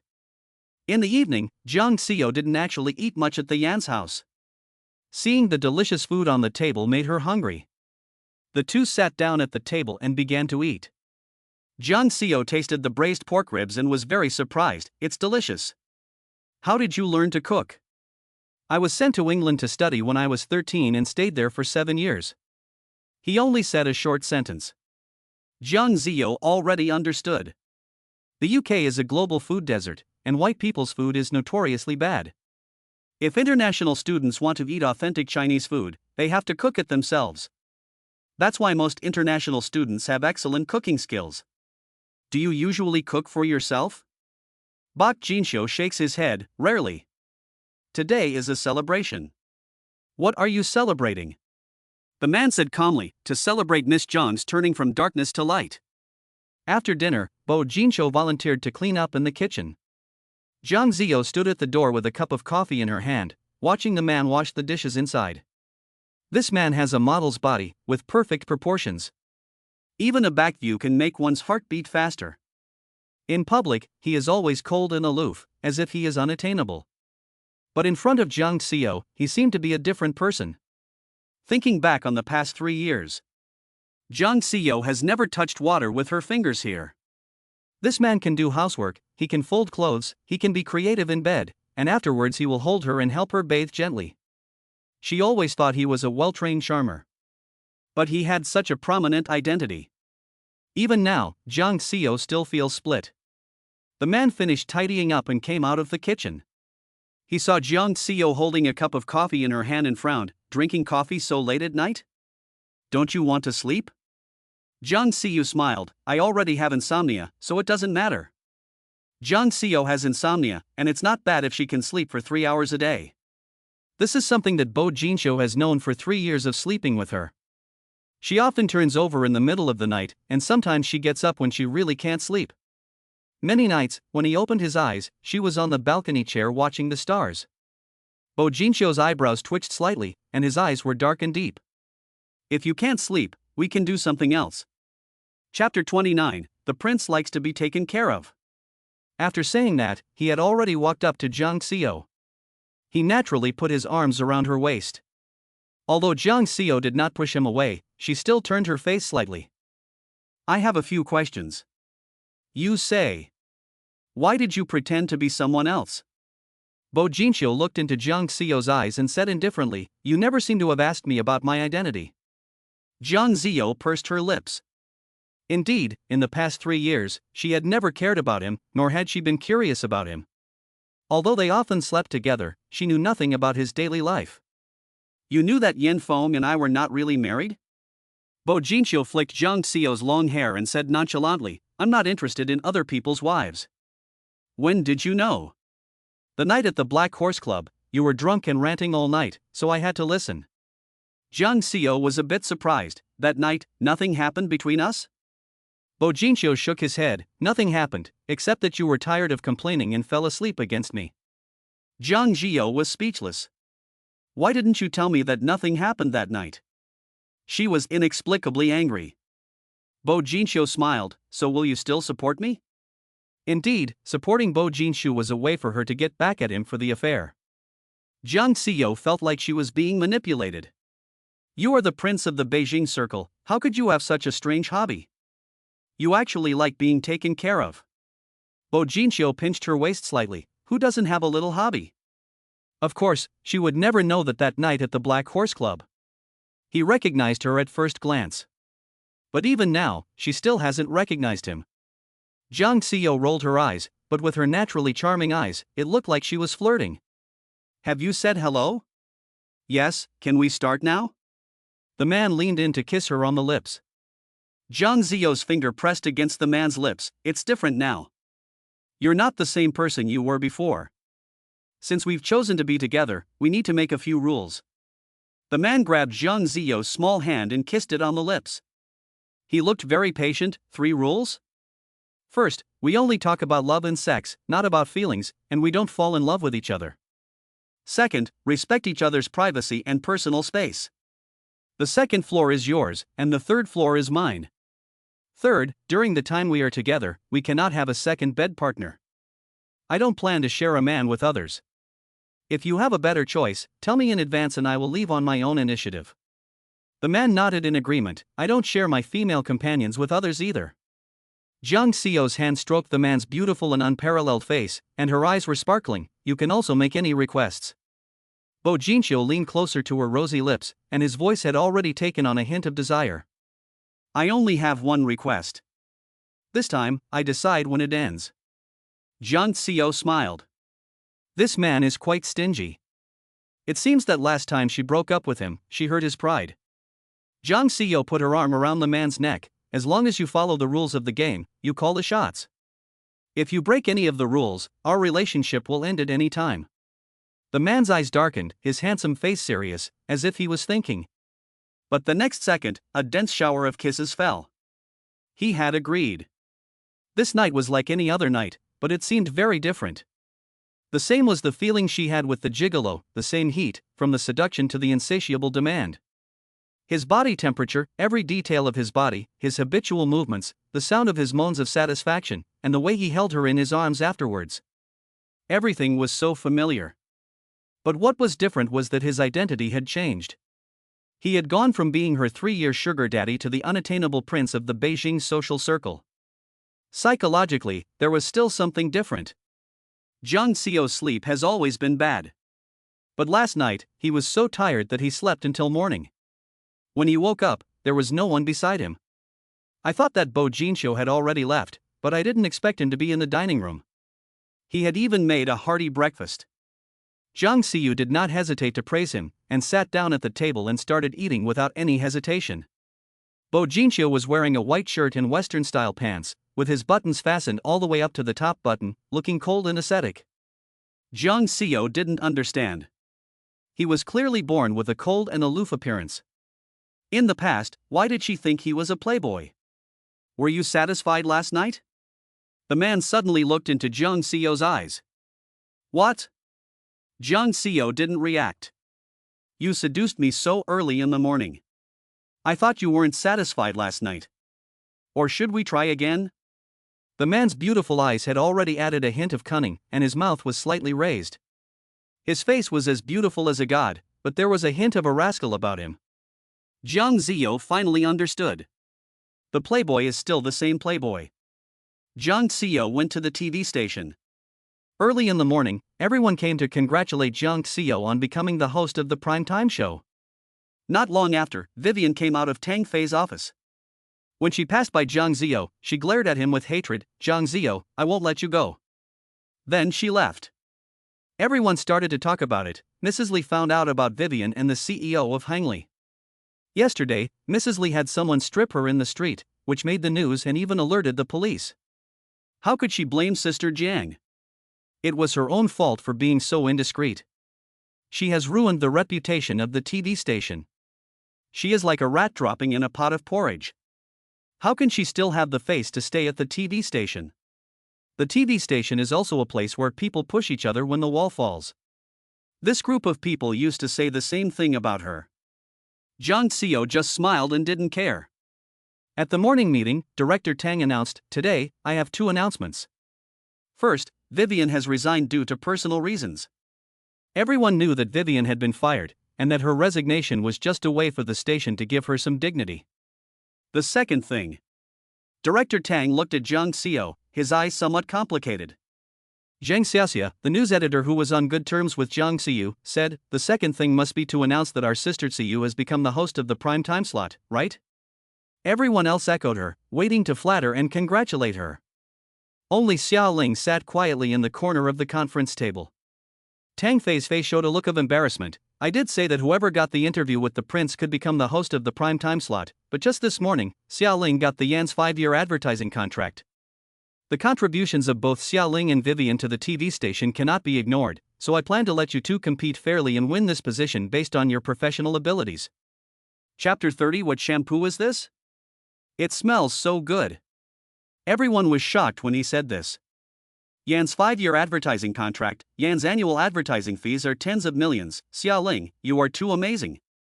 Xia Ling, I always suspected that you were the young wife of Yin Feng, and that your boyfriend was also named Yin Feng. The heir to Yan's company is also named Yin Feng. Last time you said that you had the same name, but now you have nothing to say, right? Xia Ling is trying to keep a low profile, unlike you guys, who are so eager to announce their millions of advertising dollars with a loudspeaker. The entire conference room began to lavish compliments on Xia Ling. Yan's is one of the top companies in Rongqing, and its advertising budget is comparable to that of dozens of other small companies. What's more, Xia Ling has signed a 5-year contract. Even the station manager was afraid to celebrate with her personally by opening champagne. And it was obvious that Xia Ling was the future young lady of the Yin family. If she could get on her good side, there would definitely be many benefits in the future. So for a while, no one cared about Jiang Xiu. Jiang Ziyo knew that this was a place where people were cold and self-serving, where profit was the most important thing. After the meeting, Tang Fei came over to give her a token of comfort. Xiao Yu, I still think highly of you. Your program has always been our station's highest-rated program. I believe you won't lose to Xia Ling in this regard. Hosting the competition is just a formality. That's true. The following week, Jiang Xiyo and Xia Ling took turns hosting primetime programs. The TV station also held a popular vote for the most popular host. Today is Sunday, and it is also the last day of the competition between the two of them. The two of them have already taken turns hosting for 3 days each. Judging from the data, Jiang Ziyo has crushed Xia Ling. Today, the station has a double host. The audience will vote to decide who will be the primetime host. Judging from the current data, this position undoubtedly belongs to Jiang Ziyo.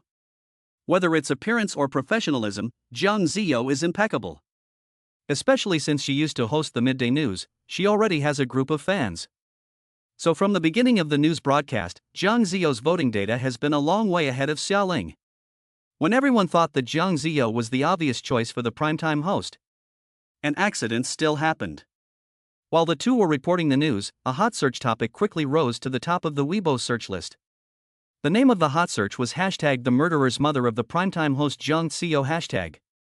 It was discovered that the person was Yin Ruyun, the suspect in the sensational murder case 3 years ago. The internet exploded. And the criticism of Jiang Ziyo also swept in. How can the daughter of a murderer be a primetime TV host? Her mother is a murderer, not her. It's two different things, okay? If the upper beam is not straight, the lower beam will be crooked. If the mother killed the father, the child's psychology will definitely be distorted, right? If I have to watch the news with the daughter of a murderer every day, I'll have psychological problems. 10 minutes after the incident, the voting quickly changed. Jiang Xiyo's voting page almost stopped rising. On the other hand, Xia Ling's page shot straight up in a flash. Jiang Xiyo was able to see the voting process when she was broadcasting.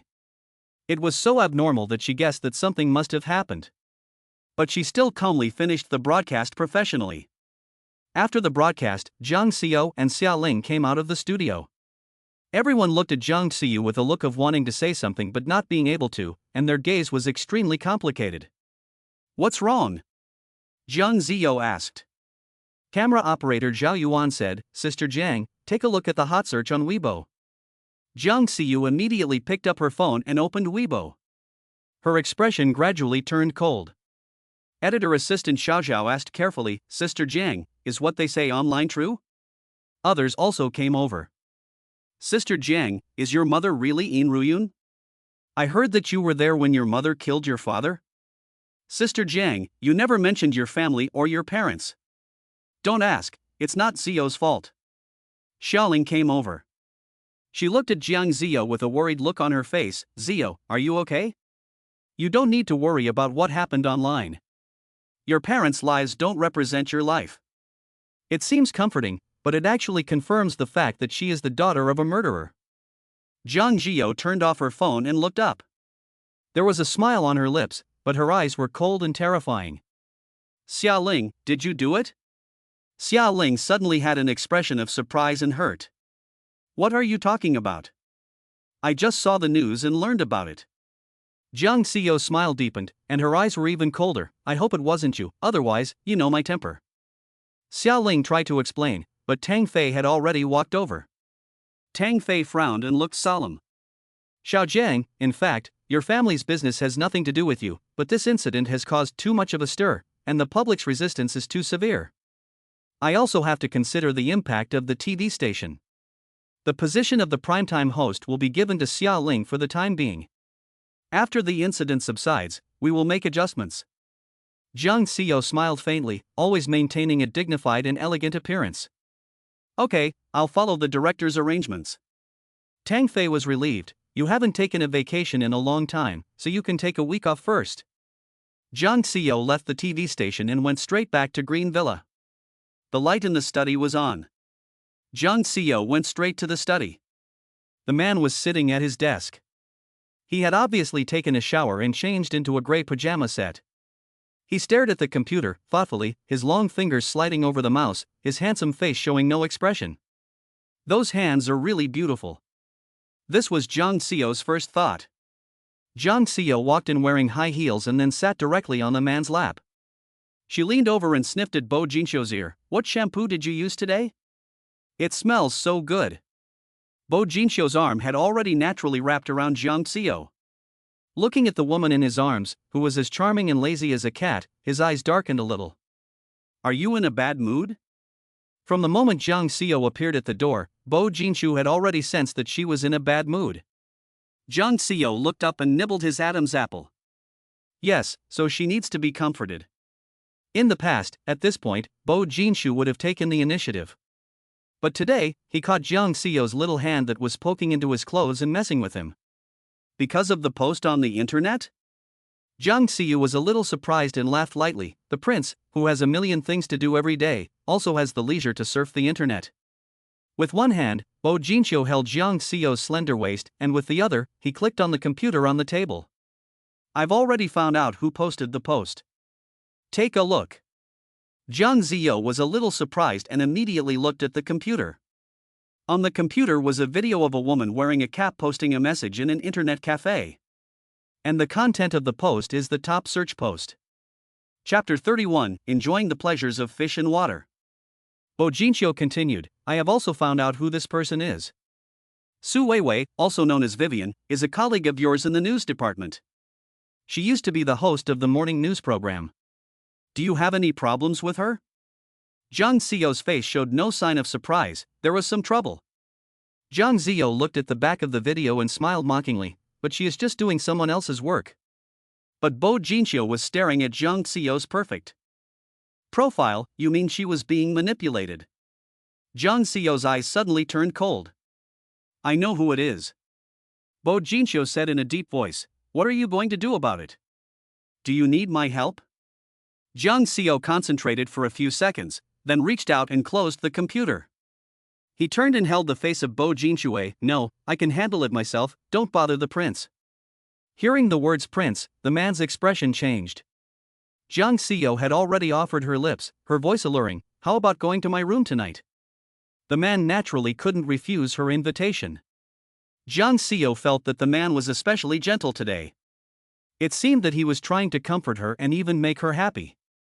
Jiang Xiao was also very pleased. Her bad mood gradually improved, and she even ended up indulging in the pleasures of love. But he only kissed her and teased her, without taking any further action. Jiang Xiao was aroused and wanted more. Give me. Call me. The man coaxed her gently in her ear. My dear. No. Baby. That's not what I want to hear. Jiang Xiao's consciousness was a little scattered, and her heart felt like it was being tickled by countless feathers. That's what she used to call him. What did he want to hear? Prince? Her voice was moist, like a cat's soft purr. The man still resisted giving her what she wanted. Jiang Xiao, call my name. Jiang Xiao opened her eyes slightly, her eyes full of mist, alluring, and her red lips were as red as blood. Her voice was so beautiful, it was clearly intoxicating. Bo. Jean. Xiao. Her voice was extremely beautiful, as if it had a kind of magical power that could melt the bones. At this moment, Bo Jinxiu had also reached the limit of his endurance. They were completely at one, enjoying the pleasure of being together. The next day, Jiang Xiao called Vivian and asked her to meet him. Vivian was still very arrogant. Sorry, the president of beauty has invited me to an interview today. I'm afraid I'm not as free as you. Vivian knew that Jiang had lost his primetime hosting job and had been forced to take a year-long sabbatical by the director. It was more like a suspension than a vacation. Not to mention the primetime hostess, she may not even be able to keep her new news program. Vivian on the other end of the phone was gloating. Jiang Xiao's voice was still calm and elegant. If you don't have time during the day, how about tonight? I'll treat you to dinner at the Hentaying restaurant. Hentaying restaurant is one of the top restaurants in Rongcheng. Vivian agreed after a few seconds of consideration. She knew it would be a trap, and that Jiang Xiao must have heard the news and wanted to confront her. But she wasn't afraid at all. All along, everyone at the TV station thought that Jiang Xiao was a celebrity in Rongqing because she always wore designer clothes and was both noble and elegant. Although everyone found her behavior unbearable, they were always afraid of her powerful family background and dared not offend her. She never imagined that her family of origin was so deplorable. Even if she knew that she had posted those messages herself, what would she do about it? That night, Vivian deliberately arrived an hour late. She didn't expect Jiang Xiao to still be sitting there patiently waiting.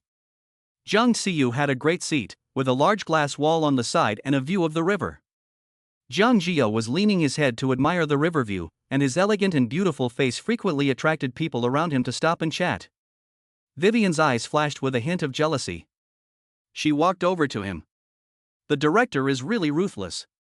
This year, you have almost taken over all the advertising contracts for the TV station.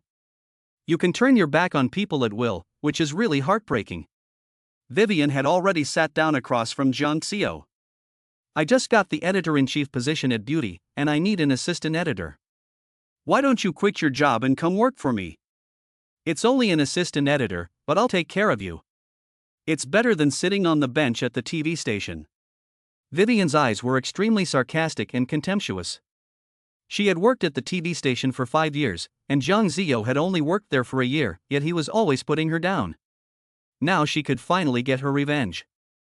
Jiang Xiao's expression was indifferent, and she smiled faintly. Thank you for your kindness, but I'm not considering changing jobs for the time being. Vivian smiled sarcastically. I'm doing this for your own good. Instead of waiting to be fired, it's better to resign yourself and leave with some dignity. Do you think the director would allow a murderer's daughter to tarnish the station's reputation? Even if the director is willing to protect you, the station director won't agree. Jiang Xiao simply cut to the chase. I'm in this situation because of you, aren't I? Vivian was also prepared.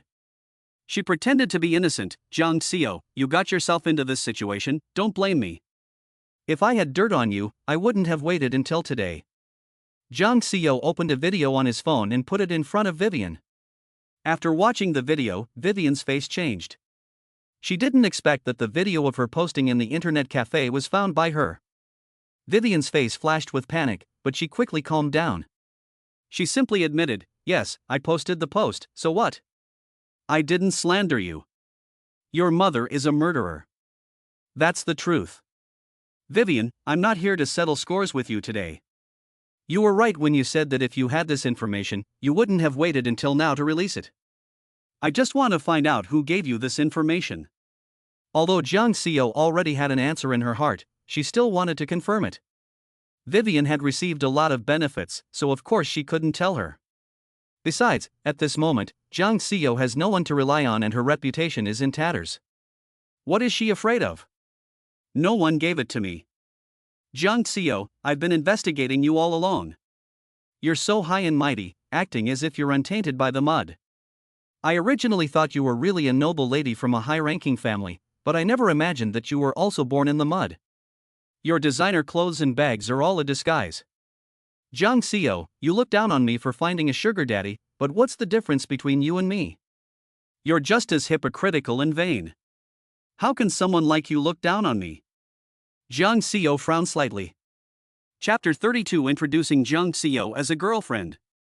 On the internet, it was only announced that Yin Ruyun was her mother, and a lot of fuss was made about the murderer, but nothing was mentioned about the exchange of children with the Jiang family. Jiang Xiao did not respond, as if she did not want to pay any attention to Vivian's emotional outburst.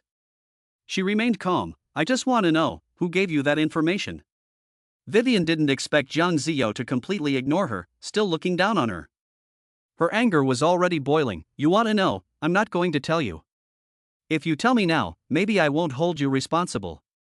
Vivian laughed wildly. Jiang Xiao, when is it? You still pretend. What can you do now? I would like to see what you can do to me. Jiang Xiao smiled, picked up her phone, and dialed a number. Jiang Xiao was calling Bo Jinsho. The call was quickly connected. Jiang Xiao said, "Can you do me a favor?" A few minutes later, Jiang Xiao returned to his seat. Vivian mocked. Jiang Xiao, stop pretending. Do you think I'm scared of you making a phone call? Who do you think you are? Vivian was not afraid at all. She had already deleted the original post. At most, she would call the police to sue her for infringement of portrait rights. This kind of thing would be settled with a little money. But soon, Vivian received a call from the editor-in-chief of Beauty. "Vivian, I'm afraid I can't offer you the position of editor-in-chief." Vivian panicked. "Editor-in-chiefly, didn't we already talk about this today?" "You must have offended someone." "I can't say more, it's an order from above." After hanging up the phone, Vivian looked at Zhang Xiao with disbelief on her face. She had been planning to take over the position of editor-in-chief of Beauty for months. She spent a lot of money and exhausted her connections to finally get it. She immediately became hysterical. "Zhang Xiao, what kind of tricks did you use? How dare you ruin my job?" Zhang Xiao also suppressed the smile between her eyebrows. "You chose to drink the wine instead of the punishment."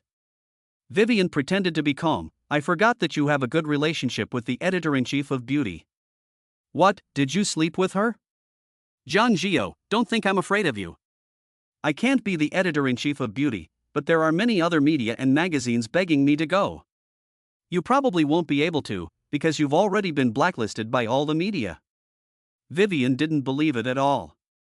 But for some reason, she was suddenly panicked when she saw Zhang Xiao's so confident tone.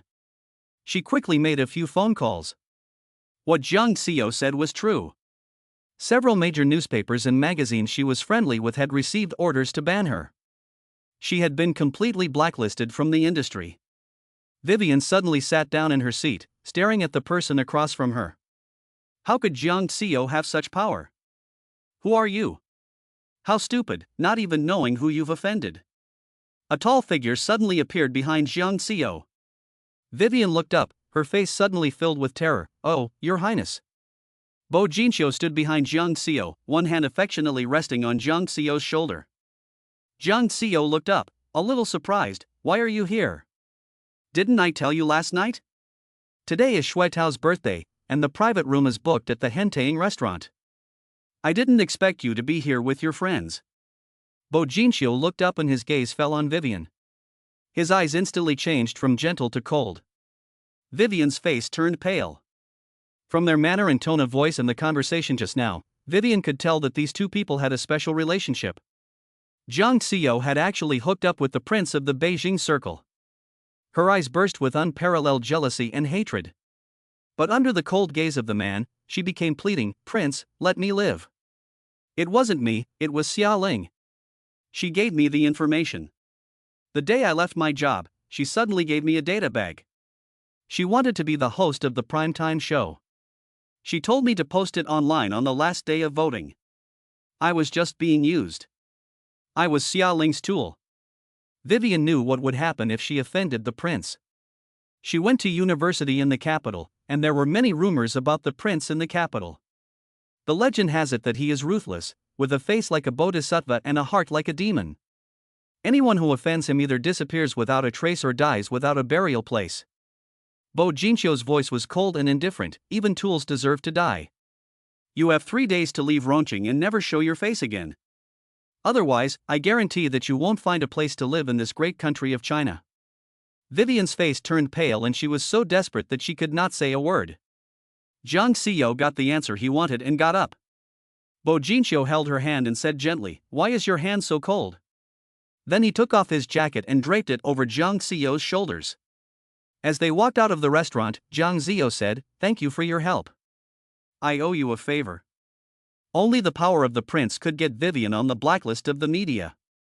Her tone was still a bit unfamiliar. It seemed that apart from in the bedroom, this woman always kept her distance from him. Bok Jinxiu said lightly, "Since you say you owe me a favor, there is an opportunity for you to repay this favor right now." Zhang Xiao looked up, her beautiful hazy eyes staring straight at him, making his heart beat faster. "What opportunity?" "I just said that Shui Tao is having a birthday party here, and everyone else has a date, but I don't. It's embarrassing. Why don't you come with me to have a drink, and then we'll go back together later?" Zhang Xiao knew that for these young men from wealthy families, it was their face, their brand name watches, their playthings and decorations that added the finishing touch, just like women's brand name clothing and bags. Although she doesn't like these things, she naturally has to repay the favor since she owes it. "Let's go then." The door to the private room was pushed open, and the excitement inside came rushing out. The room was large, with people singing, playing mahjong, and sitting on the sofa drinking and rolling the dice. The table was piled high with gifts and a huge cake that had been cut into pieces. "Brother Jin Xiu, you're back. You just went to." A playful girl saw Bo Jinshui at the door and ran over like a lark. But when she saw Jiang Xiu next to Bo Jinshu and the suit jacket Bo Jinshu had draped over Jiang Xiu, her expression suddenly changed. Her voice also rose a few notes, full of hostility. "Brother Jin Xiu, who is she?" The others also gradually came to their senses and looked at the door. They were all surprised to see that Bo Jinshu had brought a woman with him, and they all widened their eyes in amazement. "She is my girlfriend." Bo Jinshu's voice was faint, but it was loud enough for everyone in the private room to hear. Chapter 33, His Fiancée. But everyone's jaws almost dropped in shock. Everyone knows that Bo Jinshui doesn't like any of the famous ladies in the capital, because he has a woman in his heart. For that woman, he has even kept himself chaste, living like a monk. In order to avoid the family marriage alliance of the old man, he even moved to Rongqing, a small city thousands of miles away from the capital. That's right. Bo Jinshu lived in Rongqing for 3 years, half of which was for the Paradise Resort project, and the other half was because the old man had arranged a marriage for him with Xue Qin, the only daughter of the Xue family, one of the 4 great families in the capital. "Girlfriend? How can you have a girlfriend? Are you doing this to me?" Bo Jinshu's mouth curled up, but his eyes were cold. "It's none of your business if I have a girlfriend. Bo Jinshu, I'm your fiancé. I never admitted it. You know that the old man values me the most, and he has already proposed to my family in private, but he hasn't announced it to the public."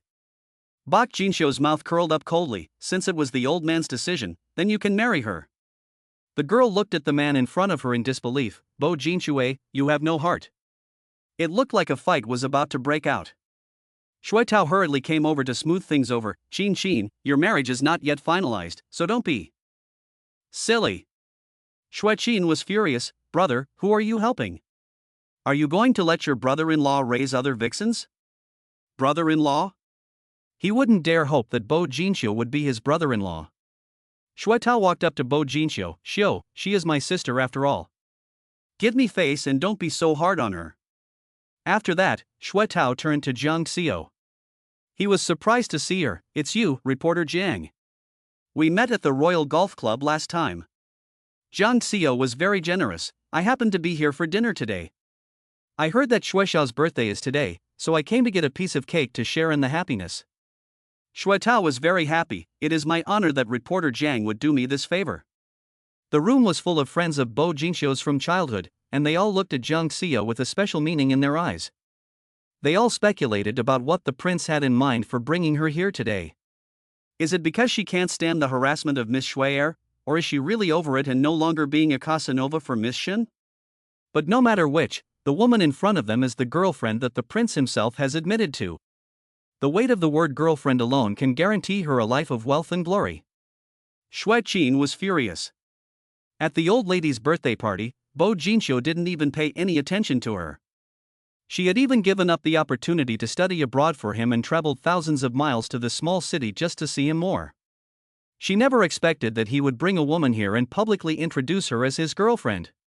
He had humiliated her in front of all the socialites in the capital, and she was afraid that she would become a laughingstock. Xue Qin sat on the sofa, staring at Jiang Xiu, who was sitting at the table playing mahjong with a group of men. She was smiling, playing both sides, and being all things to all people. Bok Jinshu sat next to him, looking at her with adoration, and even cut fruit for her himself. The prince of the house had never done anything like this for a woman. The flames of jealousy and anger in her heart burned fiercely. In the end, she couldn't help herself, and when Bo Jinshu went out to answer the phone, she took a piece of cake and walked towards Jiang Xiu. Everyone in the private room was busy with their own business, and no one noticed her at all. She walked behind Jiang Xiu step by step, raised her hand, and tried to smash the cake on Jiang Xiu's head. But the woman sitting at the mahjong table seemed to have eyes in the back of her head. At the moment the cake was about to fall, she suddenly stood up, and her shoulder just happened to hit Xue Qin's elbow. Her arm was knocked up, and a huge piece of cake covered her face. Xue Qin's face and hair were completely covered in cake. She was furious. "You bitch, you did it on purpose." Then she tried to grab Jiang Xiu's hair. Jiang Xiao had studied Sanda, so she was not so easily caught. She deliberately dodged left and right, but Xue Qin was knocked into the table and tripped over a bottle on the ground, looking very embarrassed. The men playing mahjong looked at each other, but did not intervene. One is the protagonist's younger sister, and the other is the prince's girlfriend. If you help one, you will offend the other. Moreover, Xue Qin is notoriously domineering in the Beijing circle. So they just watched the show. But it was obvious that Xue Qin was no match for this Miss Jiang. This Miss Jiang seemed to be just dodging, but she obviously had some skills. Her evasive movements were even a little elegant. In contrast, Xue Qin, who was attacking her like a madman, was getting more and more wasteful, and even had a big bump on her forehead. At this time, Bo Jinxiu came in. Jiang Xiao quickly hid behind him, looking aggrieved. Brother Jinxiu, Miss Xue seems to be drunk. Her voice was like a lark, and her grievance was tinged with a hint of coquetry, as if she were being coquettish. The people around her all felt a tingle in their hearts. But this completely infuriated Xue Qin. You little vixen, do you call Jinxiu brother too? I'm going to rip your mouth off today. Xue Qin rushed forward to slap Jiang Xiao. But her arm was intercepted by Jinxiu. Xue Qin, don't go too far, or don't blame me for not giving your brother face. The atmosphere suddenly turned cold. Xue Qin was shaking with anger. Brother Jinxiu, can't you see that she's bullying me? Look at my face, and here. Xue Qin pointed to the bruise on her forehead and the cut on her knee from the bottle, and tears of grievance flowed. But Bo Jinxiu just turned and looked at Jiang Xiao. Are you hurt? Jiang Xiao shook her head. As cute as a kitten, I'm scared. I want to go home. Bo Jinxiu took Jiang Xiao's hand. Okay, then we'll leave now. After saying that, Bo Jinxiu took Jiang Xiao away. Xue Qin sat on the ground and cried. Xue Tao sat on the sofa and shook his head. When Xue Qin came over, he deliberately did not interfere. But Xue Qin was no match for Miss Jiang. Whether it was her scheming or her skills, she was completely out of her league, completely crushed. Everyone could see that just now Jiang Xiao was playing with Xue Qin like she was walking a dog. That woman is no ordinary woman. Outside the private room, Jiang Xiao brushed her big, wavy curls and looked at the man with her naturally beautiful eyebrows and eyes. Are you satisfied with my performance? Bo Jinxiu laughed. You made the birthday girl's sister look like that at a birthday party, and you're asking me if I'm satisfied? Jiang Xiao shook her head and said, you're really bad. The daughter of a wealthy family, the sister of a friend, you don't want to break the face, so you need a vixen to shift the blame for breaking the engagement to someone else, and in the process, you can also hurt Miss Xue a little, so that she will be disappointed and give up, and stop pestering you. The interests of these big families are intricately linked, and naturally, the dignity of both families must be maintained. Since the engagement has already been set, if Bo Jinxiu wants to break it off, he needs someone to take the blame. She is naturally the best candidate. Even if the Xue family has complaints, they will only point the finger at her as the fox spirit, not at Bo Jinxiu, the person involved. Bo Jinxiu laughed lightly and didn't say anything. She was thinking too complicatedly. Chapter 34, I won't let you off the hook if anything happens to the child. That night, Jiang Xiao couldn't sleep. Even after exhausting her energy in bed, she still couldn't sleep. She got up and sat on the wicker chair on the balcony until dawn. She was still struggling with a choice. Even after all these years, Xia Ling has done so many things to hurt her. She still hasn't killed her. Because she had pulled Xia Ling out of hell. But now, Xia Ling, I will push you back into hell. Because that is where you belong. When it was just light outside, Jiang Xiao picked up his phone and dialed a number. Auntie Xia? Do you know that Xia Ling has returned to China? 8 a.m. There were people coming and going in front of the TV station. Jiang Xiao's car was parked nearby. After a while, she saw an additional hunched-over woman at the entrance to the TV station. It was Xia Ling's mother, Xia Xiufen. She was dressed in rags, her hair was messy, and she looked like a beggar. But her mean eyes were shining with a certain greedy light as she stared at the people entering the TV station. Finally, she waited for Xia Ling. Xia Xiufen grabbed Xia Ling's arm. Xia Ling, it really is you, you ungrateful daughter, you didn't even say a word when you came back. At first, Xia Ling didn't recognize the woman at all. But when she saw her face clearly, the terror in her eyes was like a flood. Mom, why are you here? Xiaoling's hair was suddenly pulled up by the old woman, who then proceeded to punch and kick her. Although Xia Xiufen looked like a beggar, she was very strong. She grabbed Xiaoling's hair and started to throw a tantrum. Everyone come and take a look at this ungrateful daughter of mine. I worked hard to raise her and send her to college, but now that she's all grown up, she doesn't care about her parents' lives or deaths. She's got a boyfriend and she's living it up, and she doesn't even care that her father is bedridden and disabled. She's heartless. The people around were all attracted to come over. Some people recognized Xiaoling and quickly pulled the two apart. Xia Xiufen simply lay on the ground and rolled around. My life is so miserable. I raised an ungrateful child. What kind of host is this? She doesn't even care about her own parents. Oh, God, when I gave birth to you, it was a difficult labor that lasted 3 days and nights. If I had known this, I would have just drowned you in a bucket of water. Xia Ling fell to the ground and trembled. Her fear of Xia Xiufen had penetrated her bones, and she could not utter a word. The hatred in her eyes, wrapped in fear, was thick. Everyone was watching. The sympathy and contempt in everyone's eyes deeply hurt Xia Ling. Xia Ling shouted hysterically, I don't know her, she's just a lunatic, I don't know her at all. Jiang Xiao sat in the car, calmly watching everything. Seeing Xia Ling tear off her mask and become hysterical, she calmly put on her sunglasses and drove away. But 2 hours later, Jiang Xiao received a call from Yan Feng. Jiang Xiao, get your ass to the hospital. What's the matter? Jiang Xiao's tone was cold. Xia Ling is being resuscitated. If our child doesn't make it, I won't let you off the hook. After hanging up the phone, Jiang Xiao felt a wave of anxiety. Xia Ling's baby can't be saved?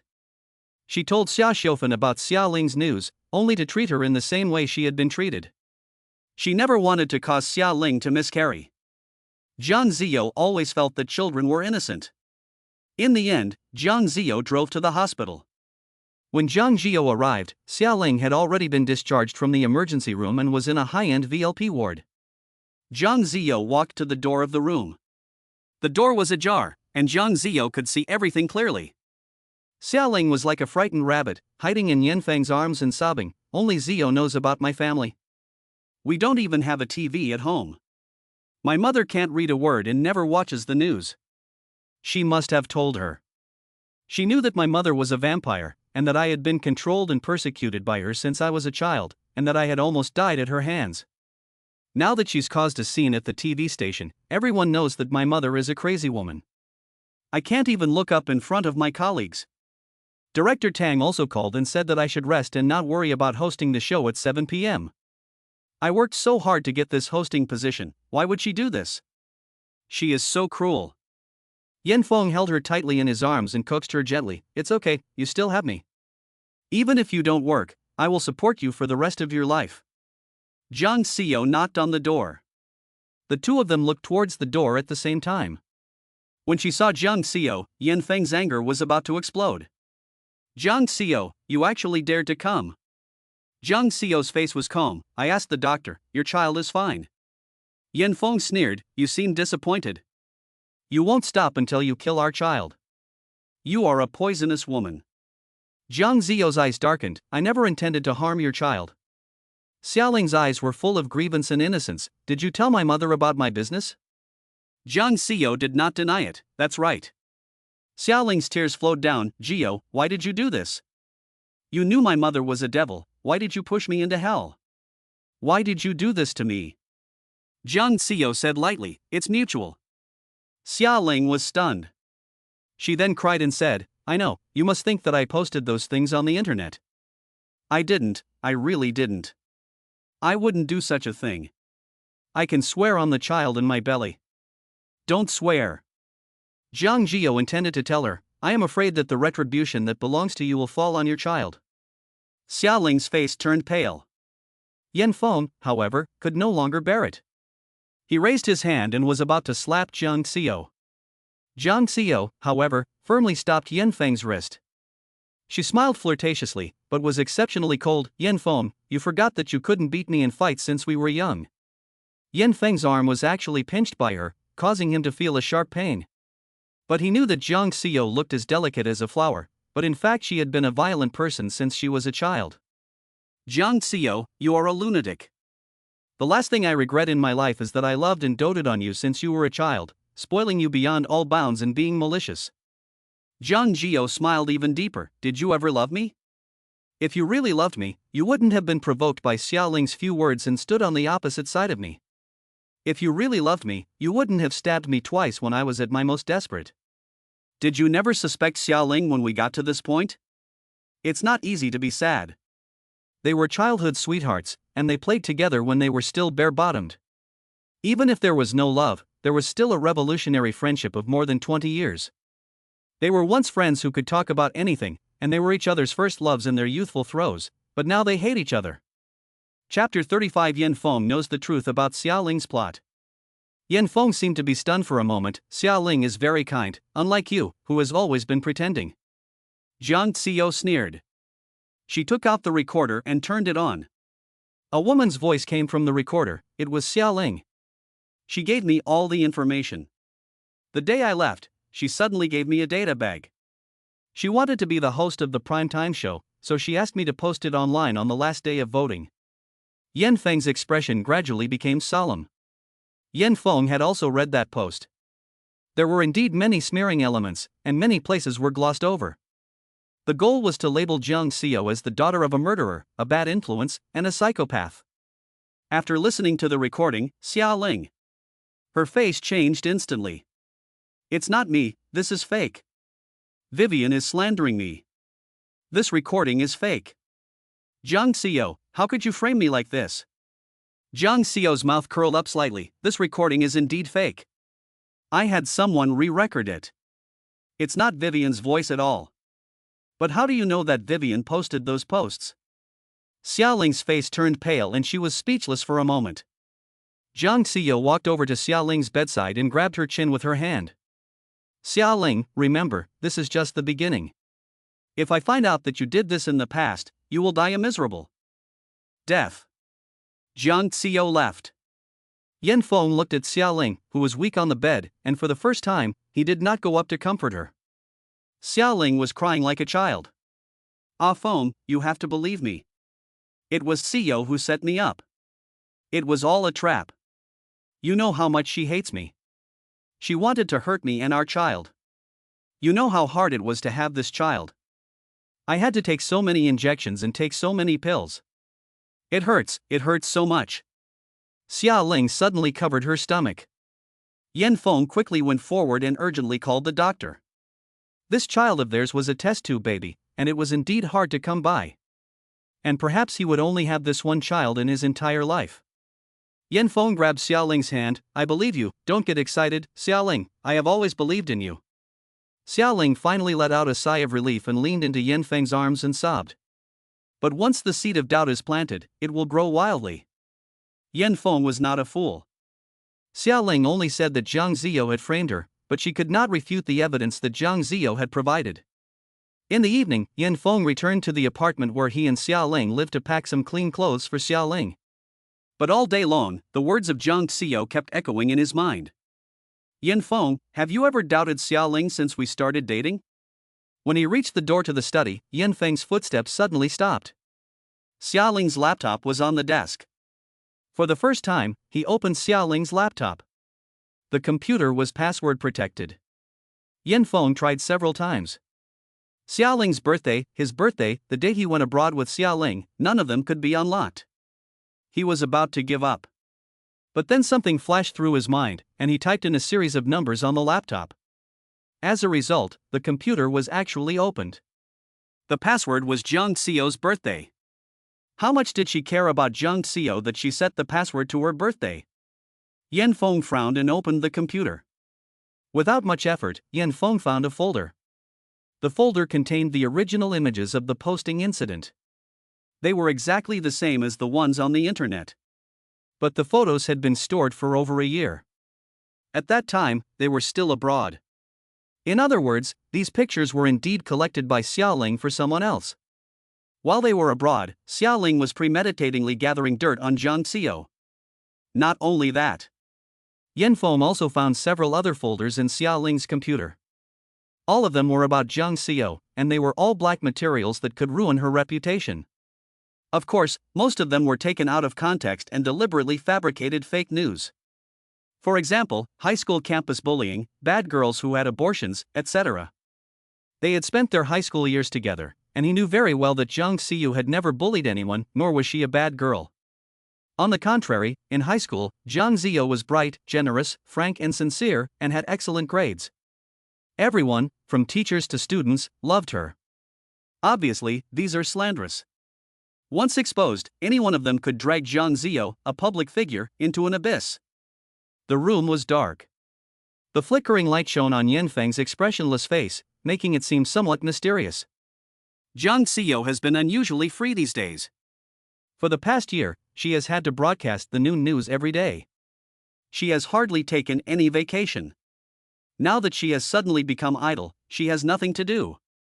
In the morning, she slept until the sun was high in the sky. Then she started designing jewelry. Her senior colleague had been asking for the design drafts recently, so she had time to design 2 sets and send them to him. Bok Jinxio went to Japan on a 3-day business trip. He just got back today. At noon, Jang Seo received a message from Bo Jinxio, asking her to go to the president's office at BJ to have lunch together. Since she was bored, Jang Seo went. She also quite liked the special cooking that the chef at BJ had prepared for Bo Jinxio. Her car drove directly into the parking lot underneath the BJ building. Then she took the elevator that was reserved for Bo Jinxio. When the elevator opened, she was in the private lounge of Bo Jinxio's office. Jang Seo thought that this design is perfect for having an affair. There was no one in the lounge. Jang Seo opened the door and went out. Outside was Bo Jinxio's office area. As soon as Jang Seo opened the door, she ran into Gaosen, Bo Jinxio's personal secretary. The atmosphere was awkward. Gaosen was not at all surprised. He pushed his rimless glasses up his nose and said politely, "Miss Jiang, the president is still on his way. He should be here in about 10 minutes. Jang Seo replied, "Okay, I know." Jang Seo sat in the office chair of Bo Jinxio. There was a stack of documents on the table, and she glanced at them casually. But she saw a familiar photo. The photo was of Jiang Xiaoxiao. Jang Seo couldn't help but pick up the document and take a closer look. It was a job application. Jiang Xiaoxiao was applying for the position of assistant to the president. Jiang Seo's watery eyes seemed to have a chill. In her sophomore year, Jiang Xiaoxiao broke into the Jiang family with a stack of paternity test documents, and then her life and her life were both overturned. Jiang Xiaoxiao's adoptive mother, her biological mother Yin Ruyun, swapped the 2 children in order to take revenge on the Jiang family 20 years ago. According to Jiang Xiaoxiao, she was abused from a young age. This made Yao Shulan's guilt towards her biological daughter and her hatred towards Yin Ruyun reach their peak. At that time, Yin Ruyun was sentenced to life imprisonment for the crime of intentional homicide. So, Yao Shulan vented her anger and hatred on Jang Seo. Jang Seo could not accept that her mother, who had loved and cared for her since she was a child, wanted to kill her in one night. At the time, she was thinking, if she died, would it awaken a trace of the motherly love she had once felt? So she slashed her wrists. But as it turned out, it didn't. Chapter 36. I'm really poisoned by you. I thought of the past. Jang Seo still had a place in her heart that was bleeding. She closed her eyes and looked at the photo of Jiang Xiaoxiao. She was the sole heir to the Jiang group, and she was doing well in the company, so why did she come to apply for the position of secretary assistant at BJ? Probably because of Bo Jinxio. Jiang Seo's mouth twitched. The Jiang family is considered a respectable family in Rongqing, but in front of the powerful and wealthy, the family of the richest man in the country is not even considered a small family. Jiang Xiaoxiao's calculations were too big. The office door was pushed open. The tall figure of Bo Jinxio appeared at the door. He was dressed in a suit and looked very tired.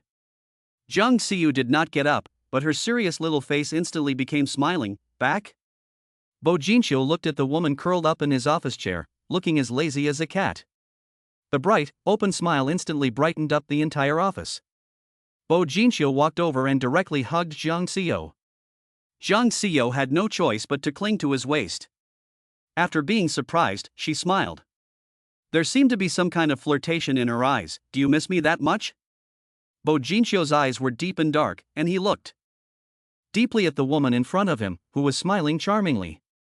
His large hands were still around her waist, and the touch of her soft, supple skin was like a peak of longing. It's been 3 days since I last saw you, and it really feels like a long time. I really am addicted to you. Jang Seo stayed in Bo Jinshu's office for a long time. In the afternoon, Jang Seo received a phone call. It was from Jang Jinhui. Yo-yo, come home for dinner tonight. You haven't been home for a long time. Dad misses you. The words "Dad misses you" made Jang Seo's nose run. In fact, Jang Jinhui was good to her. When Yao Shulan insisted on expelling her from the family and severing all ties, it was Jang Jinhui who stopped her. And at the banquet where Jiang Xiaoxiao recognized her family, he said in front of everyone that she would always be the eldest daughter of the Jiang family. Okay, I'll go back tonight. Jiang Xio got up, took her bag and walked towards Bo Jinsho. Bo Jinsho was busy with paperwork. Don't say this man looks like a playboy who doesn't work hard. When he is serious, he has an indescribable charm. Jiang Xio walked over to Bo Jinsho, put one hand on his shoulder, and leaned in to kiss him on the cheek. I'll leave first. Don't wait up for me tonight. Just as she straightened up, she was pulled back by Bo Jinsho, who pulled her into his arms and kissed her fiercely for a while. This is just how this man is. When he is serious, he is especially serious. When he's reckless, he's really reckless. This is an office, Gaotsen could come in at any time. Where to? The man finally let go after kissing her enough. Jiang Zio was in her arms, soft like a cat. But her eyes were sly like a little fox. A secret. She rose gracefully, like a butterfly spreading its wings. Leaving behind a trail of fragrance, she disappeared into the flowers. In the evening, Jiang Xio appeared at the Jiang family villa. The housekeeper, Mrs. Yu, was pleasantly surprised to see Jiang Xio and happily ushered her into the house. Miss, you're finally back. The master said you'd be back tonight, so I made your favorite durian custard. Yuseo had watched Jiang Zio grow up and had a deep affection for her. After the accident, Sister Yu was very distressed but could do nothing. Although Jiang Zio is still the eldest daughter of the Jiang family on the surface, she only comes back once every few months. So when she did come back, she could only make her favorite snacks. Thank you, Sister Yu. A warm feeling welled up in Jiang Zio's heart. Sister Yu, what did you do to make the kitchen smell so bad? Jiang Xiaoxiao came down the stairs and looked down on Sister Yu and Jiang Xio. Yuseo hurriedly explained, Miss, I made some durian milk cakes that the young lady loves to eat. I just cleaned it up carefully, and there is no smell in the kitchen. Miss, what is the daughter of a murderer? Miss Jiang, you have to remember that there is only one miss in the Jiang family, and that is me. Do you hear me? Yuseo's face was very ugly. She is 70 years old, has raised 2 generations of the Jiang family, and the master is very respectful of her. But since Miss Jiang Xiaoxiao came back, she has been treating her like a servant. Yuseo didn't say anything, and Jiang Xiaoxiao used a commanding tone again. Yuseo, throw away those stinky things. In the future, the Jiang family will not allow durian to appear. Yuseo said in a trembling voice, but these are all big, all of them are Miss Zio's favorite food. Yuseo, do you still want to work for my family? Do you believe that I will send you back to your hometown tomorrow? Yusa's eyes were filled with tears and her lips trembled slightly. She looked at Jiang Xio helplessly and guiltily, Miss. Jiang Xio leaned close to her ear and whispered, put it in my car. Yunyang nodded and left. Jiang Xiaoxiao walked up to Jiang Xio and said with a smug look, I heard you were suspended from your job at the TV station? Jiang Xiu smiled lightly, my sister is quite concerned about me. Your scandal has been on the hot search for a few days, I think it's hard not to know. Jiang Xio, don't really think of yourself as the eldest daughter of the Jiang family. After you lost your job, you thought about coming back to pretend to be a green tea girl to gain the sympathy of your parents and get benefits? Those are my parents, not yours. You are the daughter of a murderer. You don't deserve to be with those glamorous people. You should stay in the dark corner. Jiang Xio didn't change her expression at all, but her smile grew deeper. People say what they want, but why does my sister always call me the daughter of a murderer? Compared to me, a daughter she has almost never met, you are the daughter that In Ruyun has raised for 20 years. Your relationship should be deeper. When it comes to In Ruyun, Jiang Xiaoxiao's face changed. She is a murderer and a human trafficker. She ruined my bright and shining life. She is not worthy of being my mother. That's why you refused to testify in court, allowing her to go from being charged with manslaughter to being charged with premeditated murder and sentenced to life in prison? Jiang Xiaoxiao's face instantly turned white. What did you say? Nothing. After that, Jiang Jiao bypassed Jiang Xiaoxiao and was about to go to the second floor. Jiang Xiaoxiao chased after him and stood in front of Jiang Xiao, blocking him. Jiang Xiao, you have to be clear about what you know. Jiang Xiao did find out something. The night Yin Ruyan killed, in fact, Jiang Xiaoxiao was also at the scene. A neighbor said that he saw the deceased Zhao Duqing beating Yin Ruyan and her daughter. They immediately called the police.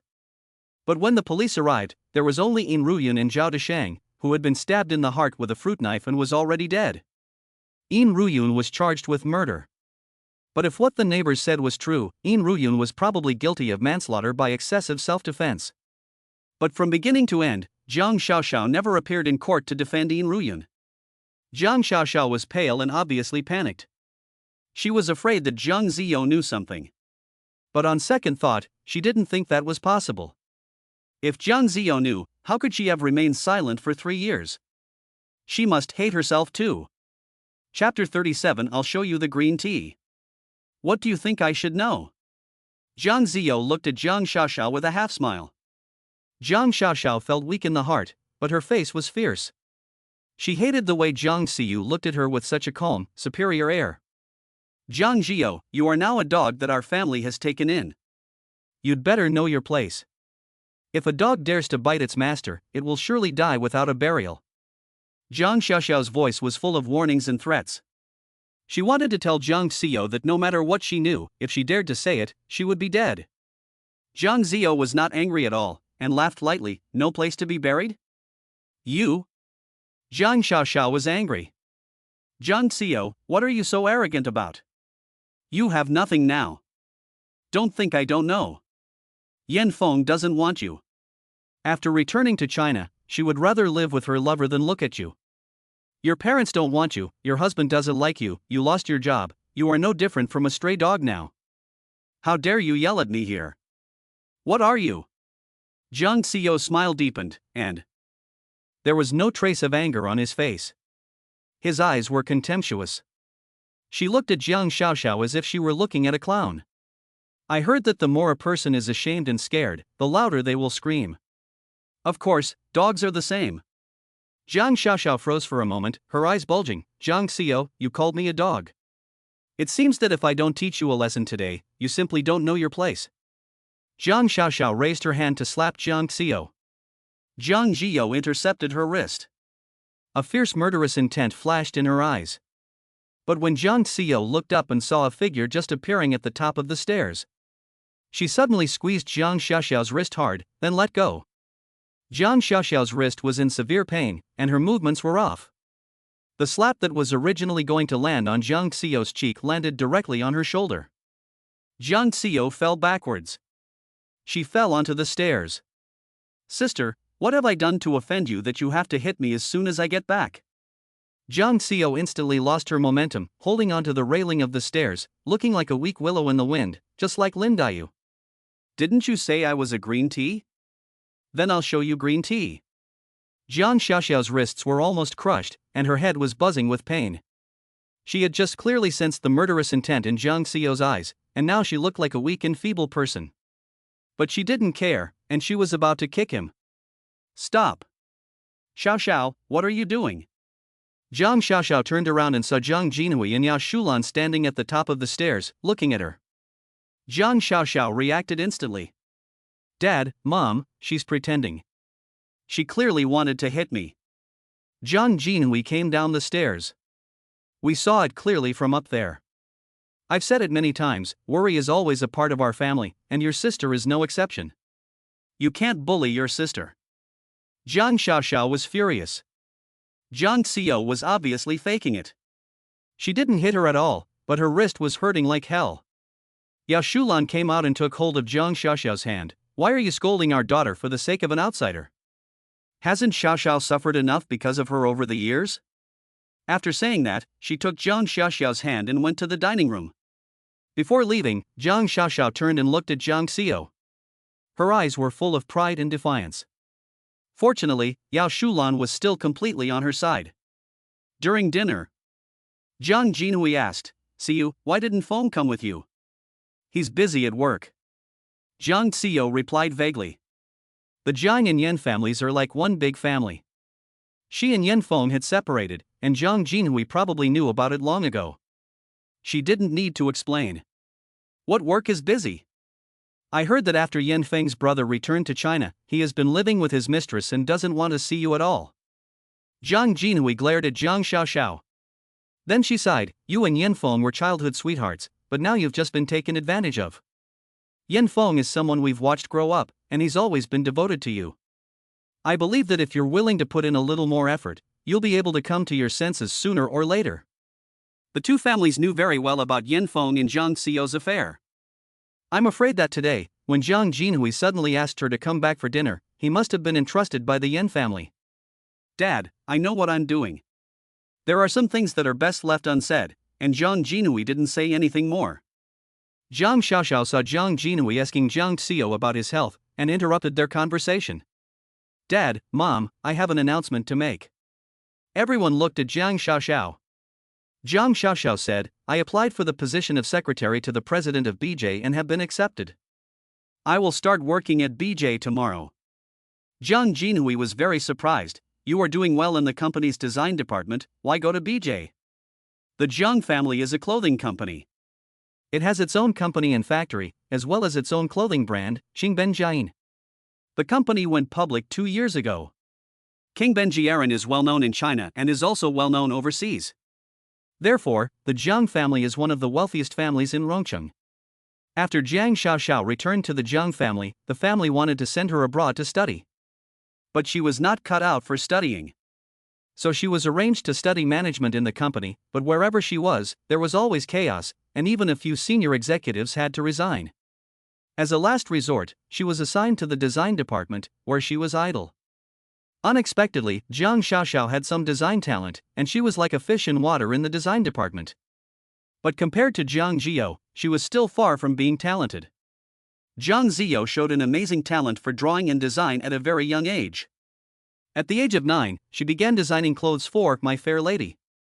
The reason why You Are Beautiful became an international hit was because she won a major prize in an international design competition. However, after Jiang Xiaoxiao joined the design department, Jiang Xiao never drew any designs for the company again. This has also led to the fact that Qingben Jiayin has not produced any stunning designs for 3 years, and it is only the classic designs from the past that have kept the company's reputation alive. In the past 2 years, the company's stock price has been falling slightly. Jiang Xiaoxiao said, "I'm not doing it for the company, I'm doing it for the brand. Dad, you should know that if Qingben Jiayin can move into world, it will become one of the world's most luxurious brands, sought after by all the wives of celebrities." Of course he knows about the World Mall. It is the largest and most luxurious shopping mall in China, and it is also the only membership-based shopping mall in the country. Ordinary people can't get in, it's a high-end mall that exclusively serves the top aristocrats in the country. The clothing brands inside are all top international luxury brands. The mall is located in the prime area of Beijing and is the favorite place for the aristocrats in Beijing. Jiang Jinhui said, "The world is full of top international luxury brands, and there are no domestic clothing brands at all. It would be like a dream come true for Qingben Jiayin to enter the world." Chapter 38, Jiang Xiaoyu, I miss you so much. Jiang Xiaoxiao said, "That's why I applied for the position of secretary to Bo Jinshui. World is the Bo family's business, and Bo Jinshui is the only heir to the Bo family. If he gives the green light, Qingben Jia will be the first domestic clothing brand to enter world. You know the value of this, Dad." Jiang Jinhui shook his head, "Xiaoxiao, it's not as easy as you think. The Bo family also has its own clothing company, which is much larger than the Jiang family's. The Bo family doesn't even let their own brand enter the mall, let alone a brand from another place." Jiang Xiaoxiao was confident, "Dad, how do you know if you don't try? Give me 3 months, and I'll definitely get Bo Jinshu." Seeing Jiang Jinhui's doubtful look, she added, "What I mean is that I will definitely get the prince to let Qingben Jiayin move into the world." Jiang Xiao had been listening quietly without saying a word. Jiang Xiaoxiao's idea was too naive. Not to mention that world has clear cooperation standards for brands. It is simply impossible to break the rules for any brand and ruin the reputation of the first luxury brand in China that he has been operating for many years. In addition, Jiang Xiao seemed to have heard Bo Jinshu mention that World did not fall under his management, but was run by his older sister, Bo Wanzhou. And Bo Wanzhou and Bo Jinshu have a bad relationship. And Jiang Xiaoxiao also lied. She didn't get the job as Jinshu's secretary, but as an assistant. The assistant secretary hardly ever sees Bo Jinshu. After dinner, Jiang Jinhui said to Jiang Xiao, "Stay home tonight. Your room hasn't been occupied for a long time." Jiang Xiao glanced at Yashulan. She was still expressionless, and didn't even look at her. Jiang Xiao felt a chill in her heart. He had already died once, so what was there to hope for? Jiang Xiao was about to decline. The phone suddenly rang. It was Yan Feng's friend Xiao Kai calling. "Sister Yu, Yan Feng is drunk. Please come and pick him up." Jiang Xiao took the opportunity to make an excuse. "Yan Feng is drunk, I'll pick him up later, and I won't stay here tonight." Jiang Jinhui was relieved.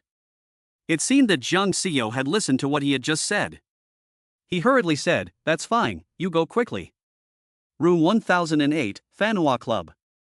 Jiang Xiao pushed the door open. It was very noisy inside. Everyone was drunk, singing and drinking. But almost everyone in the room was someone Jiang Xiao knew. They were childhood friends of Yan Feng. Yan Feng's childhood friend is also her childhood friend, and some people are even closer to her than to Yan Feng. When they saw her come in, they immediately became quiet. Xiao Kai hurried over. "Sister Yu, you're here." These people are all a year or two older than Jiang Xiao, but they all call her Sister Yu. It was because when she was a child, Jiang Xiao was a feisty girl who never lost a fight with the boys. Later, everyone was convinced and changed their minds and called her sister. When Feng returned to China, I organized a gathering for everyone to get together. I didn't expect him to be in a bad mood today, and he had drunk a lot. Jiang Xiao glanced at Yan Feng, who was lying on the sofa. "You should call Xiaoling." "Why call me? Everyone knows the story between the three of them." Xiao Kai interjected. "Who is Xiaoling?" "I don't know her." "You two were a couple when you were little, and you are the rightful Mrs. Yan. Who else would I call?" Jiang Xiao was too lazy to argue with him. He glanced at Yan Feng. "Can he still walk?" Xiao Kai asked someone to help Yan Feng up and followed Jiang Xiao out. As soon as they reached the lobby with the flowers, Yan Feng suddenly woke up. Yan Feng shook off the two people holding him up. "Let go of me, I'm not drunk, I can still drink." Jiang Xiao walked up to Yan Feng. "Can you still walk? If you can still walk, you can go on your own. I'll take you home." Yan Feng stared at Jiang Xiao for a while with his eyes half closed. Suddenly, he took a step forward and embraced Jiang Xiao in his arms. His voice was choked with emotion. "Jiang Xiaoyu, I miss you so much." Jiang Xiao was stunned. His body stood straight, his back stiff. It wasn't the sudden hug, but the long-lost words Jiang Xiaoyu. Jiang Xiaoyu was Yan Feng's exclusive name for her, which he had called her since she was a child. But she hadn't heard it for many years. Jiang Xiao felt a wave of inexplicable sadness well up in her heart. Yan Feng hugged Jiang Xiao tightly, and began to sob like a child. His shoulders began to tremble slightly. "Jiang Xiaoyu, why did you leave me? Why?" Jiang Xiao was lost in thought for a moment, but then suddenly snapped back to reality. Yan Feng was really drunk. He was even talking nonsense. Jiang Xiao patted Yan Feng on the back. "Yan Feng, look carefully, I am Jiang Xiao, not Xiaoling. Jiang Xiaoyu, you must not abandon me. Everyone else can despise me, but you can't. You can't look down on me. I became what I am today because of you. It's all because of you. How can you be so heartless?" Jiang Xiao was confused. But she had a hunch that there was something going on. Perhaps she could find out why Xiaoling had provoked them in the first place. Jiang Xiao simply coaxed in a general tone, "Be good, I won't abandon you. Tell me, what happened? Why are you saying this?" On the other side. After getting off the elevator, Bo Jinshu and the others stopped. The leader, Bo Jinshu, did not move, and the others naturally did not dare to move either. Everyone looked in the direction of Bo Jinshu. they saw a pair of men and women hugging in the flower hall. Shuetao jokingly said, "The recent trend in the flower hall is really out of control. They are hugging and cuddling in public." Fang Bo said, "I don't think they're the girls from the flower hall, they look more like a young couple who are deliberately acting out, and now they're taking advantage of the alcohol to confide in each other. The little girl is miserable, the man is 7/10 drunk, and he's acting until you cry." While everyone was laughing, Shuetao suddenly realized that something was wrong. Is that woman the girlfriend of the prince? When he said that, everyone seemed to remember something. Yes, it was reporter Jiang. A few days ago, at Shuetao's birthday party, the prince brought a woman over and publicly introduced her as his girlfriend, which made Shueqin cry bitterly. But it was the woman who was hugging and cuddling with other men. Although everyone didn't think much of this couple, they thought that the prince might be using her to make Shueqin back down. But after all, she is the only girlfriend that the prince has publicly introduced to his friends. Isn't this woman just slapping the prince's face in the face? Everyone looked at Bo Jinxiu. Sure enough, the man's face was already as gloomy as it could be. Shuetao had sharp eyes and seemed to have discovered something. The man she was holding seemed to be Mr. Yen of Haifeng Construction. No wonder she wanted to fight with Mrs. Jiang at the golf course that day. It turns out that she really is Mr. Yan's lover. Everyone was shocked. So, this Miss Jiang is playing with two men at the same time, fishing for Mr. Yen on the one hand and our prince on the other? Chapter 39, The Prince is Falling for That Woman. Everyone went to see Bo Jinxiu again. At this moment, Bo Jinxiu's face did not have any expression. Only his aura was chillingly cold. Everyone was suddenly too afraid to speak. On the other side, Jiang Xiao did not get the answer he wanted. Yen Feng was drunk again. His whole body was almost draped over her. Jiang Xiao could only help him walk out of the flowery hall. Everyone carefully observed the expression on Bo Jinxiu's face. Fang Bo said, "Rongqing is a small place, but the women here are really bold. They dared to play with our prince. Prince, why don't you let me handle this? I have many ways to deal with women like this. I guarantee that I will help you get your revenge." Bo Jinxiu did not say anything. The others thought he had agreed with Fang Bo. They teased Fang Bo, "What about helping the prince vent his anger? I think you're just after the pretty girls. You have 8 girlfriends already, and you still haven't changed." Fang Bo must have been an octopus in his previous life, and no one can match his ability to keep several women at the same time. Fang Bo argued, "A woman like this needs a man like me to deal with her. I'll go after her first, and after I've succeeded, I'll set up 2 mahjong tables and tell her that everyone there is my girlfriend, so she'll be suspicious of life and never forget it." Fang Bo was still fantasizing about how to toy with Jiang Xiao, and the more he talked, the more explicit he became. 3 days, at most 3 days, I'll be able to sleep with her. The next second, Bo Jinxiu suddenly turned around. He punched Fang Bo in the face. Fang Bo was knocked to the ground, dumbfounded. Bo Jinxiu stepped forward and grabbed Fang Bo by the collar. "Don't you dare touch her." After saying that, Bo Jinxiu let go of Fang Bo and turned and walked towards the door. Everyone was stunned. Although the prince looked cold and distant, he was still good to his childhood friends. Otherwise, he wouldn't have ordered so many people to follow him from the capital to Rongqing. But just now, everyone could feel the obvious murderous intent in Bo Jinxiu's eyes. Shuetao sighed, "The prince has fallen in love with that woman." After Bo Jinxiu left, he happened to see Jiang Xiao helping Yen Feng into the car. Then he drove away from the flowers. Bo Jinxiu did not drive here today, and it was too late to catch up. So he picked up his phone and called Jiang Xiao. Jiang Xiao just picked up the phone and saw the call from the young man. He just wanted to open it, but the phone ran out of battery and automatically turned off. The car was driving on the elevated highway. Jiang Xiao took Yen Feng straight back to the old house. The Yen family was already asleep. Jiang Xiao could only take Yen Feng back to his room alone. After delivering the person, Jiang Xiao planned to leave. But Yen Feng suddenly woke up again. He kept holding her hand and calling her Jiang Xiaoyu. Seeing that he was half asleep and half awake, Jiang Xiao had another idea to say something. But Yen Feng was like he had lost the memory of the past 3 years. He only talked about the past. More, they were about their childhood. As he spoke, Yin Feng suddenly lifted his shirt and pointed to the scar that wound down his waist. Jiang Xiaoyu, you don't like me, do you? Because of this? But you said you would be responsible for me for the rest of your life, even if I was disabled.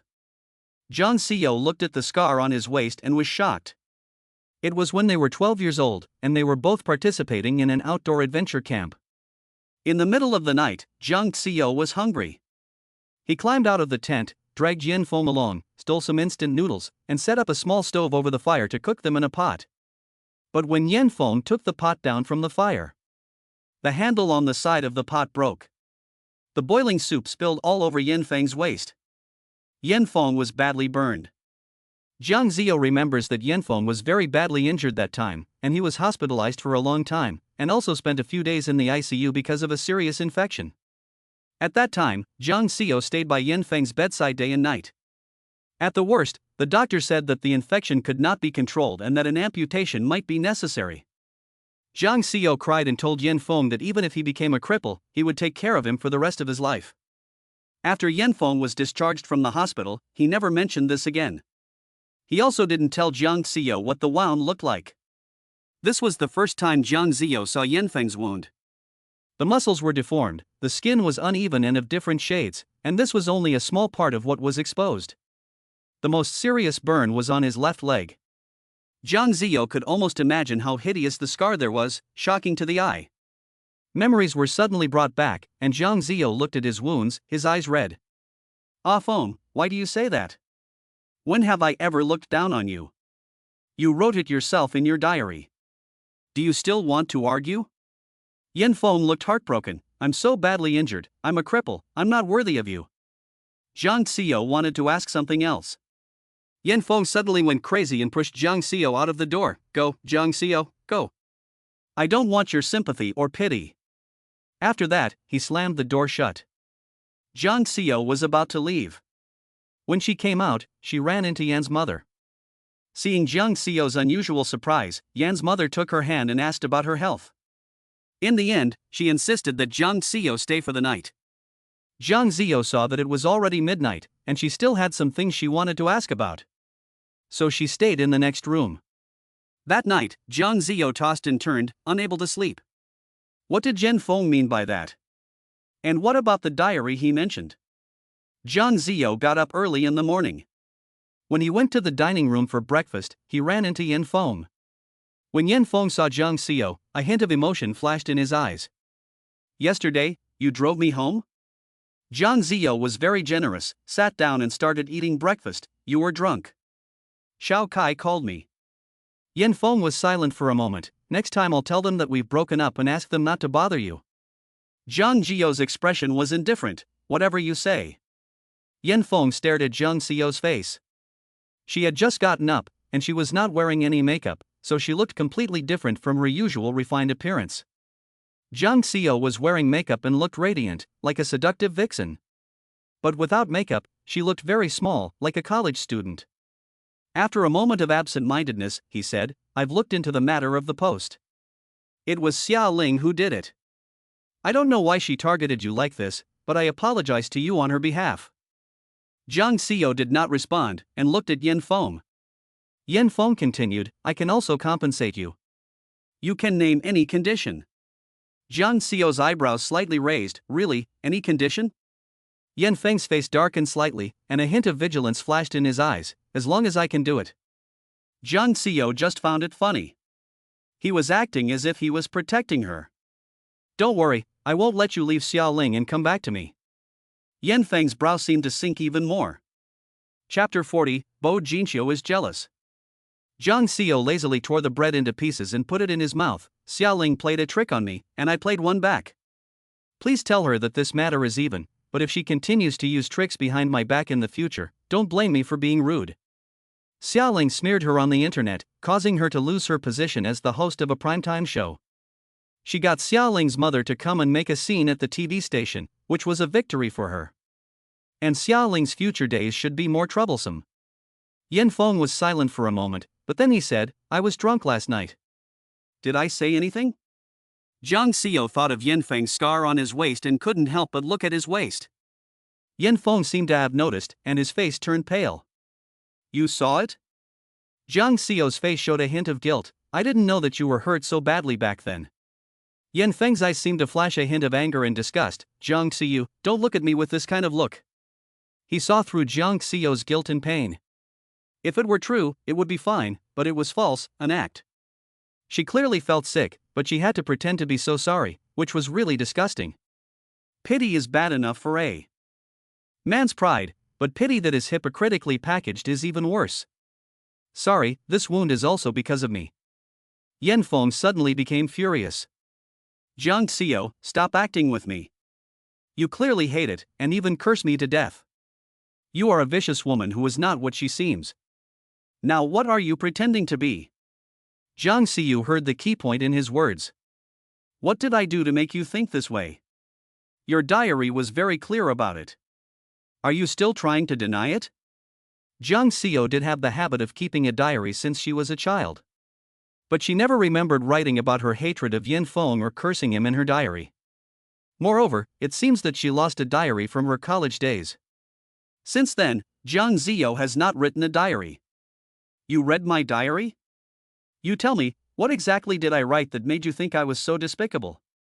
Even after so many years. But thinking about the diaries that Jiang Xiu wrote, Yan Feng still felt a sharp pain in his heart. You know what you wrote. Since you won't say, then take out the diary I wrote and we'll confront each other. Jiang Xiu guessed that the diary he had lost was in Yan Feng's hands. Yan Feng snorted, I burned it long ago. The atmosphere was extremely tense. The air was filled with the smell of gunpowder. Jiang Xiu calmed down first. In the past, you might not have believed me when I said that Xiaoling was trying to drive a wedge between us, but now you should be able to see that Xiaoling is not the innocent person you thought she was. However, since you have chosen her, all the past is unimportant. A dark look flashed in Yan Feng's eyes. I'm tired of fighting with Xiaoling. You tell her that I've given her you, and tell her to stop bothering me, or else I'll take back what's mine and what's not. Yan Feng looked up and stared at Jiang Xiu. His expression was cold, and there was a cold light floating in his eyes. His voice was also very cold. Jiang Xiu, I am a person, not an item that can be given away at will. They parted on bad terms. Jiang Xiu just found it a bit funny. This is exactly what they both wanted. What else did he want from her? After leaving the Yin family villa, Jiang Xiu went to the Green Villa. She had not slept well last night. She had originally planned to go back and take a nap. But as soon as she entered the house, she saw Bo Jinxiu coming down the stairs. When he saw Jiang Xiu, he stopped. Jiang Xiu casually said hello, going to the company? Bo Jinxiu did not answer, but looked down on Jiang Xiu condescendingly. When Jiang Xiu passed him, he spoke. Why didn't you answer the phone? Jiang Xiu took out his cell phone from his bag and looked at it. It's out of battery. Jiang Xiu noticed that Bo Jinxiu's face was not looking good. Did you wait for me last night? I didn't mean to say that I had something to do at night and that you shouldn't wait for me. Bo Jinxiu stared at Jiang Xiu's eyes. You didn't say you wouldn't be back at night. Jiang Xiu smiled. She leaned forward and, as if to comfort him, lightly touched his lips. Sorry, baby. Next time I'll tell you in advance. After saying that, Jiang Xiu bypassed him and wanted to go upstairs to catch up on sleep. But her arm was suddenly grabbed by a force. Jiang Xiu, what do you think I am, your pet dog? There was a hint of anger in his handsome face. When you're happy, you touch me, but when you're not, you kick me to the side? Jiang Xiu didn't know why Bo Jinxiu was so angry in the morning.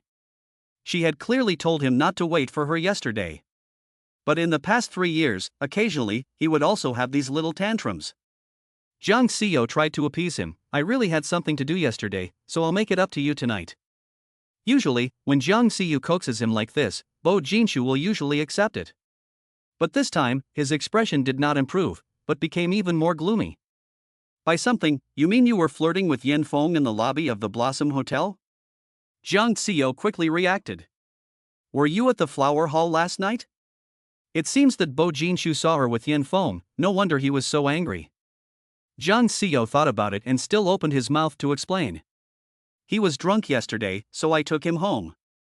He was drunk, why did you let him go? Jiang Xiu, what is your relationship with him now? Seeing as the Yen family has been so kind to me, it's not too much for me to give him a ride. Bo Jinxiu smiled. Do you really care about the Yen family's kindness, or are you still in love with Yin Feng? Yesterday, Jiang Xiao said those things to Yin Feng. He heard it clearly. She called him Ah Feng affectionately. She also said that she would never abandon him. She coaxed him like a child. A hint of sarcasm appeared on the corner of Bo Jinxiu's mouth. You really know how to coax a man. Bo Jinxiu pinched Jiang Xiao's chin. Am I not satisfying you? You want to reunite with Yin Feng so quickly? Jiang Xiao's eyes quickly turned cold. But there was still a hint of a smile on the corner of her mouth. Mr. Bo, you're breaking the rules. Bo Jinxiu's eyebrows furrowed, his eyes were deep and hidden, and there was a storm brewing. Jiang Xiao's smile was still as bright as ever, and her voice was as charming as ever. Our relationship is not strong enough for me to tell you these things, so please don't act like you're interrogating a criminal. We are just taking what we need from each other and trying to make each other happy. We are not husband and wife, nor are we lovers. I can only say that I have not violated our contract. As for my heart and my thoughts, you have no right to interfere. Of course, if Mr. Bo gets tired of it, you can end the relationship at any time, and I will move out immediately. Bo Jinxiu stared at the beautiful woman in front of him. Her meaning was clear. She wasn't sleeping with Yin Feng, but she still had Yin Feng in her heart, so she told him not to interfere. Bo Jinxiu even suspected that if he said he was terminating the relationship, she would leave in a hurry and even celebrate with champagne.